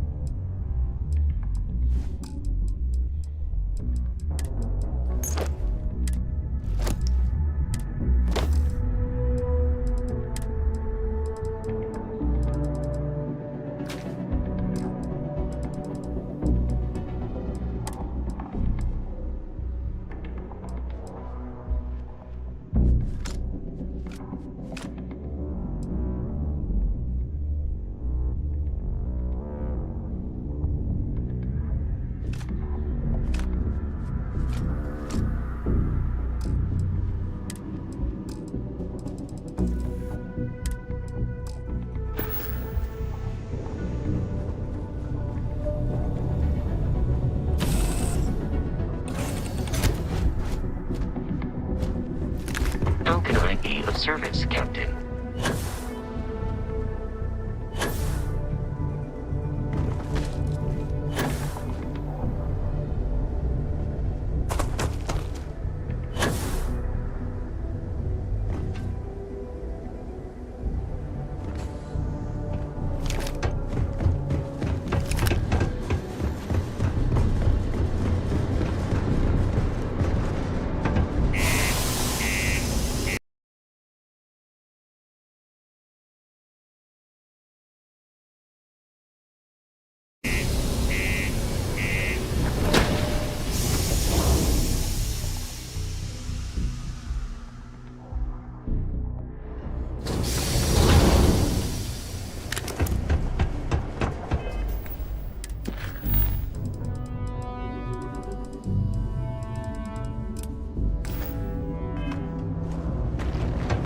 That tracker agent was looking around for help with something.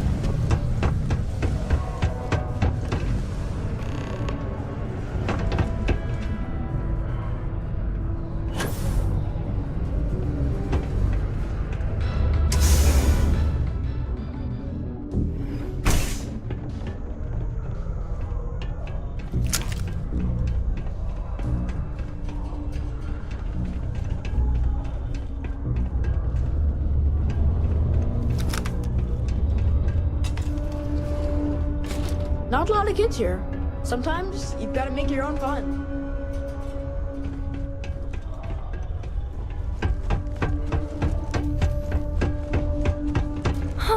All those sad people out there.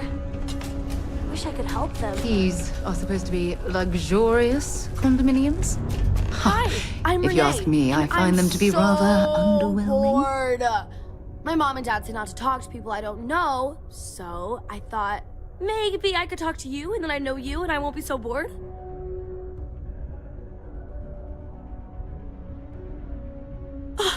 See? Now we're friends! And my parents can't say I'm not allowed to talk to you. Anyway, what do you want to talk about?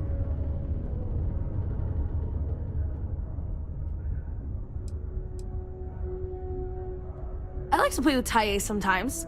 We come up with lots of games to play. Sometimes we listen to music or watch shows. But when he's not around, I like to draw. Sometimes I draw things and give them to people since they're so mopey all the time. It makes them smile. Actually, want to help me? I just drew these great pictures of Space Frog, but I can't go out right now. Can you help put them up for me? It's Space Frog from outer space. And he's a little frog character that I made up. I've never seen a real frog before, but I've seen pictures. Anyway, he lives in space and goes around to different planets helping people who are sad or need help. He's great.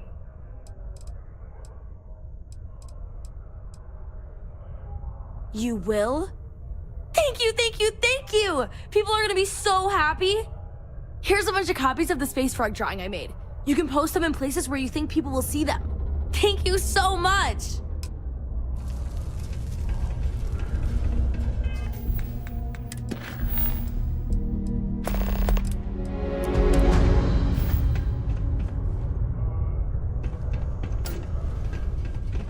Sidonia's nice.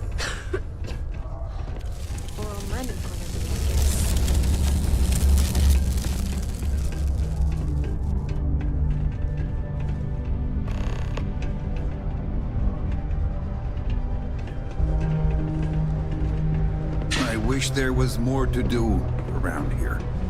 Drinking gets old.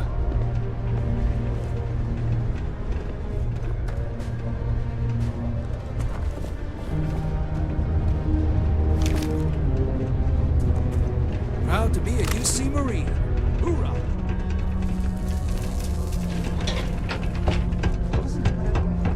The Red Devils used to train here on Mars.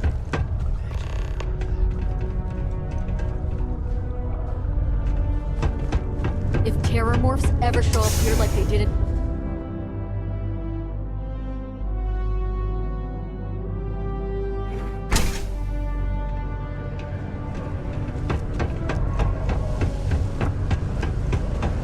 How's the saying go? Show no mercy, leave no quarter. Can't believe we're still pulling up huge mineral deposits after all this time.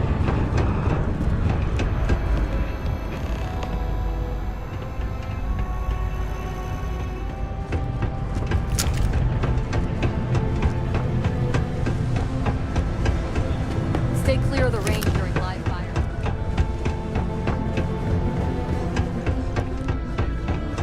Keep a lookout. Notify us if you see anything suspicious. This step's never-ending struggle to contain the elusive Crimson Fleet.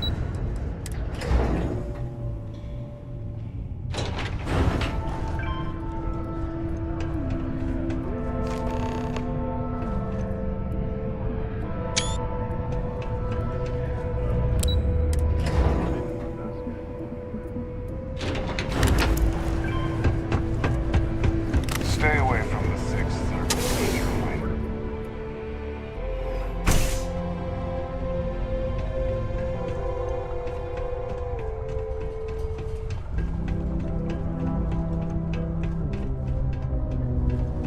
My brother works To at Mars, Star. they said. The bay is great.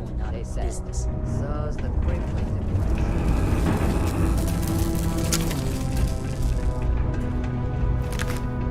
Just put the pictures up where you think lots of people are going to see them.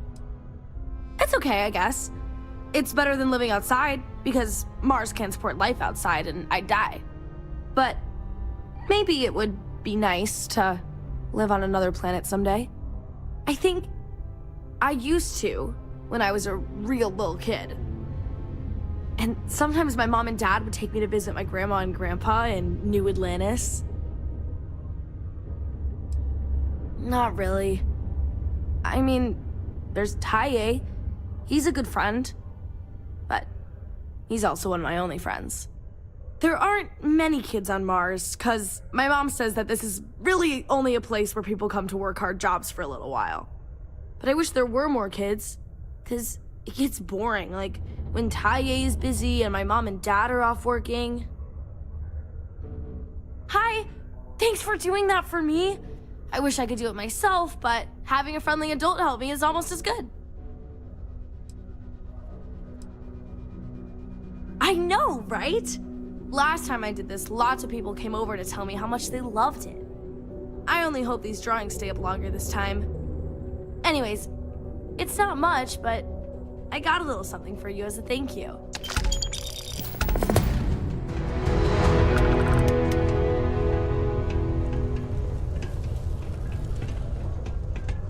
Do you ever get songs stuck in your head? Sometimes I have to make up my own. Bye-bye.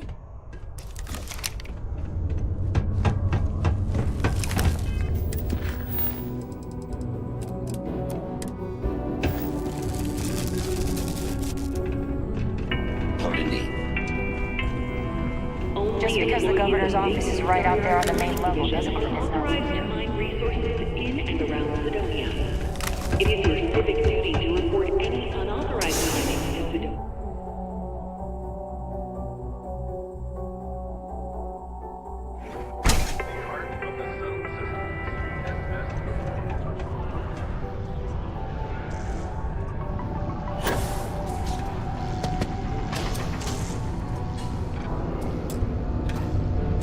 Since you helped us out with the equipment and all, I was wondering if I could talk to you.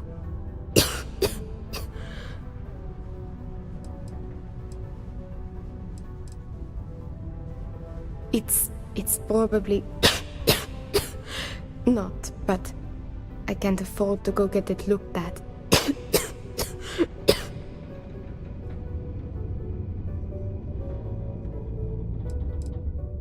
No idea. Some sort of lung rot. Maybe from all the Martian dust that kicks up in here. Or it could be something worse. It's not a matter of money. There's more to it than that. Actually, maybe this is wrong. You're a total stranger. Forget I said anything.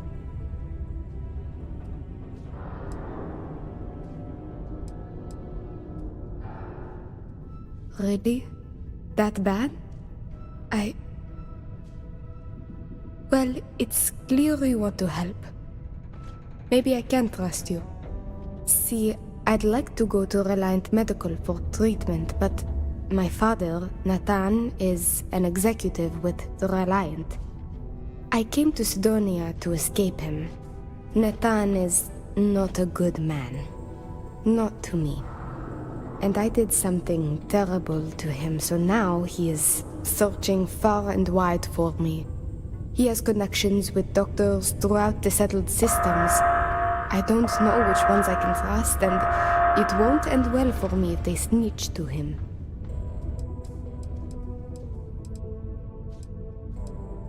It's worse than you think. I didn't just run away from him. I knocked him unconscious, then stole his ship while he was out cold.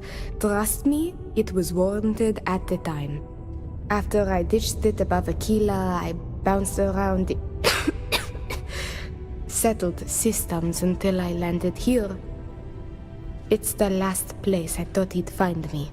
But all that changes if I pop up in the Reliant database. He'll know I'm in Sidonia, and he'll never stop. Last I heard, he no longer cares for my safety. He only wants revenge. I have little doubt he would throw me in jail for as long as possible. Or worse.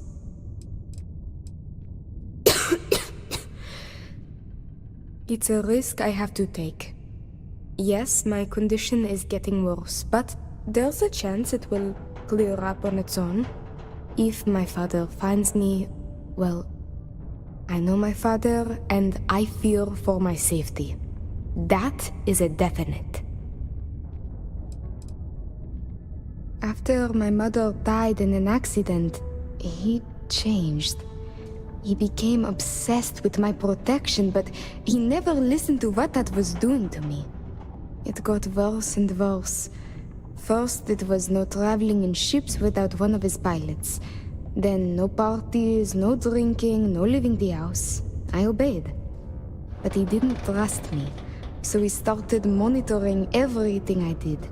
It became so bad, he once locked me in my room for 2 days after an argument. Can you believe that? A prisoner in my own home.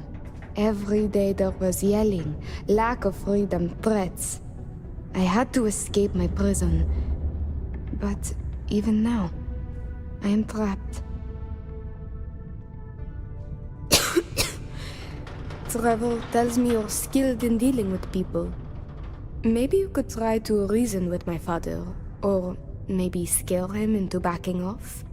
But you should know, he has powerful and dangerous friends, so you must be careful.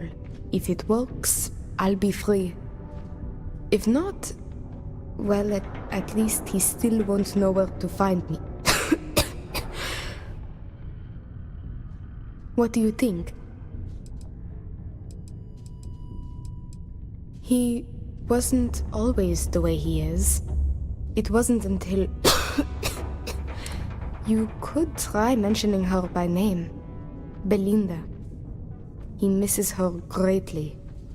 Thinking about her tends to calm him down. It just so happens there's a conference he goes to on Neon around this time of year. He always stays at Hotel Volai. He won't see visitors he doesn't know, but maybe he'll talk if you tell him you're there on my behalf. It's risky, but maybe he'll listen if he knows you mean him no harm. I've got it. Bring him a bottle of his favorite whiskey, Red Harvest Reserve. Say it's... Say it's a peace offering from me. That whiskey is exceedingly rare. I'm sure it will pique his interest enough to hear what you have to say.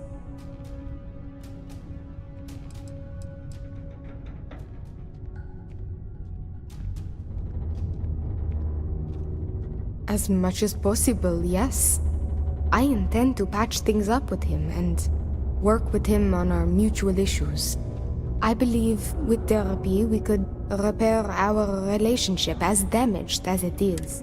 Or if you discover it is irreparable, at least you could put the fear of God in him, and that should deter him from taking further action. Good luck. You can check with Jack at the Broken Spear for the whiskey. He may have some or... And thank you so much. Caution. Subterranean particle detonation imminent.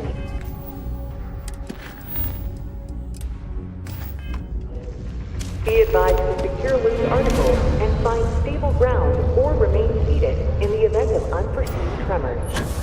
Detonation occurs in 5, 4, 3, 2, 1.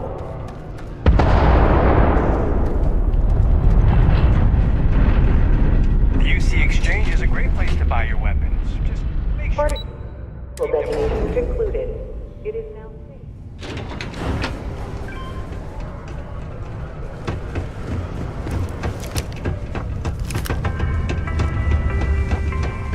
Talk to me if you're ready. I sure hope this hearing loss is Hey. We get a lot of new faces passing through here.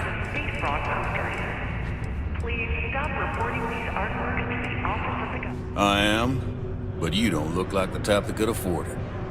Last person that came through here asking about it was none other than Governor Hurst. Didn't even want to drink it. Said he was buying it to put it on display in his office or something. Seems like a waste, but whatever. You paid up.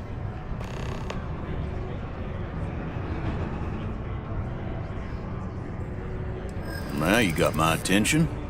This ought to be good.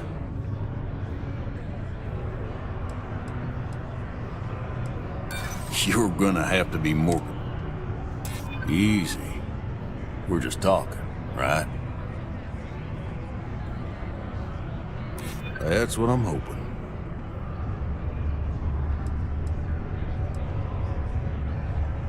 I'm still willing to talk. Tell you what, I'll do this as a favor for Rivka. She's been through a lot. I'll only charge you what I paid for the whiskey years ago. Pay me that, and it's yours. I sure hope you're not pulling my leg about this whole thing, or else I just let all that money slip away.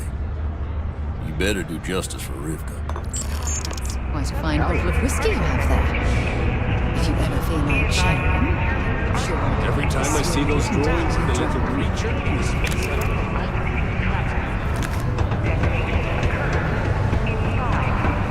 Be careful down near the mine.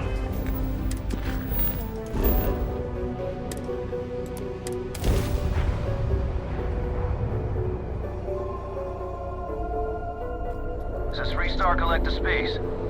Hold while we scan your ship. That's all we need. Enjoy Neon.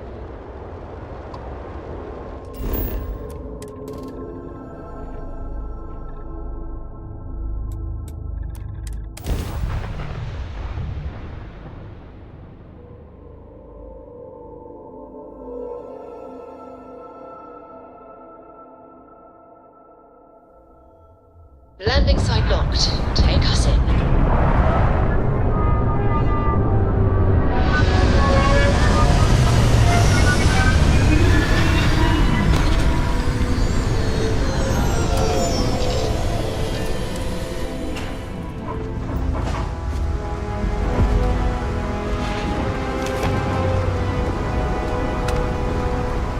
See that shroud covering Neon?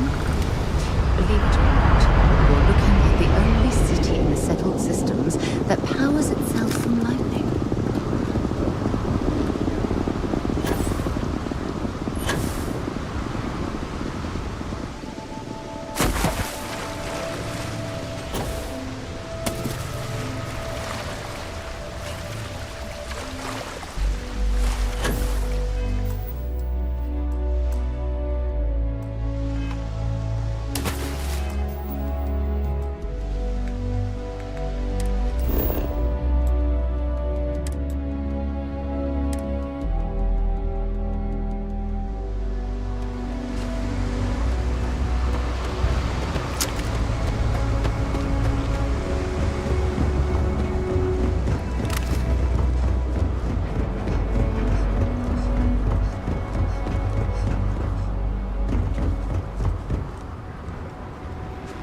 Clover. See that shroud covering Neon?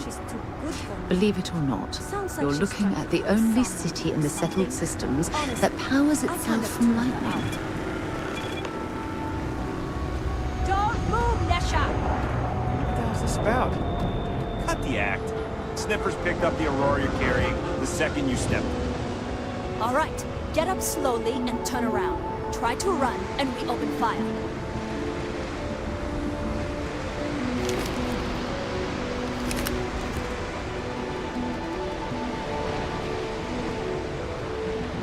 So, what was the plan, Nesha? Smuggle the Aurora into Aquila City or New Atlantis? No, I just forgot I was carrying it, is all. Honest mistake, right? Can't we just settle this right here? I can pay the usual. We don't make the rules. That's Administrator Bayer's job. Now, shut up and start walking. Move it! Let's go! Keep your nose clean. New around here? Make certain you familiarize yourself with our rules and regulations regarding the transport of Aurora. After all, you don't want to end up like Nishar, do you? Aurora is a hallucinogenic, which is legally available for purchase in Neon. Certainly. And for your own good, I urge you to listen carefully. First and foremost, the interplanetary transport of Aurora is strictly forbidden. Anyone caught transporting the substance through this checkpoint will be arrested, fined, and jailed, if necessary.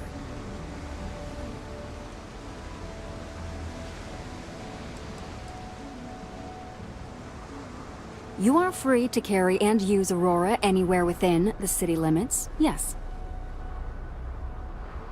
Good. Then you won't have any problems from me. The other regulation you should be aware of is that Aurora is only available for purchase in the Astral Lounge. Buying it from any other business or a street dealer is illegal. You will be arrested, fined, and jailed for participating in such a transaction.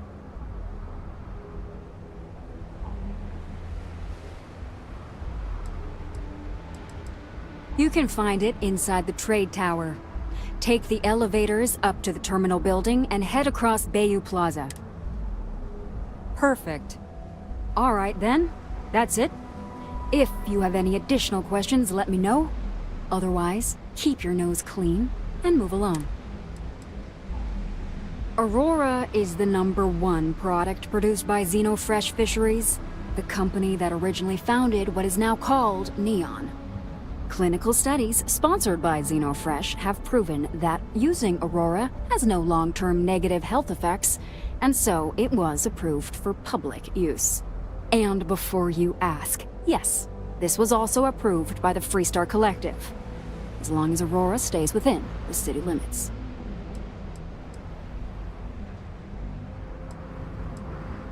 Volii Alpha has a unique agreement with the Freestar Collective. We allow their ships to patrol the spaceways, and Neon Security maintains the peace within Neon itself. The only exception is the Freestar Ranger outpost located in the city, but Ranger Price fully cooperates with our department. Lousy? The hell are you talking about? Outside of work in the Astral Lounge, this is one of the most secure jobs you can get. Do you have any idea how many people get turned away from Neon Security? How about half the damn platform? No, I'm one of the lucky ones. Spend some time in Epside and you'll see what I mean. Worst part of Neon. Basically, it's the outer perimeter of the entire platform. We're talking poverty, drug dealers, lowlives, and gangs. It's not worth a visit. If you want to enjoy your visit, stick to the safer parts of town. Move along.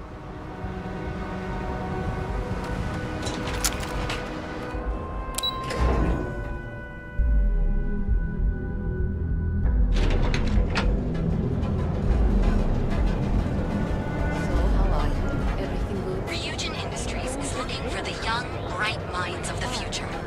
Apply Well, with all signs pointing to the Astral Lounge, I suppose we should pay it a visit. Purely for exploratory purposes, of course. After extensive negotiations, the birds you can take Reliant with us wherever.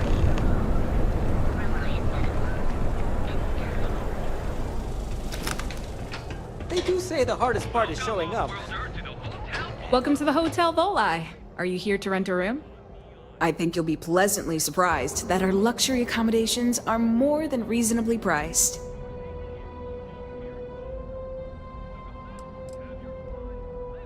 We have finally appointed spacious suites, all featuring fantastic amenities. Best of all, each room is security protected with an encrypted password-locked door. So, you can rest easy at night. That's the first thing that all of my guests say. My hotel is completely free from administrative influence, so you can rest assured that you'll be actually getting the best value for your credits.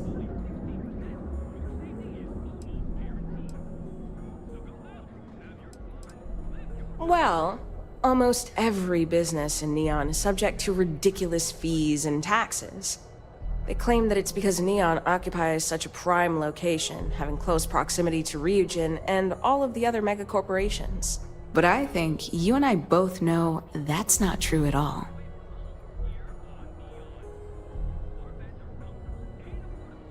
Indeed it does. And all it took was a dash of my own ingenuity to make it happen. But that's a story for another time. So, can I book you a room for the night?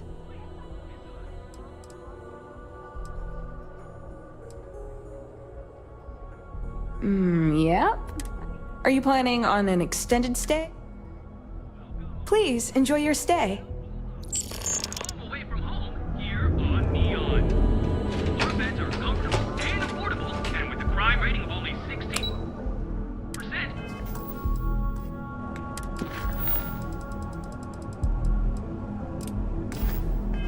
Your safety is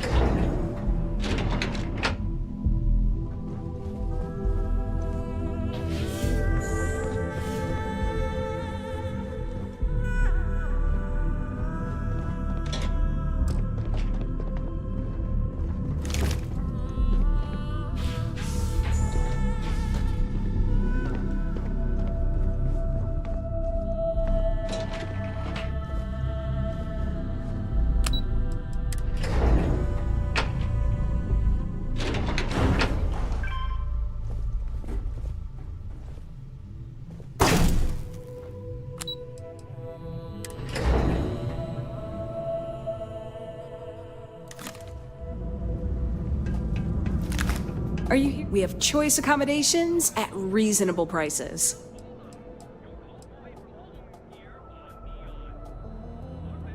Oh, how nice! His daughter must be feeling very generous to be sending him something like that. Mr. Ovadia is in his room on the 3rd floor. I'll buzz him and let him know you're on your way. the Hotel Volai. Sleep with us.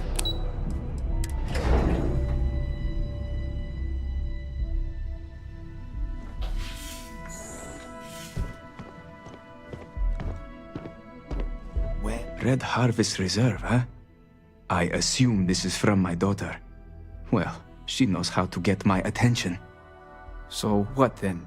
You're working with her? She thinks this will be enough to smooth things over between us?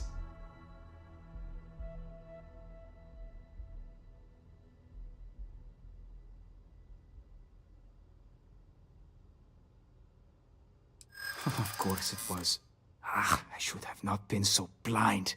You have no idea what you're doing. You need to tell me where she is this instant. My own daughter assaults me in my own home, steals my personal spacecraft, then runs off to who knows where. Now you think a friendly little chat is going to smooth it all over and make things better? How foolish do you think I am?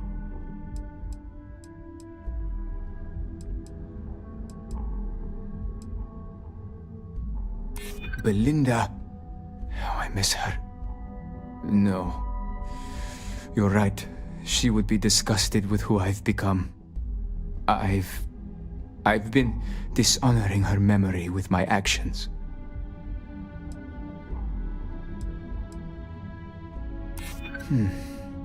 My daughter knows me well. Maybe she is serious about this.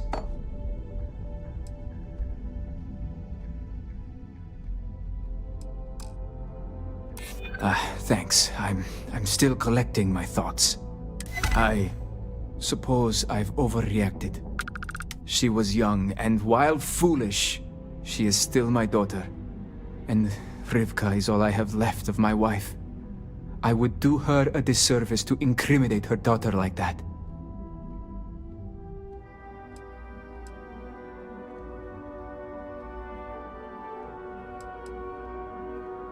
She told you about that. I'm not proud of it. I've wrestled with it ever since my wife died. I have been a terrible father. It will be up to Rivka how she wants me to make amends, and I will do whatever it takes. If she wants money, she'll get it. If she wants me to go to therapy, I will. Whatever it takes. I promise. Yes, of course. Understood. I will drop the charges against her immediately. I will call off the bounty hunters. Anything for you to leave me be. Please, just go. There's no need for that. I'm sure Natan understands what we've told him. Go on. You made your point. Now leave me alone. I won't go back on my word so long as you keep yours. Now please, go.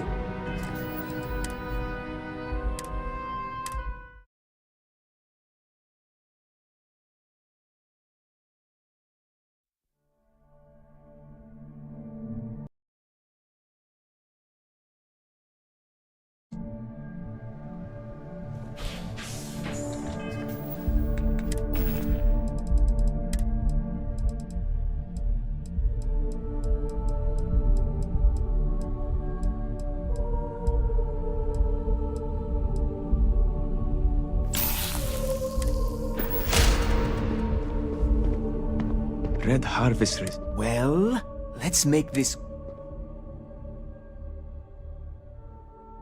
Of course it was. My own daughter. Now you think of... Belinda. Oh, I miss her.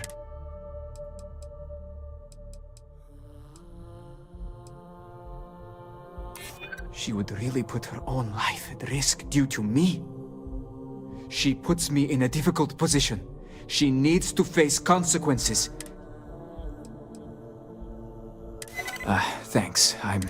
I suppose... And Riv... She told you about that. I'm not proud of it. It will be up to Rivka. If she wants me to go... Yes. Tell her I will drop the charges immediately and call off the bounty hunters. And I suppose I will seek her out to talk. I may just need a little time to figure out how to say what I need. I'm glad we're all in agreement that family is more important than anything, and that we were able to resolve this with...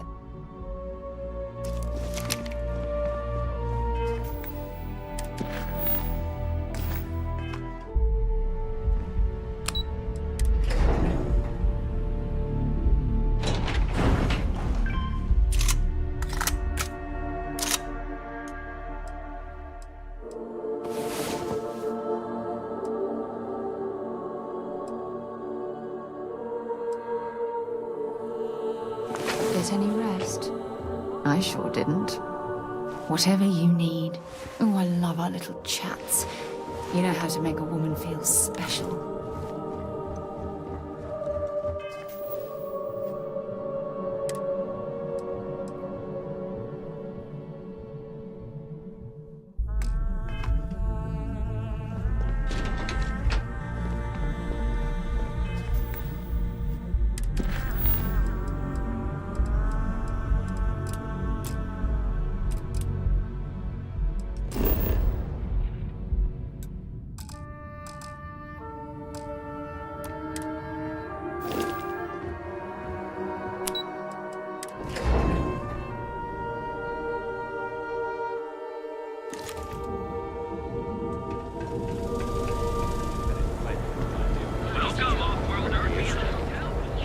Tevin and Nostos has run into some trouble.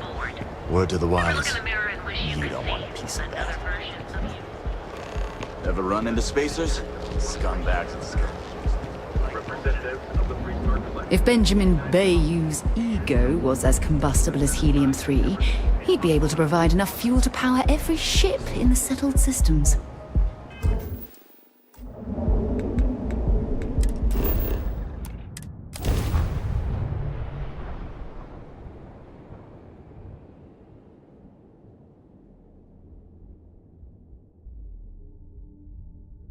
While we're here, we should definitely stock up on supplies at the exchange.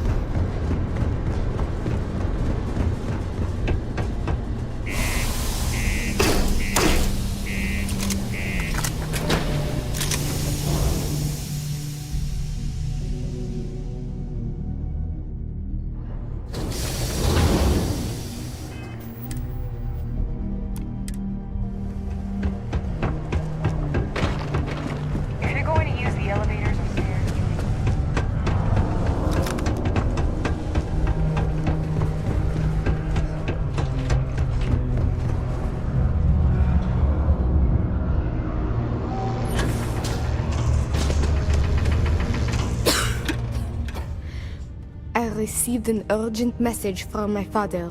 He's dropped the charges. It will still be difficult. There's a lot we need to speak about, but I think we may be able to mend our relationship, thanks to you. Of course. We will be taking things slow. There is a lot of trust to rebuild. But he acknowledged and apologized for his past behavior. That is a good first step, and I'm willing to let him back into my life, bit by bit, as long as he proves his words and commits to change. Without your intervention, this would not have been possible.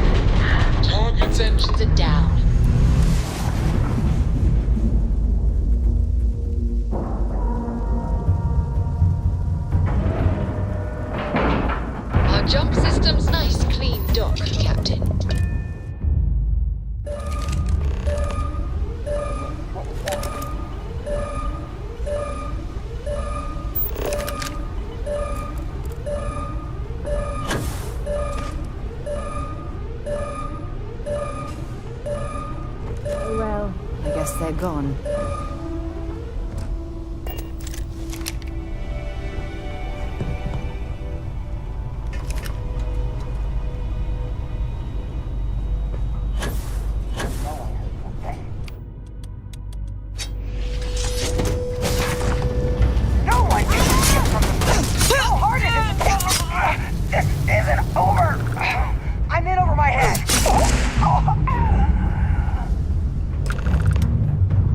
Might as well take what we can.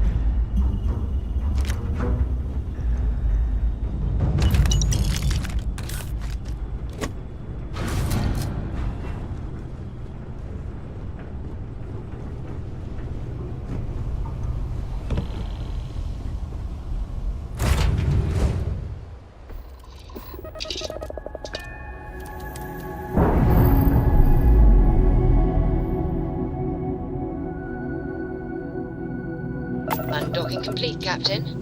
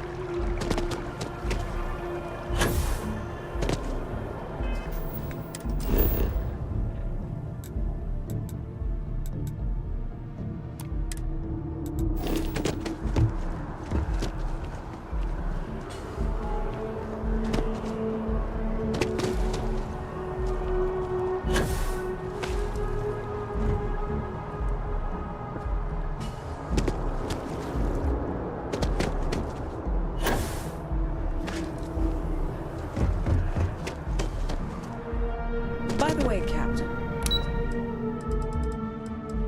Sergeant, you...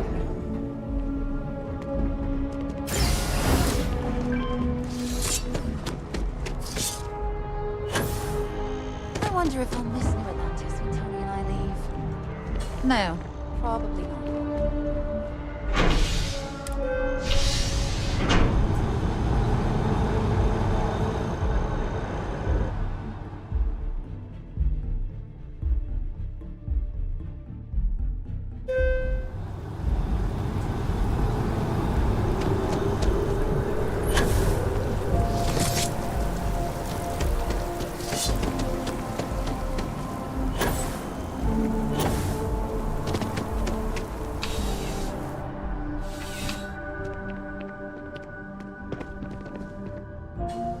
Ah, if it isn't my favorite part-time security office. The whole department is in the process of recovering, myself included.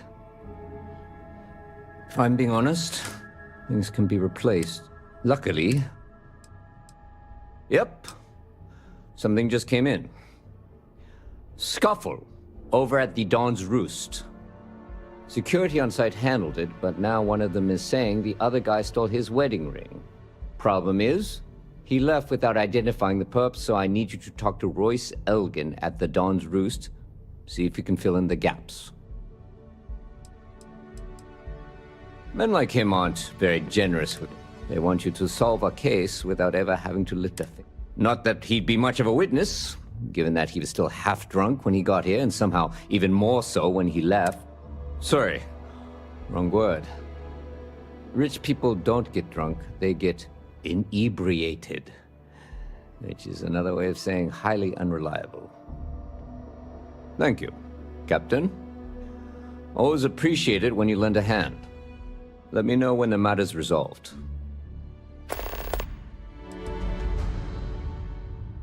The restaurant over in the residential district caters to a very fancy. It's the kind of place where folks come in different sizes. See you later.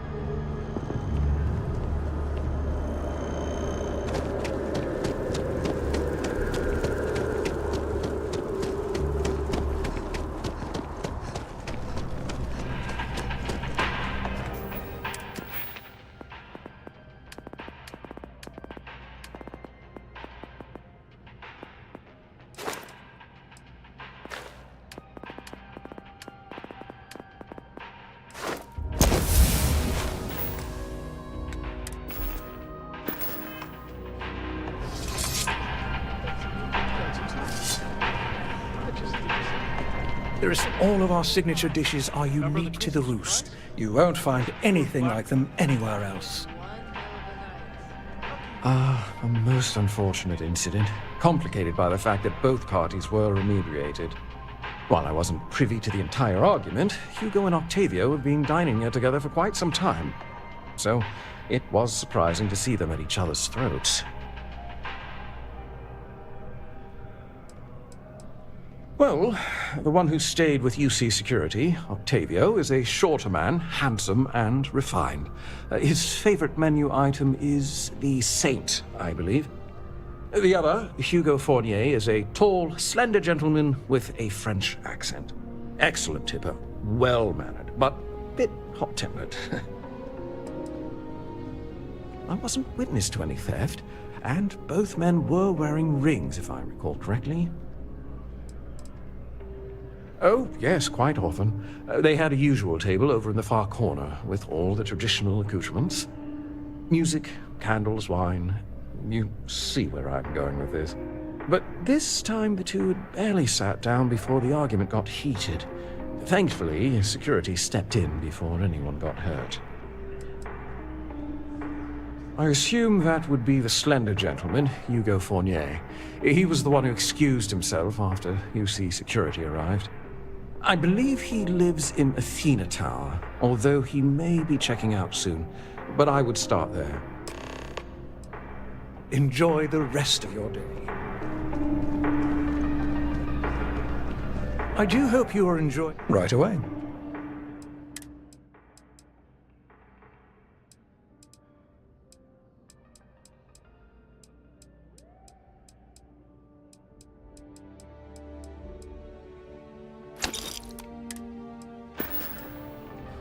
Thank you for coming in.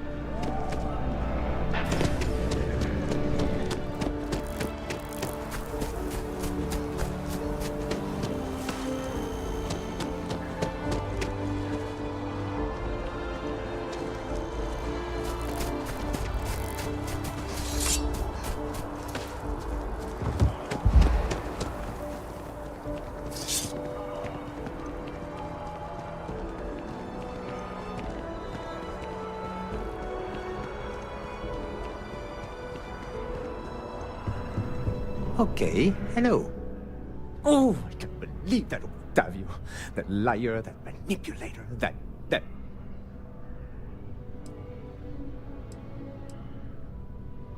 Yes, the man who... Wait, what? He's accusing me of theft? The nerve of that Lothario! 5 years we were together, half a decade! And he threw it all away for that waiter!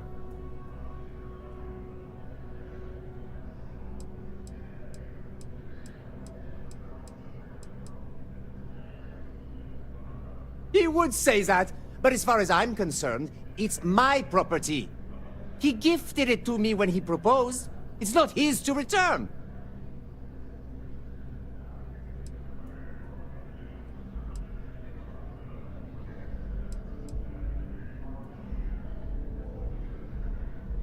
I don't care. I'm not giving it to you.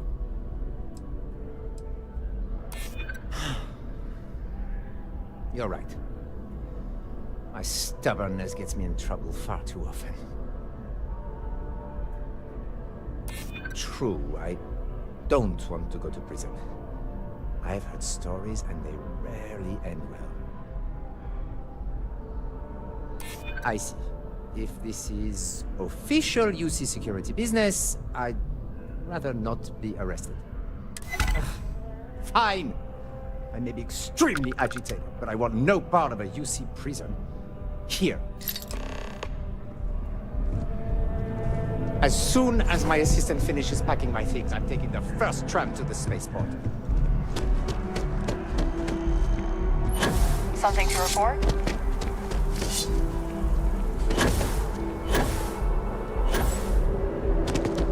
Are you going to apply for the job?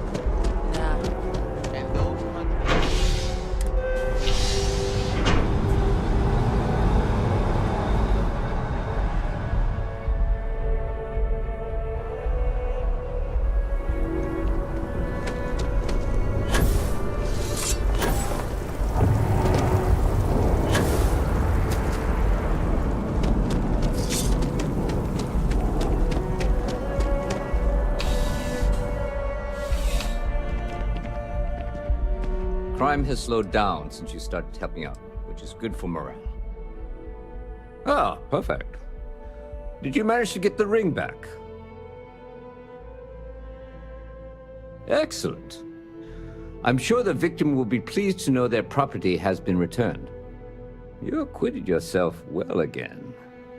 I dare say you might have a knack for police work. Hardly surprising for a captain of the UC Vanguard, but still, impressive nonetheless.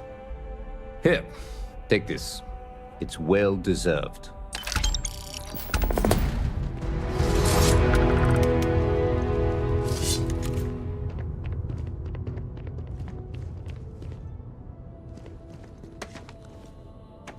After that business with the Terramorph, it's good to get back. I do. Thanks to you, the spaceport is up and running again, which is good for commerce, but also for smugglers. We've received a tip that someone has been bringing in contraband into New Atlantis through the spaceport, and we need to investigate.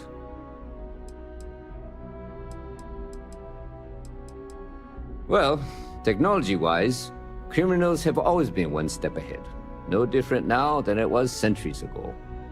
Smugglers often have a fancy shielding or scan jammers that allow them to evade the checks. But luckily, we can still use old-fashioned detective work to track these criminals down. Great. First, speak to one of the technicians over by Landing Pad B.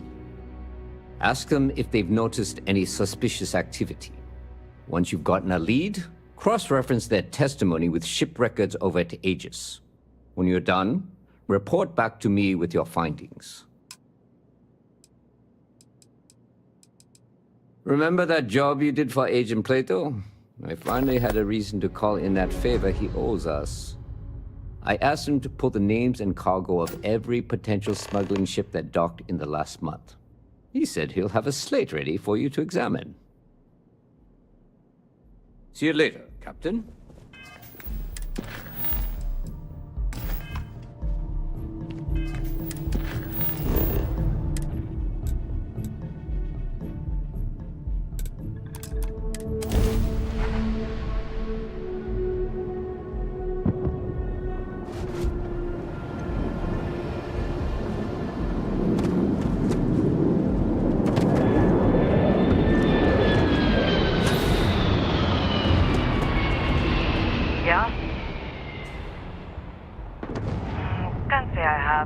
work a job like this, you see so many ships. They all sort of blend together. Nope. I just keep my head down and do my job. Speaking of which, I'd better get back to it.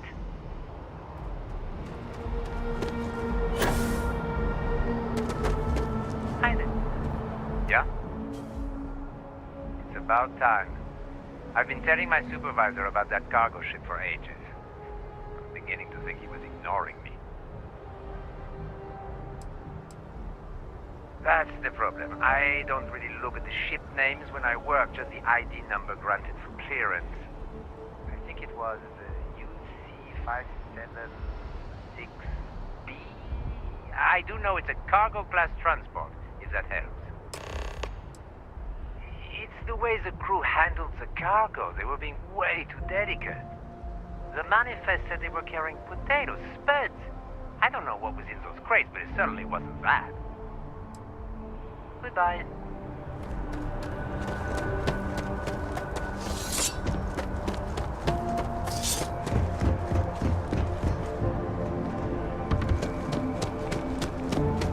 Keep moving. This guy should enter the city.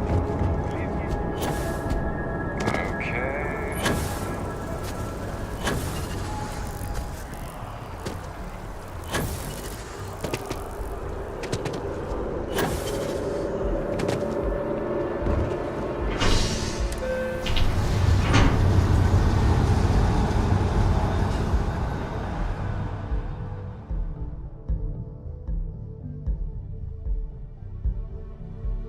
Let me guess. You missed me and you couldn't stay away. Another day, another credit.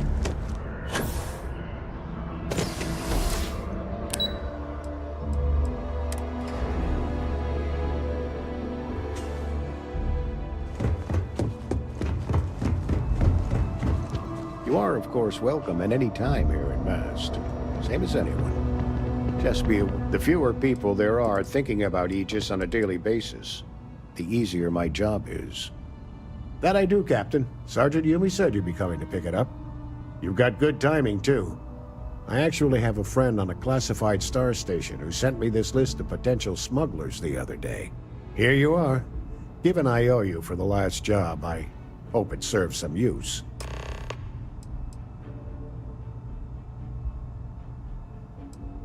That's right. Classified station, top secret projects, etc., etc. Nothing you need to be concerned with at the moment. Yep, every ship on that list has a route that goes through New Atlantis. Not surprising, given we're the biggest port in town. And if they're smuggling stuff there, you can bet your ass they're smuggling stuff here. Keep your eyes open.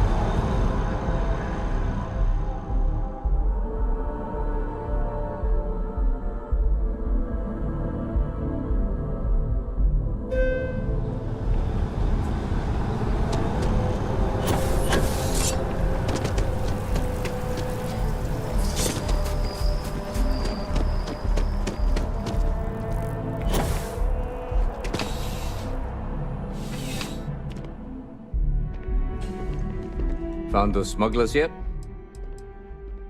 Is that right? Do you know the name by... kept an Enjai ship. I think you might have hit the mark here. You had reports of their crew being less than professional on several occasions. Still, being a little rough around the edges isn't exactly a crime. Are you sure? Then the next step is searching their cargo for any smuggled contraband. And, as luck would have it, I believe the Anansi has already arrived at landing pad B. I'll make the call to have the ship detained until further notice. Your job is to board the ship, locate any illicit goods, and return them here. And if any of the crew puts up a fight, I trust you know what to do. Good luck.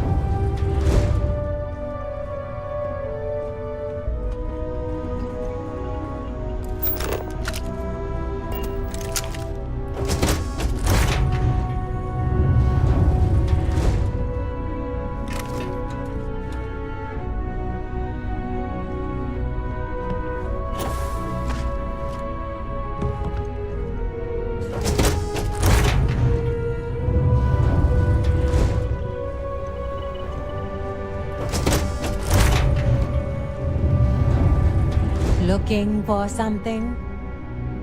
What now? Well, it looks like you got me, officer. I guess this means my potato shipping days are numbered. But maybe you'd be willing to give a first-time offender a slap on the carpal bone. I don't suppose you're interested in a deal? Fine. You've made your choice. But now, you'll have to pay for it. The ship's under... Oh, you're going to regret this.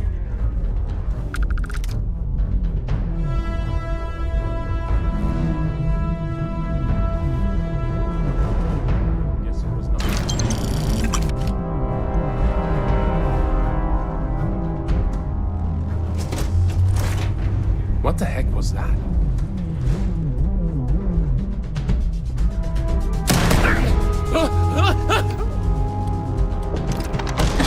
Let's see if they've got anything worth taking.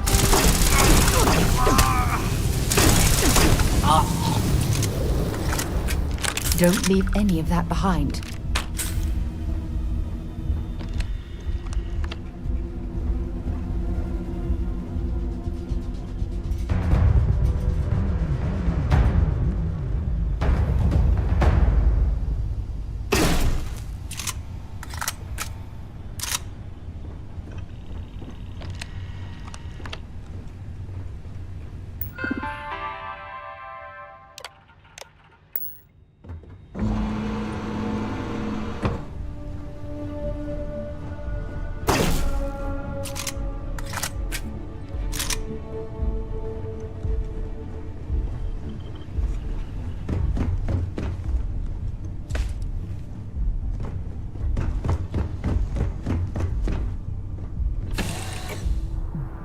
Have things for you.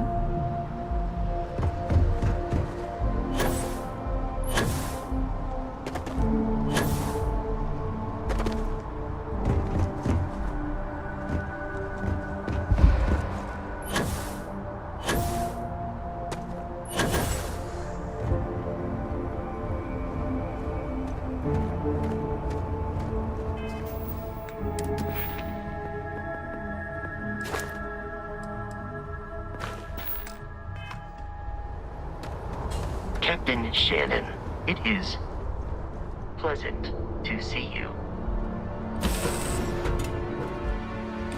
Something for you.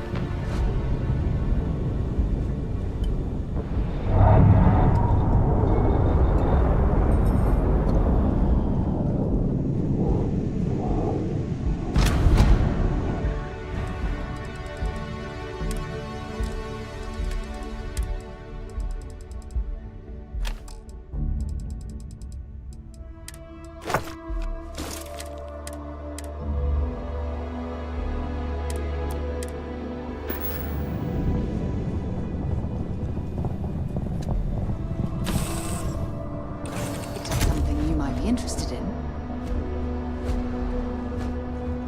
Well, hello, sunshine. Yep, here you go.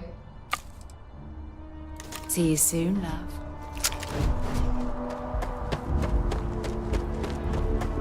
Hey, what can I... Need some work done? Sure, have at it.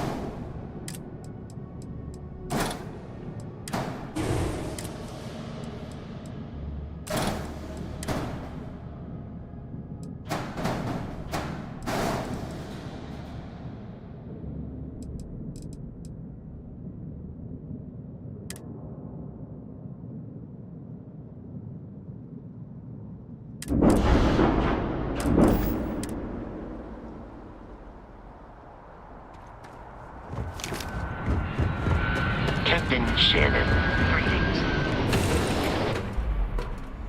I'll head to my crew position.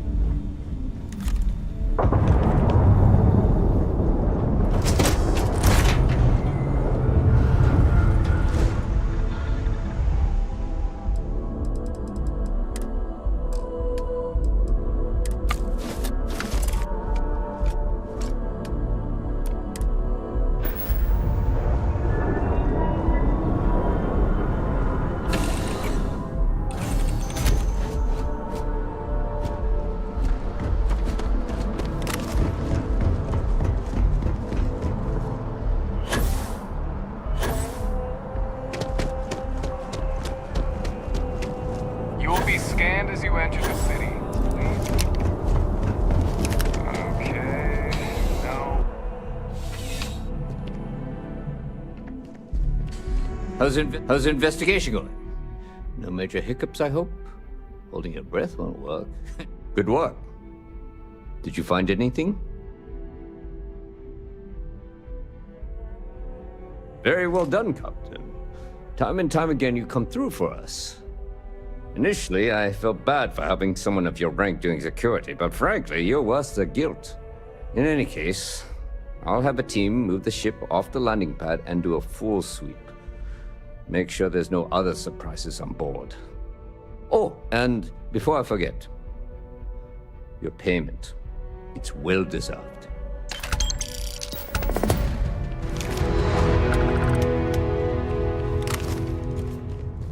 How can I help you, Captain?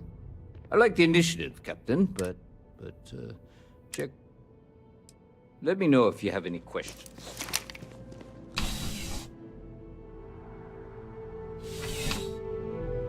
All unit behaviors are dictated by United Colonies Security Code 12.23. If you feel this unit has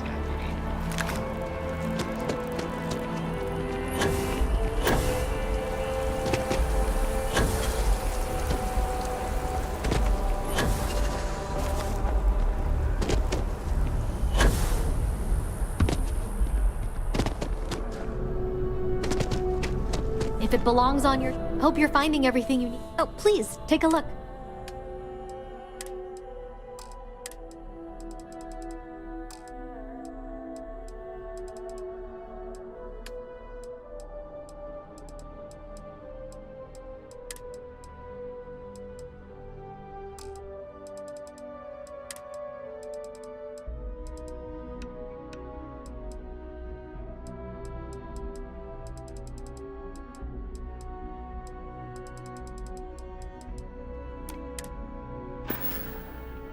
Thanks for coming in.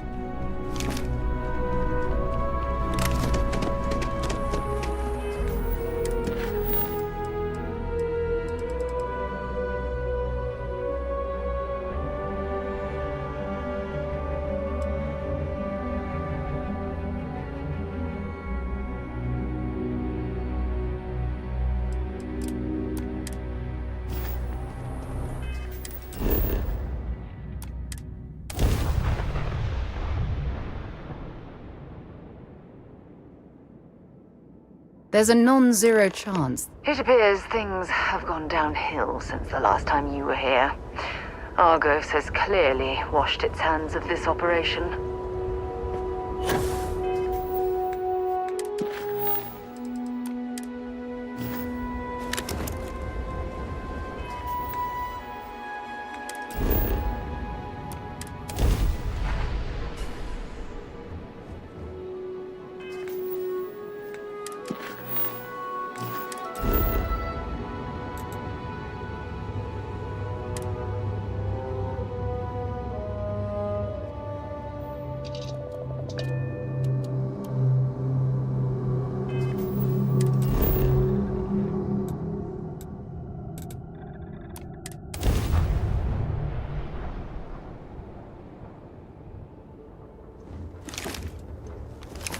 Well, you're back. Oh no, don't start. I've had enough Barrett for one lifetime. I don't need the sequel showing up on my doorstep. More pirates showed up when you were gone. We weren't as lucky this time. Calvert, Troy, some of the new Dusties, they didn't make it.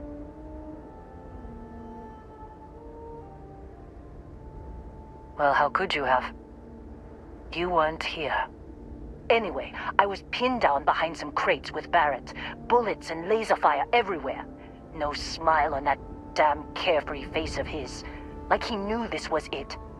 I started steeling myself to go out fighting.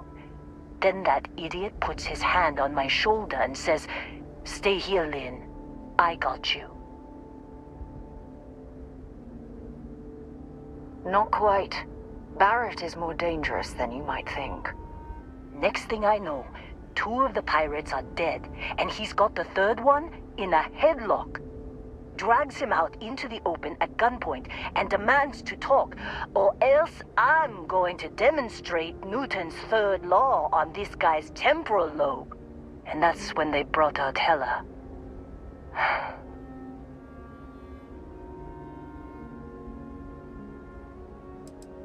I didn't overhear everything, but after the 10 longest seconds of my life, Barrett put his hands up, and both of them ended up getting taken aboard the pirate ship. And that's the last I saw of either of them. They could have grav-jumped anywhere. I tried pinging a transmission to the ship in the comms building before they left, but the pirates must have fried it. You want to try it? Go ahead. But the odds of them being alive, even if you could find them... I've lost a lot of people on this run, Dusty. I just want to pack up.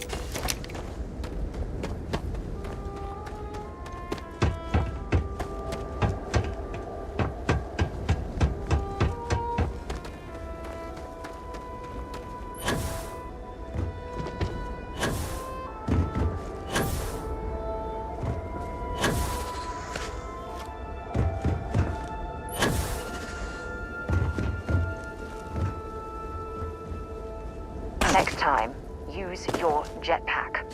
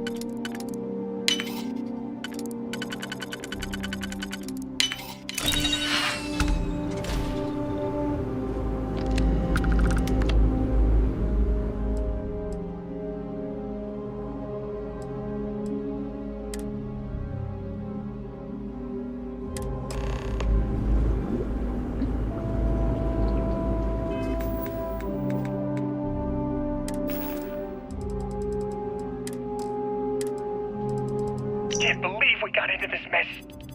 Would you be quiet? Trying to make out the grav jump calculations before we're out of range. Out of range of what? Out of range of the sensor array on Vectera. Would you keep up? Once we're outside the star system, the bandwidth goes from instant speed to effectively never. What good is sending a transmission down there? You gonna tell Lynn how royally screwed we both are? She doesn't even have a ship. You underestimate how many of my admirers there are in the galaxy, Heller. One of them is bound to show up, looking to reunite with this handsome face. We're doomed. Capital D, doomed. Got it, okay. Whoever finds this, I'm attaching the interstellar coordinates to the metadata on the transmission. Rescue us.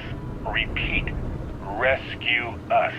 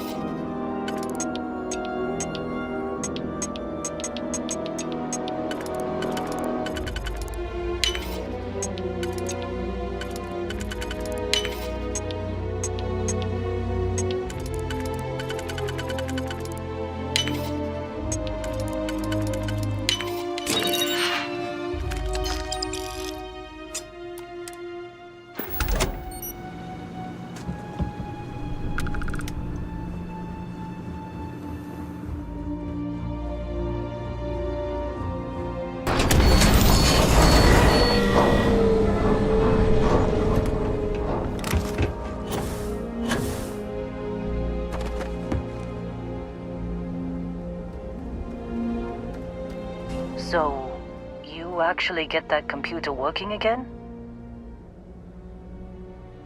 What? Let me see that. Funny. Even knowing he's alive, I still never want to see him again. Hella, on the other hand... Okay. Let me send you the location data embedded in the transmission. Find them, okay? Well, don't start buying me stuffed animals for my birthday or anything. But yes, all right. I don't like seeing my people hurt. Even Barrett and Hella. Just get after them, okay? And hey, if you ever need a little extra help, I've been thinking about a career change lately. Maybe it's time to put Argos behind me.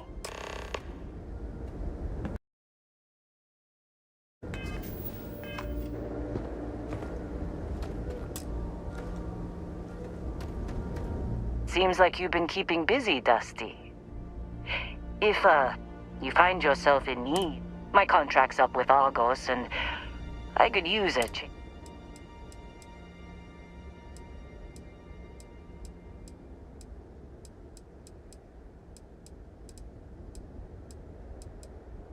Works for me. I'm not fussy about assignments. I'll go.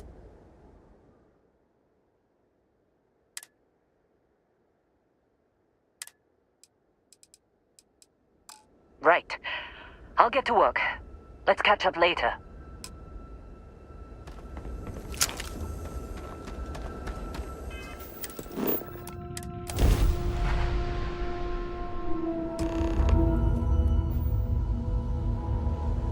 This is Research Outpost U-309 to any and all Freestar Collective craft. We are under heavy fire. Hostile spacers are overrunning our position on Altair 2. I'm not sure how much longer our outpost can hold on. We don't have much time. Private Mahoney out.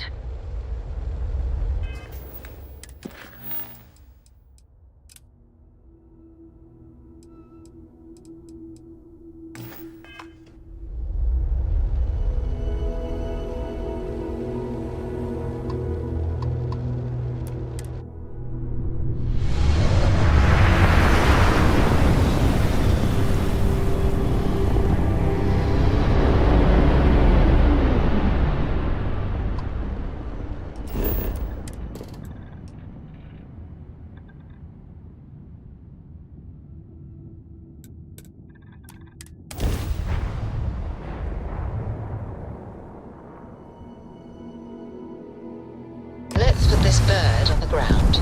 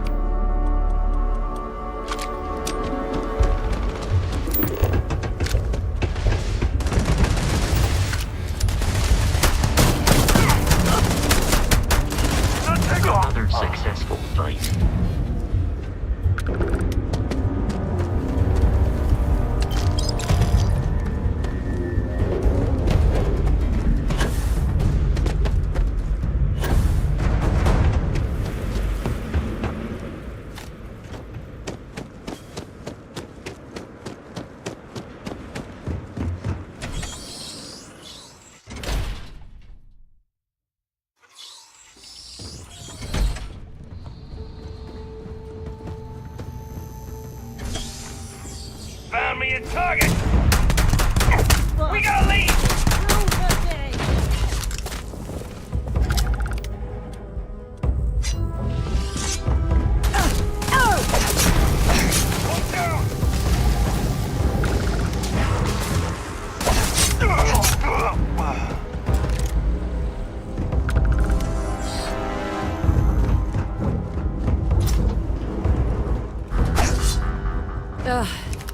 Thank God. I figured if I talked myself hoarse on the comms, the cavalry would come. I was expecting some Freestar militia, but any port in a storm, I guess.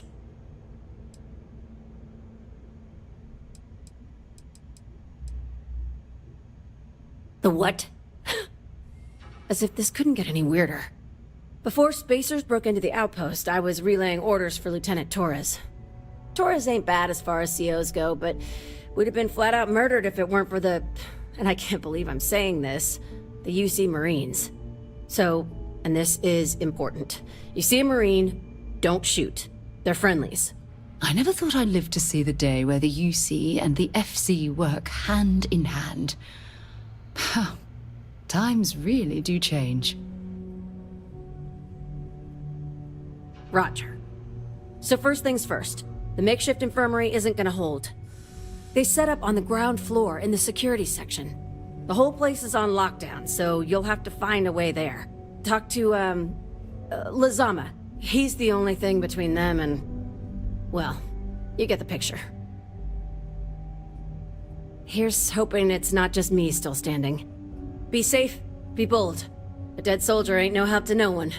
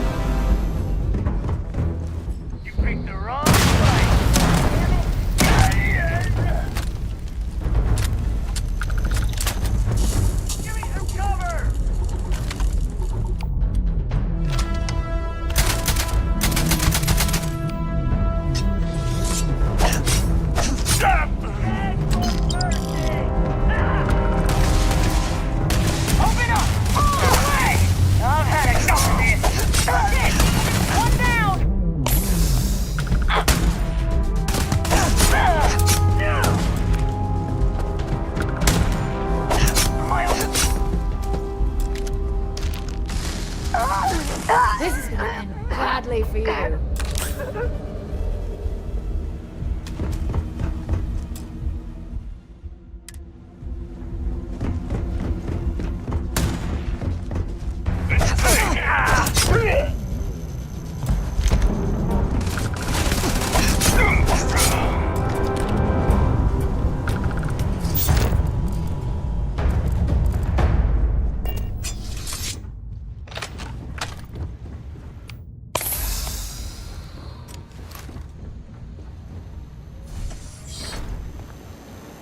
This is it. What, you think she's a spacer? She's the one that cleared him out. Corporal Lazama, UC Marines, medic. We thought we were done for.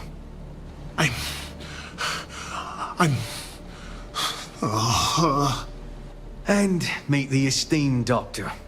Musa, right? It's his party we're crashing.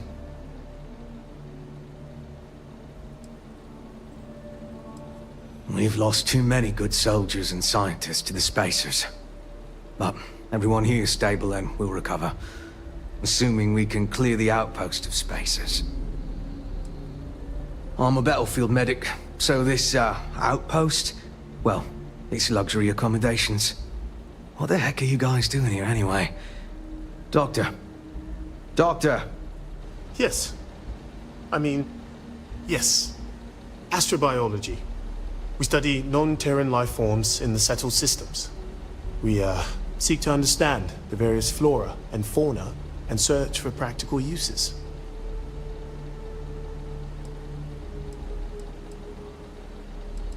Medicinal, industrial, or just understanding how life propagates. We work purely on non-military applications. It's part of our charter. No. They've been trying to take over the whole system. For months. Listen, we can't waste time. The Freestar CO, Lieutenant Torres, he locked down the complex. I'm not sure how long he can keep his troops safe. Last I saw Torres was on the 3rd floor, near my office. Take this key and get to Torres. It should open everything except the security doors. Get to Torres before his men are wiped out. Good luck. Don't the spacers realize we're trying to help them? Help everyone.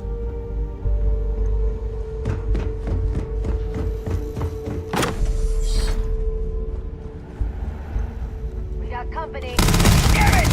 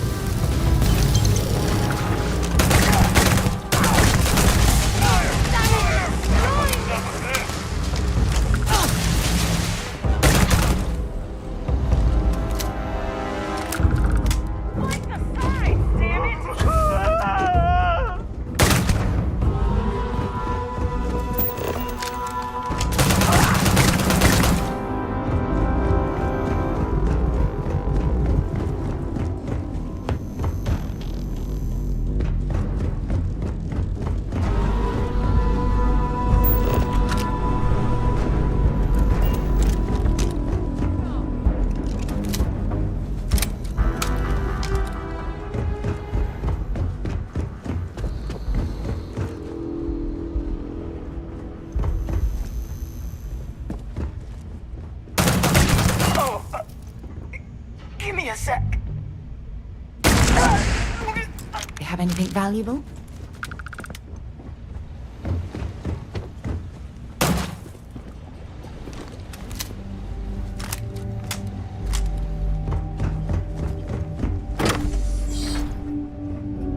Like I said, someone's been taking out the spacers. I don't believe it. Are they all gone? Thanks to the stranger, every last one of them is down. Some fancy work there. How many more are there with your unit? You got sniper support or something?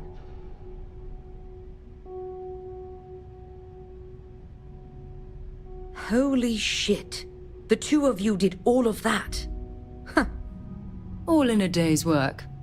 We have to help Captain Myung. She's behind the barrier door. But she's not Freestar, Lieutenant.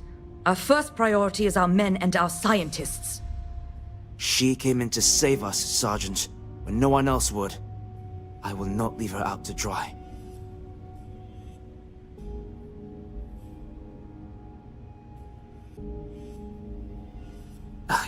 I don't care.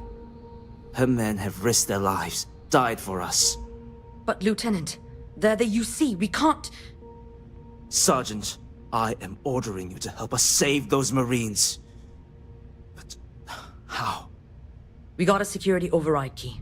If the Marines are still alive, they'll be by the other entrance. We all work together. We should be able to save them. Or die trying. There are soldiers that need us. Are you... up for it?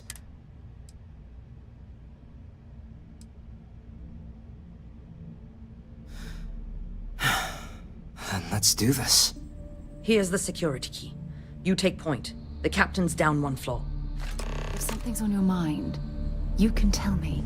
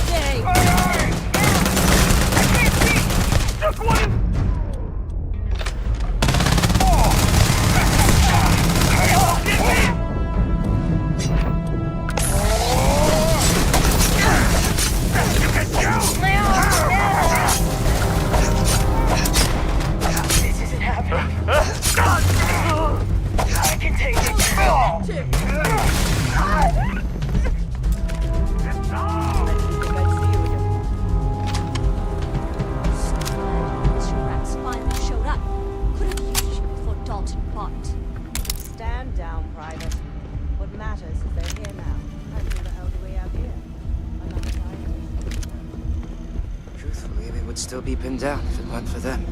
Well, I'll be. Huh. You don't got the look of a Marine. Certainly not the militia. Who are you?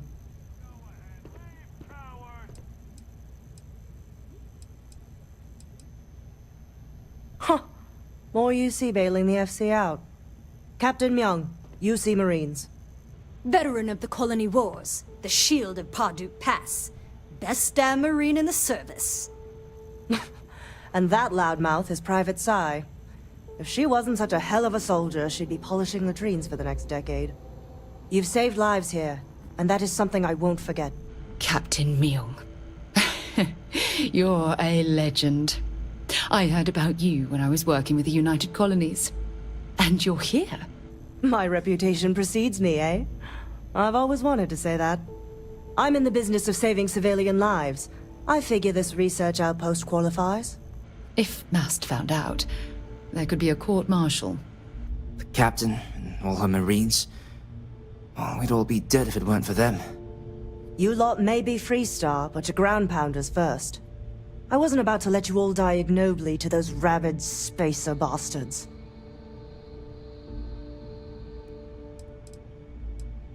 War happened. Parduk Pass is a graveyard now. Lots of good soldiers, both sides, are buried there. Captain Myung held that pass for a week against the best mechs the Freestar could throw at us. When she pulled out, she blew up the whole damn pass. Took out a full mech battalion. Might have saved the entire Nira front. Don't believe the propaganda, Private. Parduk Pass was dirty business all around. Look around. Nobody here is my enemy. Torres and his men, they're just poor SOBs posted in the arse end of nowhere. Just like my Marines. We have more in common with each other than the damn politicians back home. You've got spirit. That's what we need right now. We've bought ourselves an old-fashioned stay of execution here, but it won't last long. The bastards are disorganized, undisciplined rabble. But they got spaceships and we don't. That means they can keep dropping reinforcements until they greatly outnumber us. Then the cowards will hit us. Hard.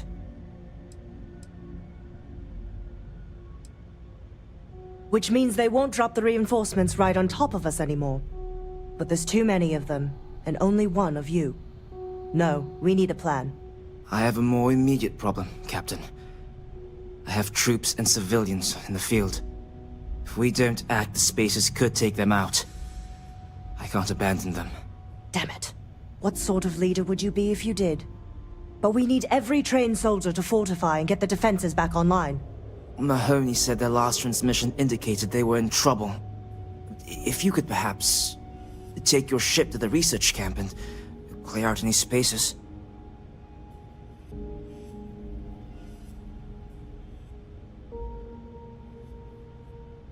They went dark not too long ago, so hopefully they are still survivors. Just go quickly and safely.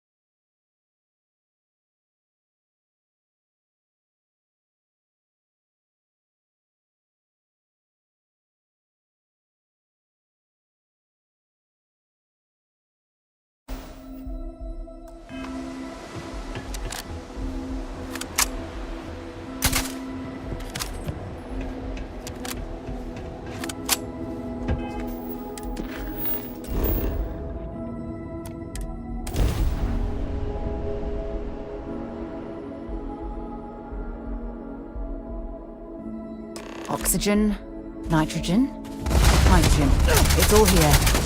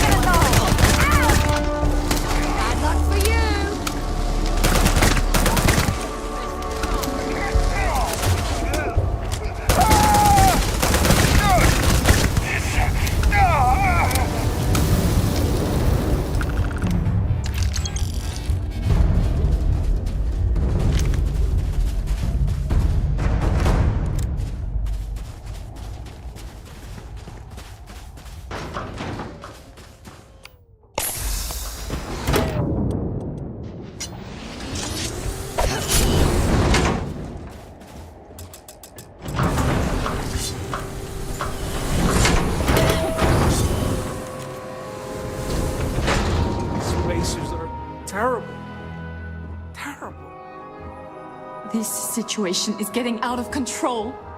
Corporal Mahoney radioed you coming, but I didn't know if we could hold out. Not all of us made it. But you're a regular hero.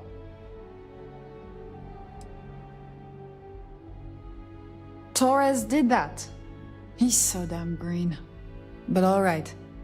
Mahoney said for us to go to ground. There's a cave nearby we're going to hole up in until this is all over. Don't worry, I'll keep the civvies safe from here.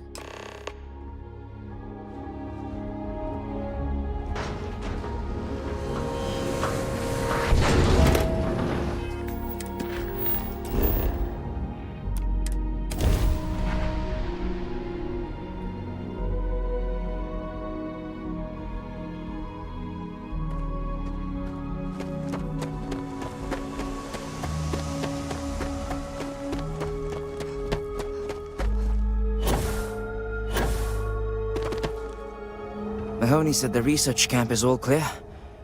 I don't know where we'd be without you. Most likely decomposing in some unmarked grave. Good on you both for making that mission of mercy a priority. Our job is to protect the civvies and never leave a soldier behind.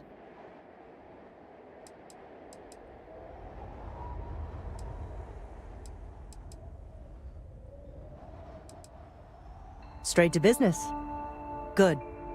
The Spacers haven't attacked yet, but they've been shuttling men down beyond the ridge. We cannot let them keep reinforcing, otherwise...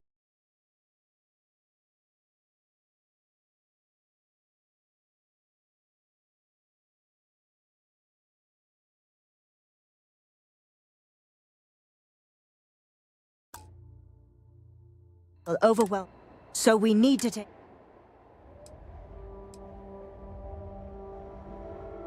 The only rest a Marine gets is in the grave. I concur with the captain.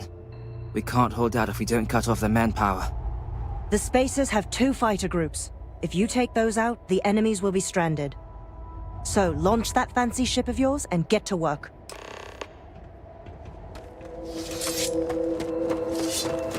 Hi. Please disregard. Leave no one alive. We got you now.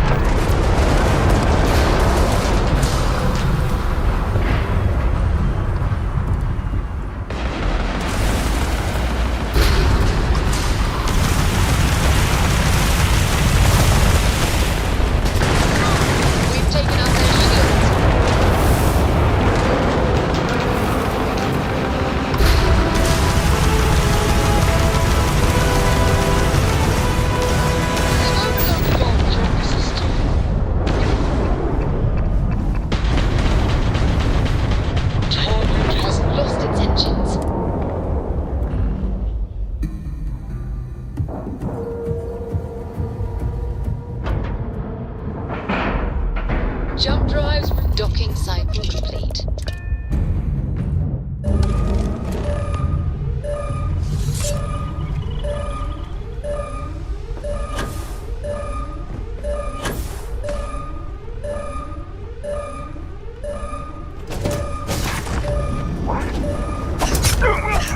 This is gonna be fun!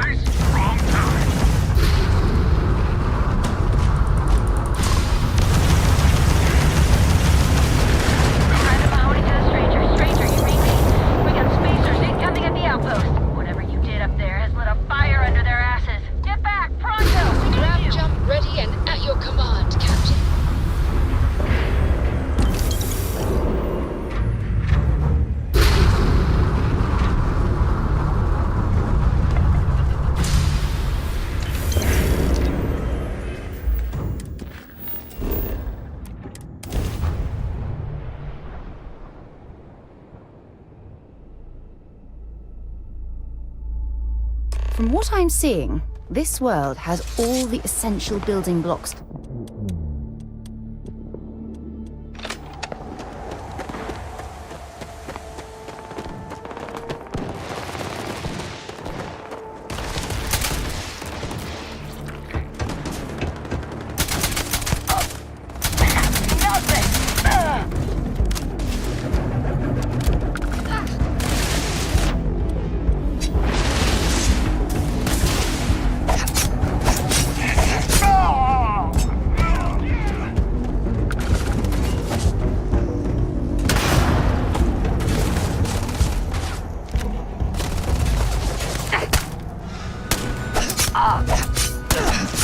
Be the one dying!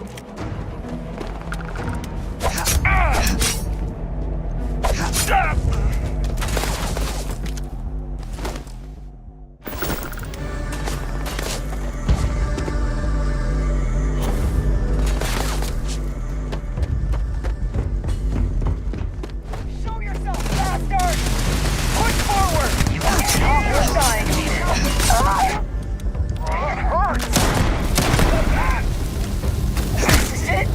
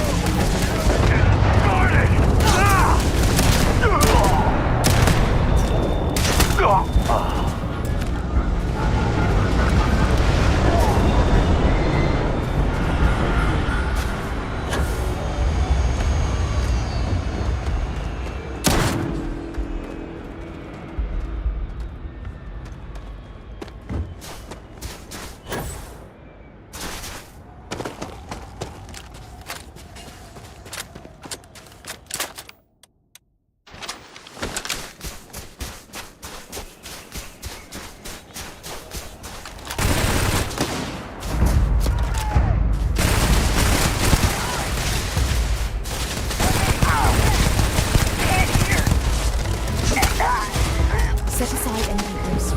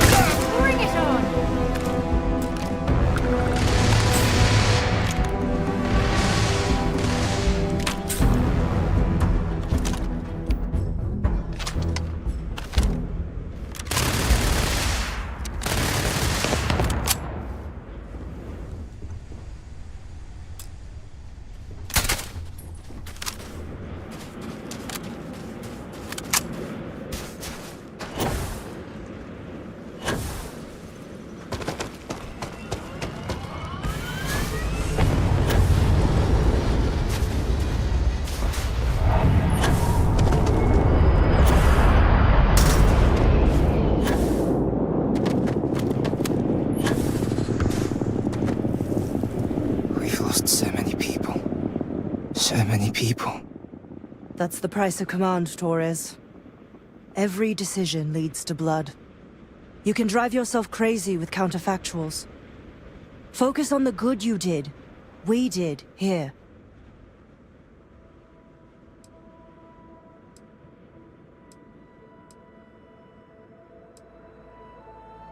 Huh. Well, just don't go saying that too loudly. Altair's safe because of you. Both of you. I almost want to write back to the Freestar and ask them to give you a medal. Now wouldn't that be the damnedest thing? I could put it on right next to my meritorious star. You'd save me a court-martial if you just give me your thanks. Might be you want your medal, though.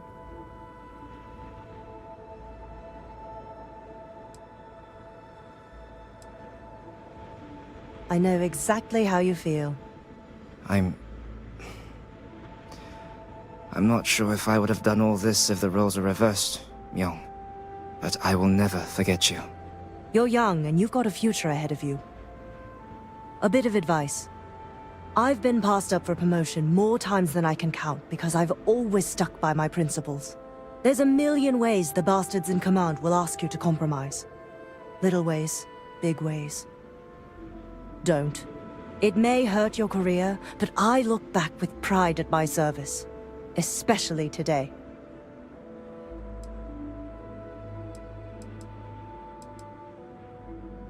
You see? I sincerely hope I never see you across the lines on the battlefield, Captain. If you do, Lieutenant, I will do my duty. Not if I do my duty first. Soldiers, it's time to get out of the Free Star's hair.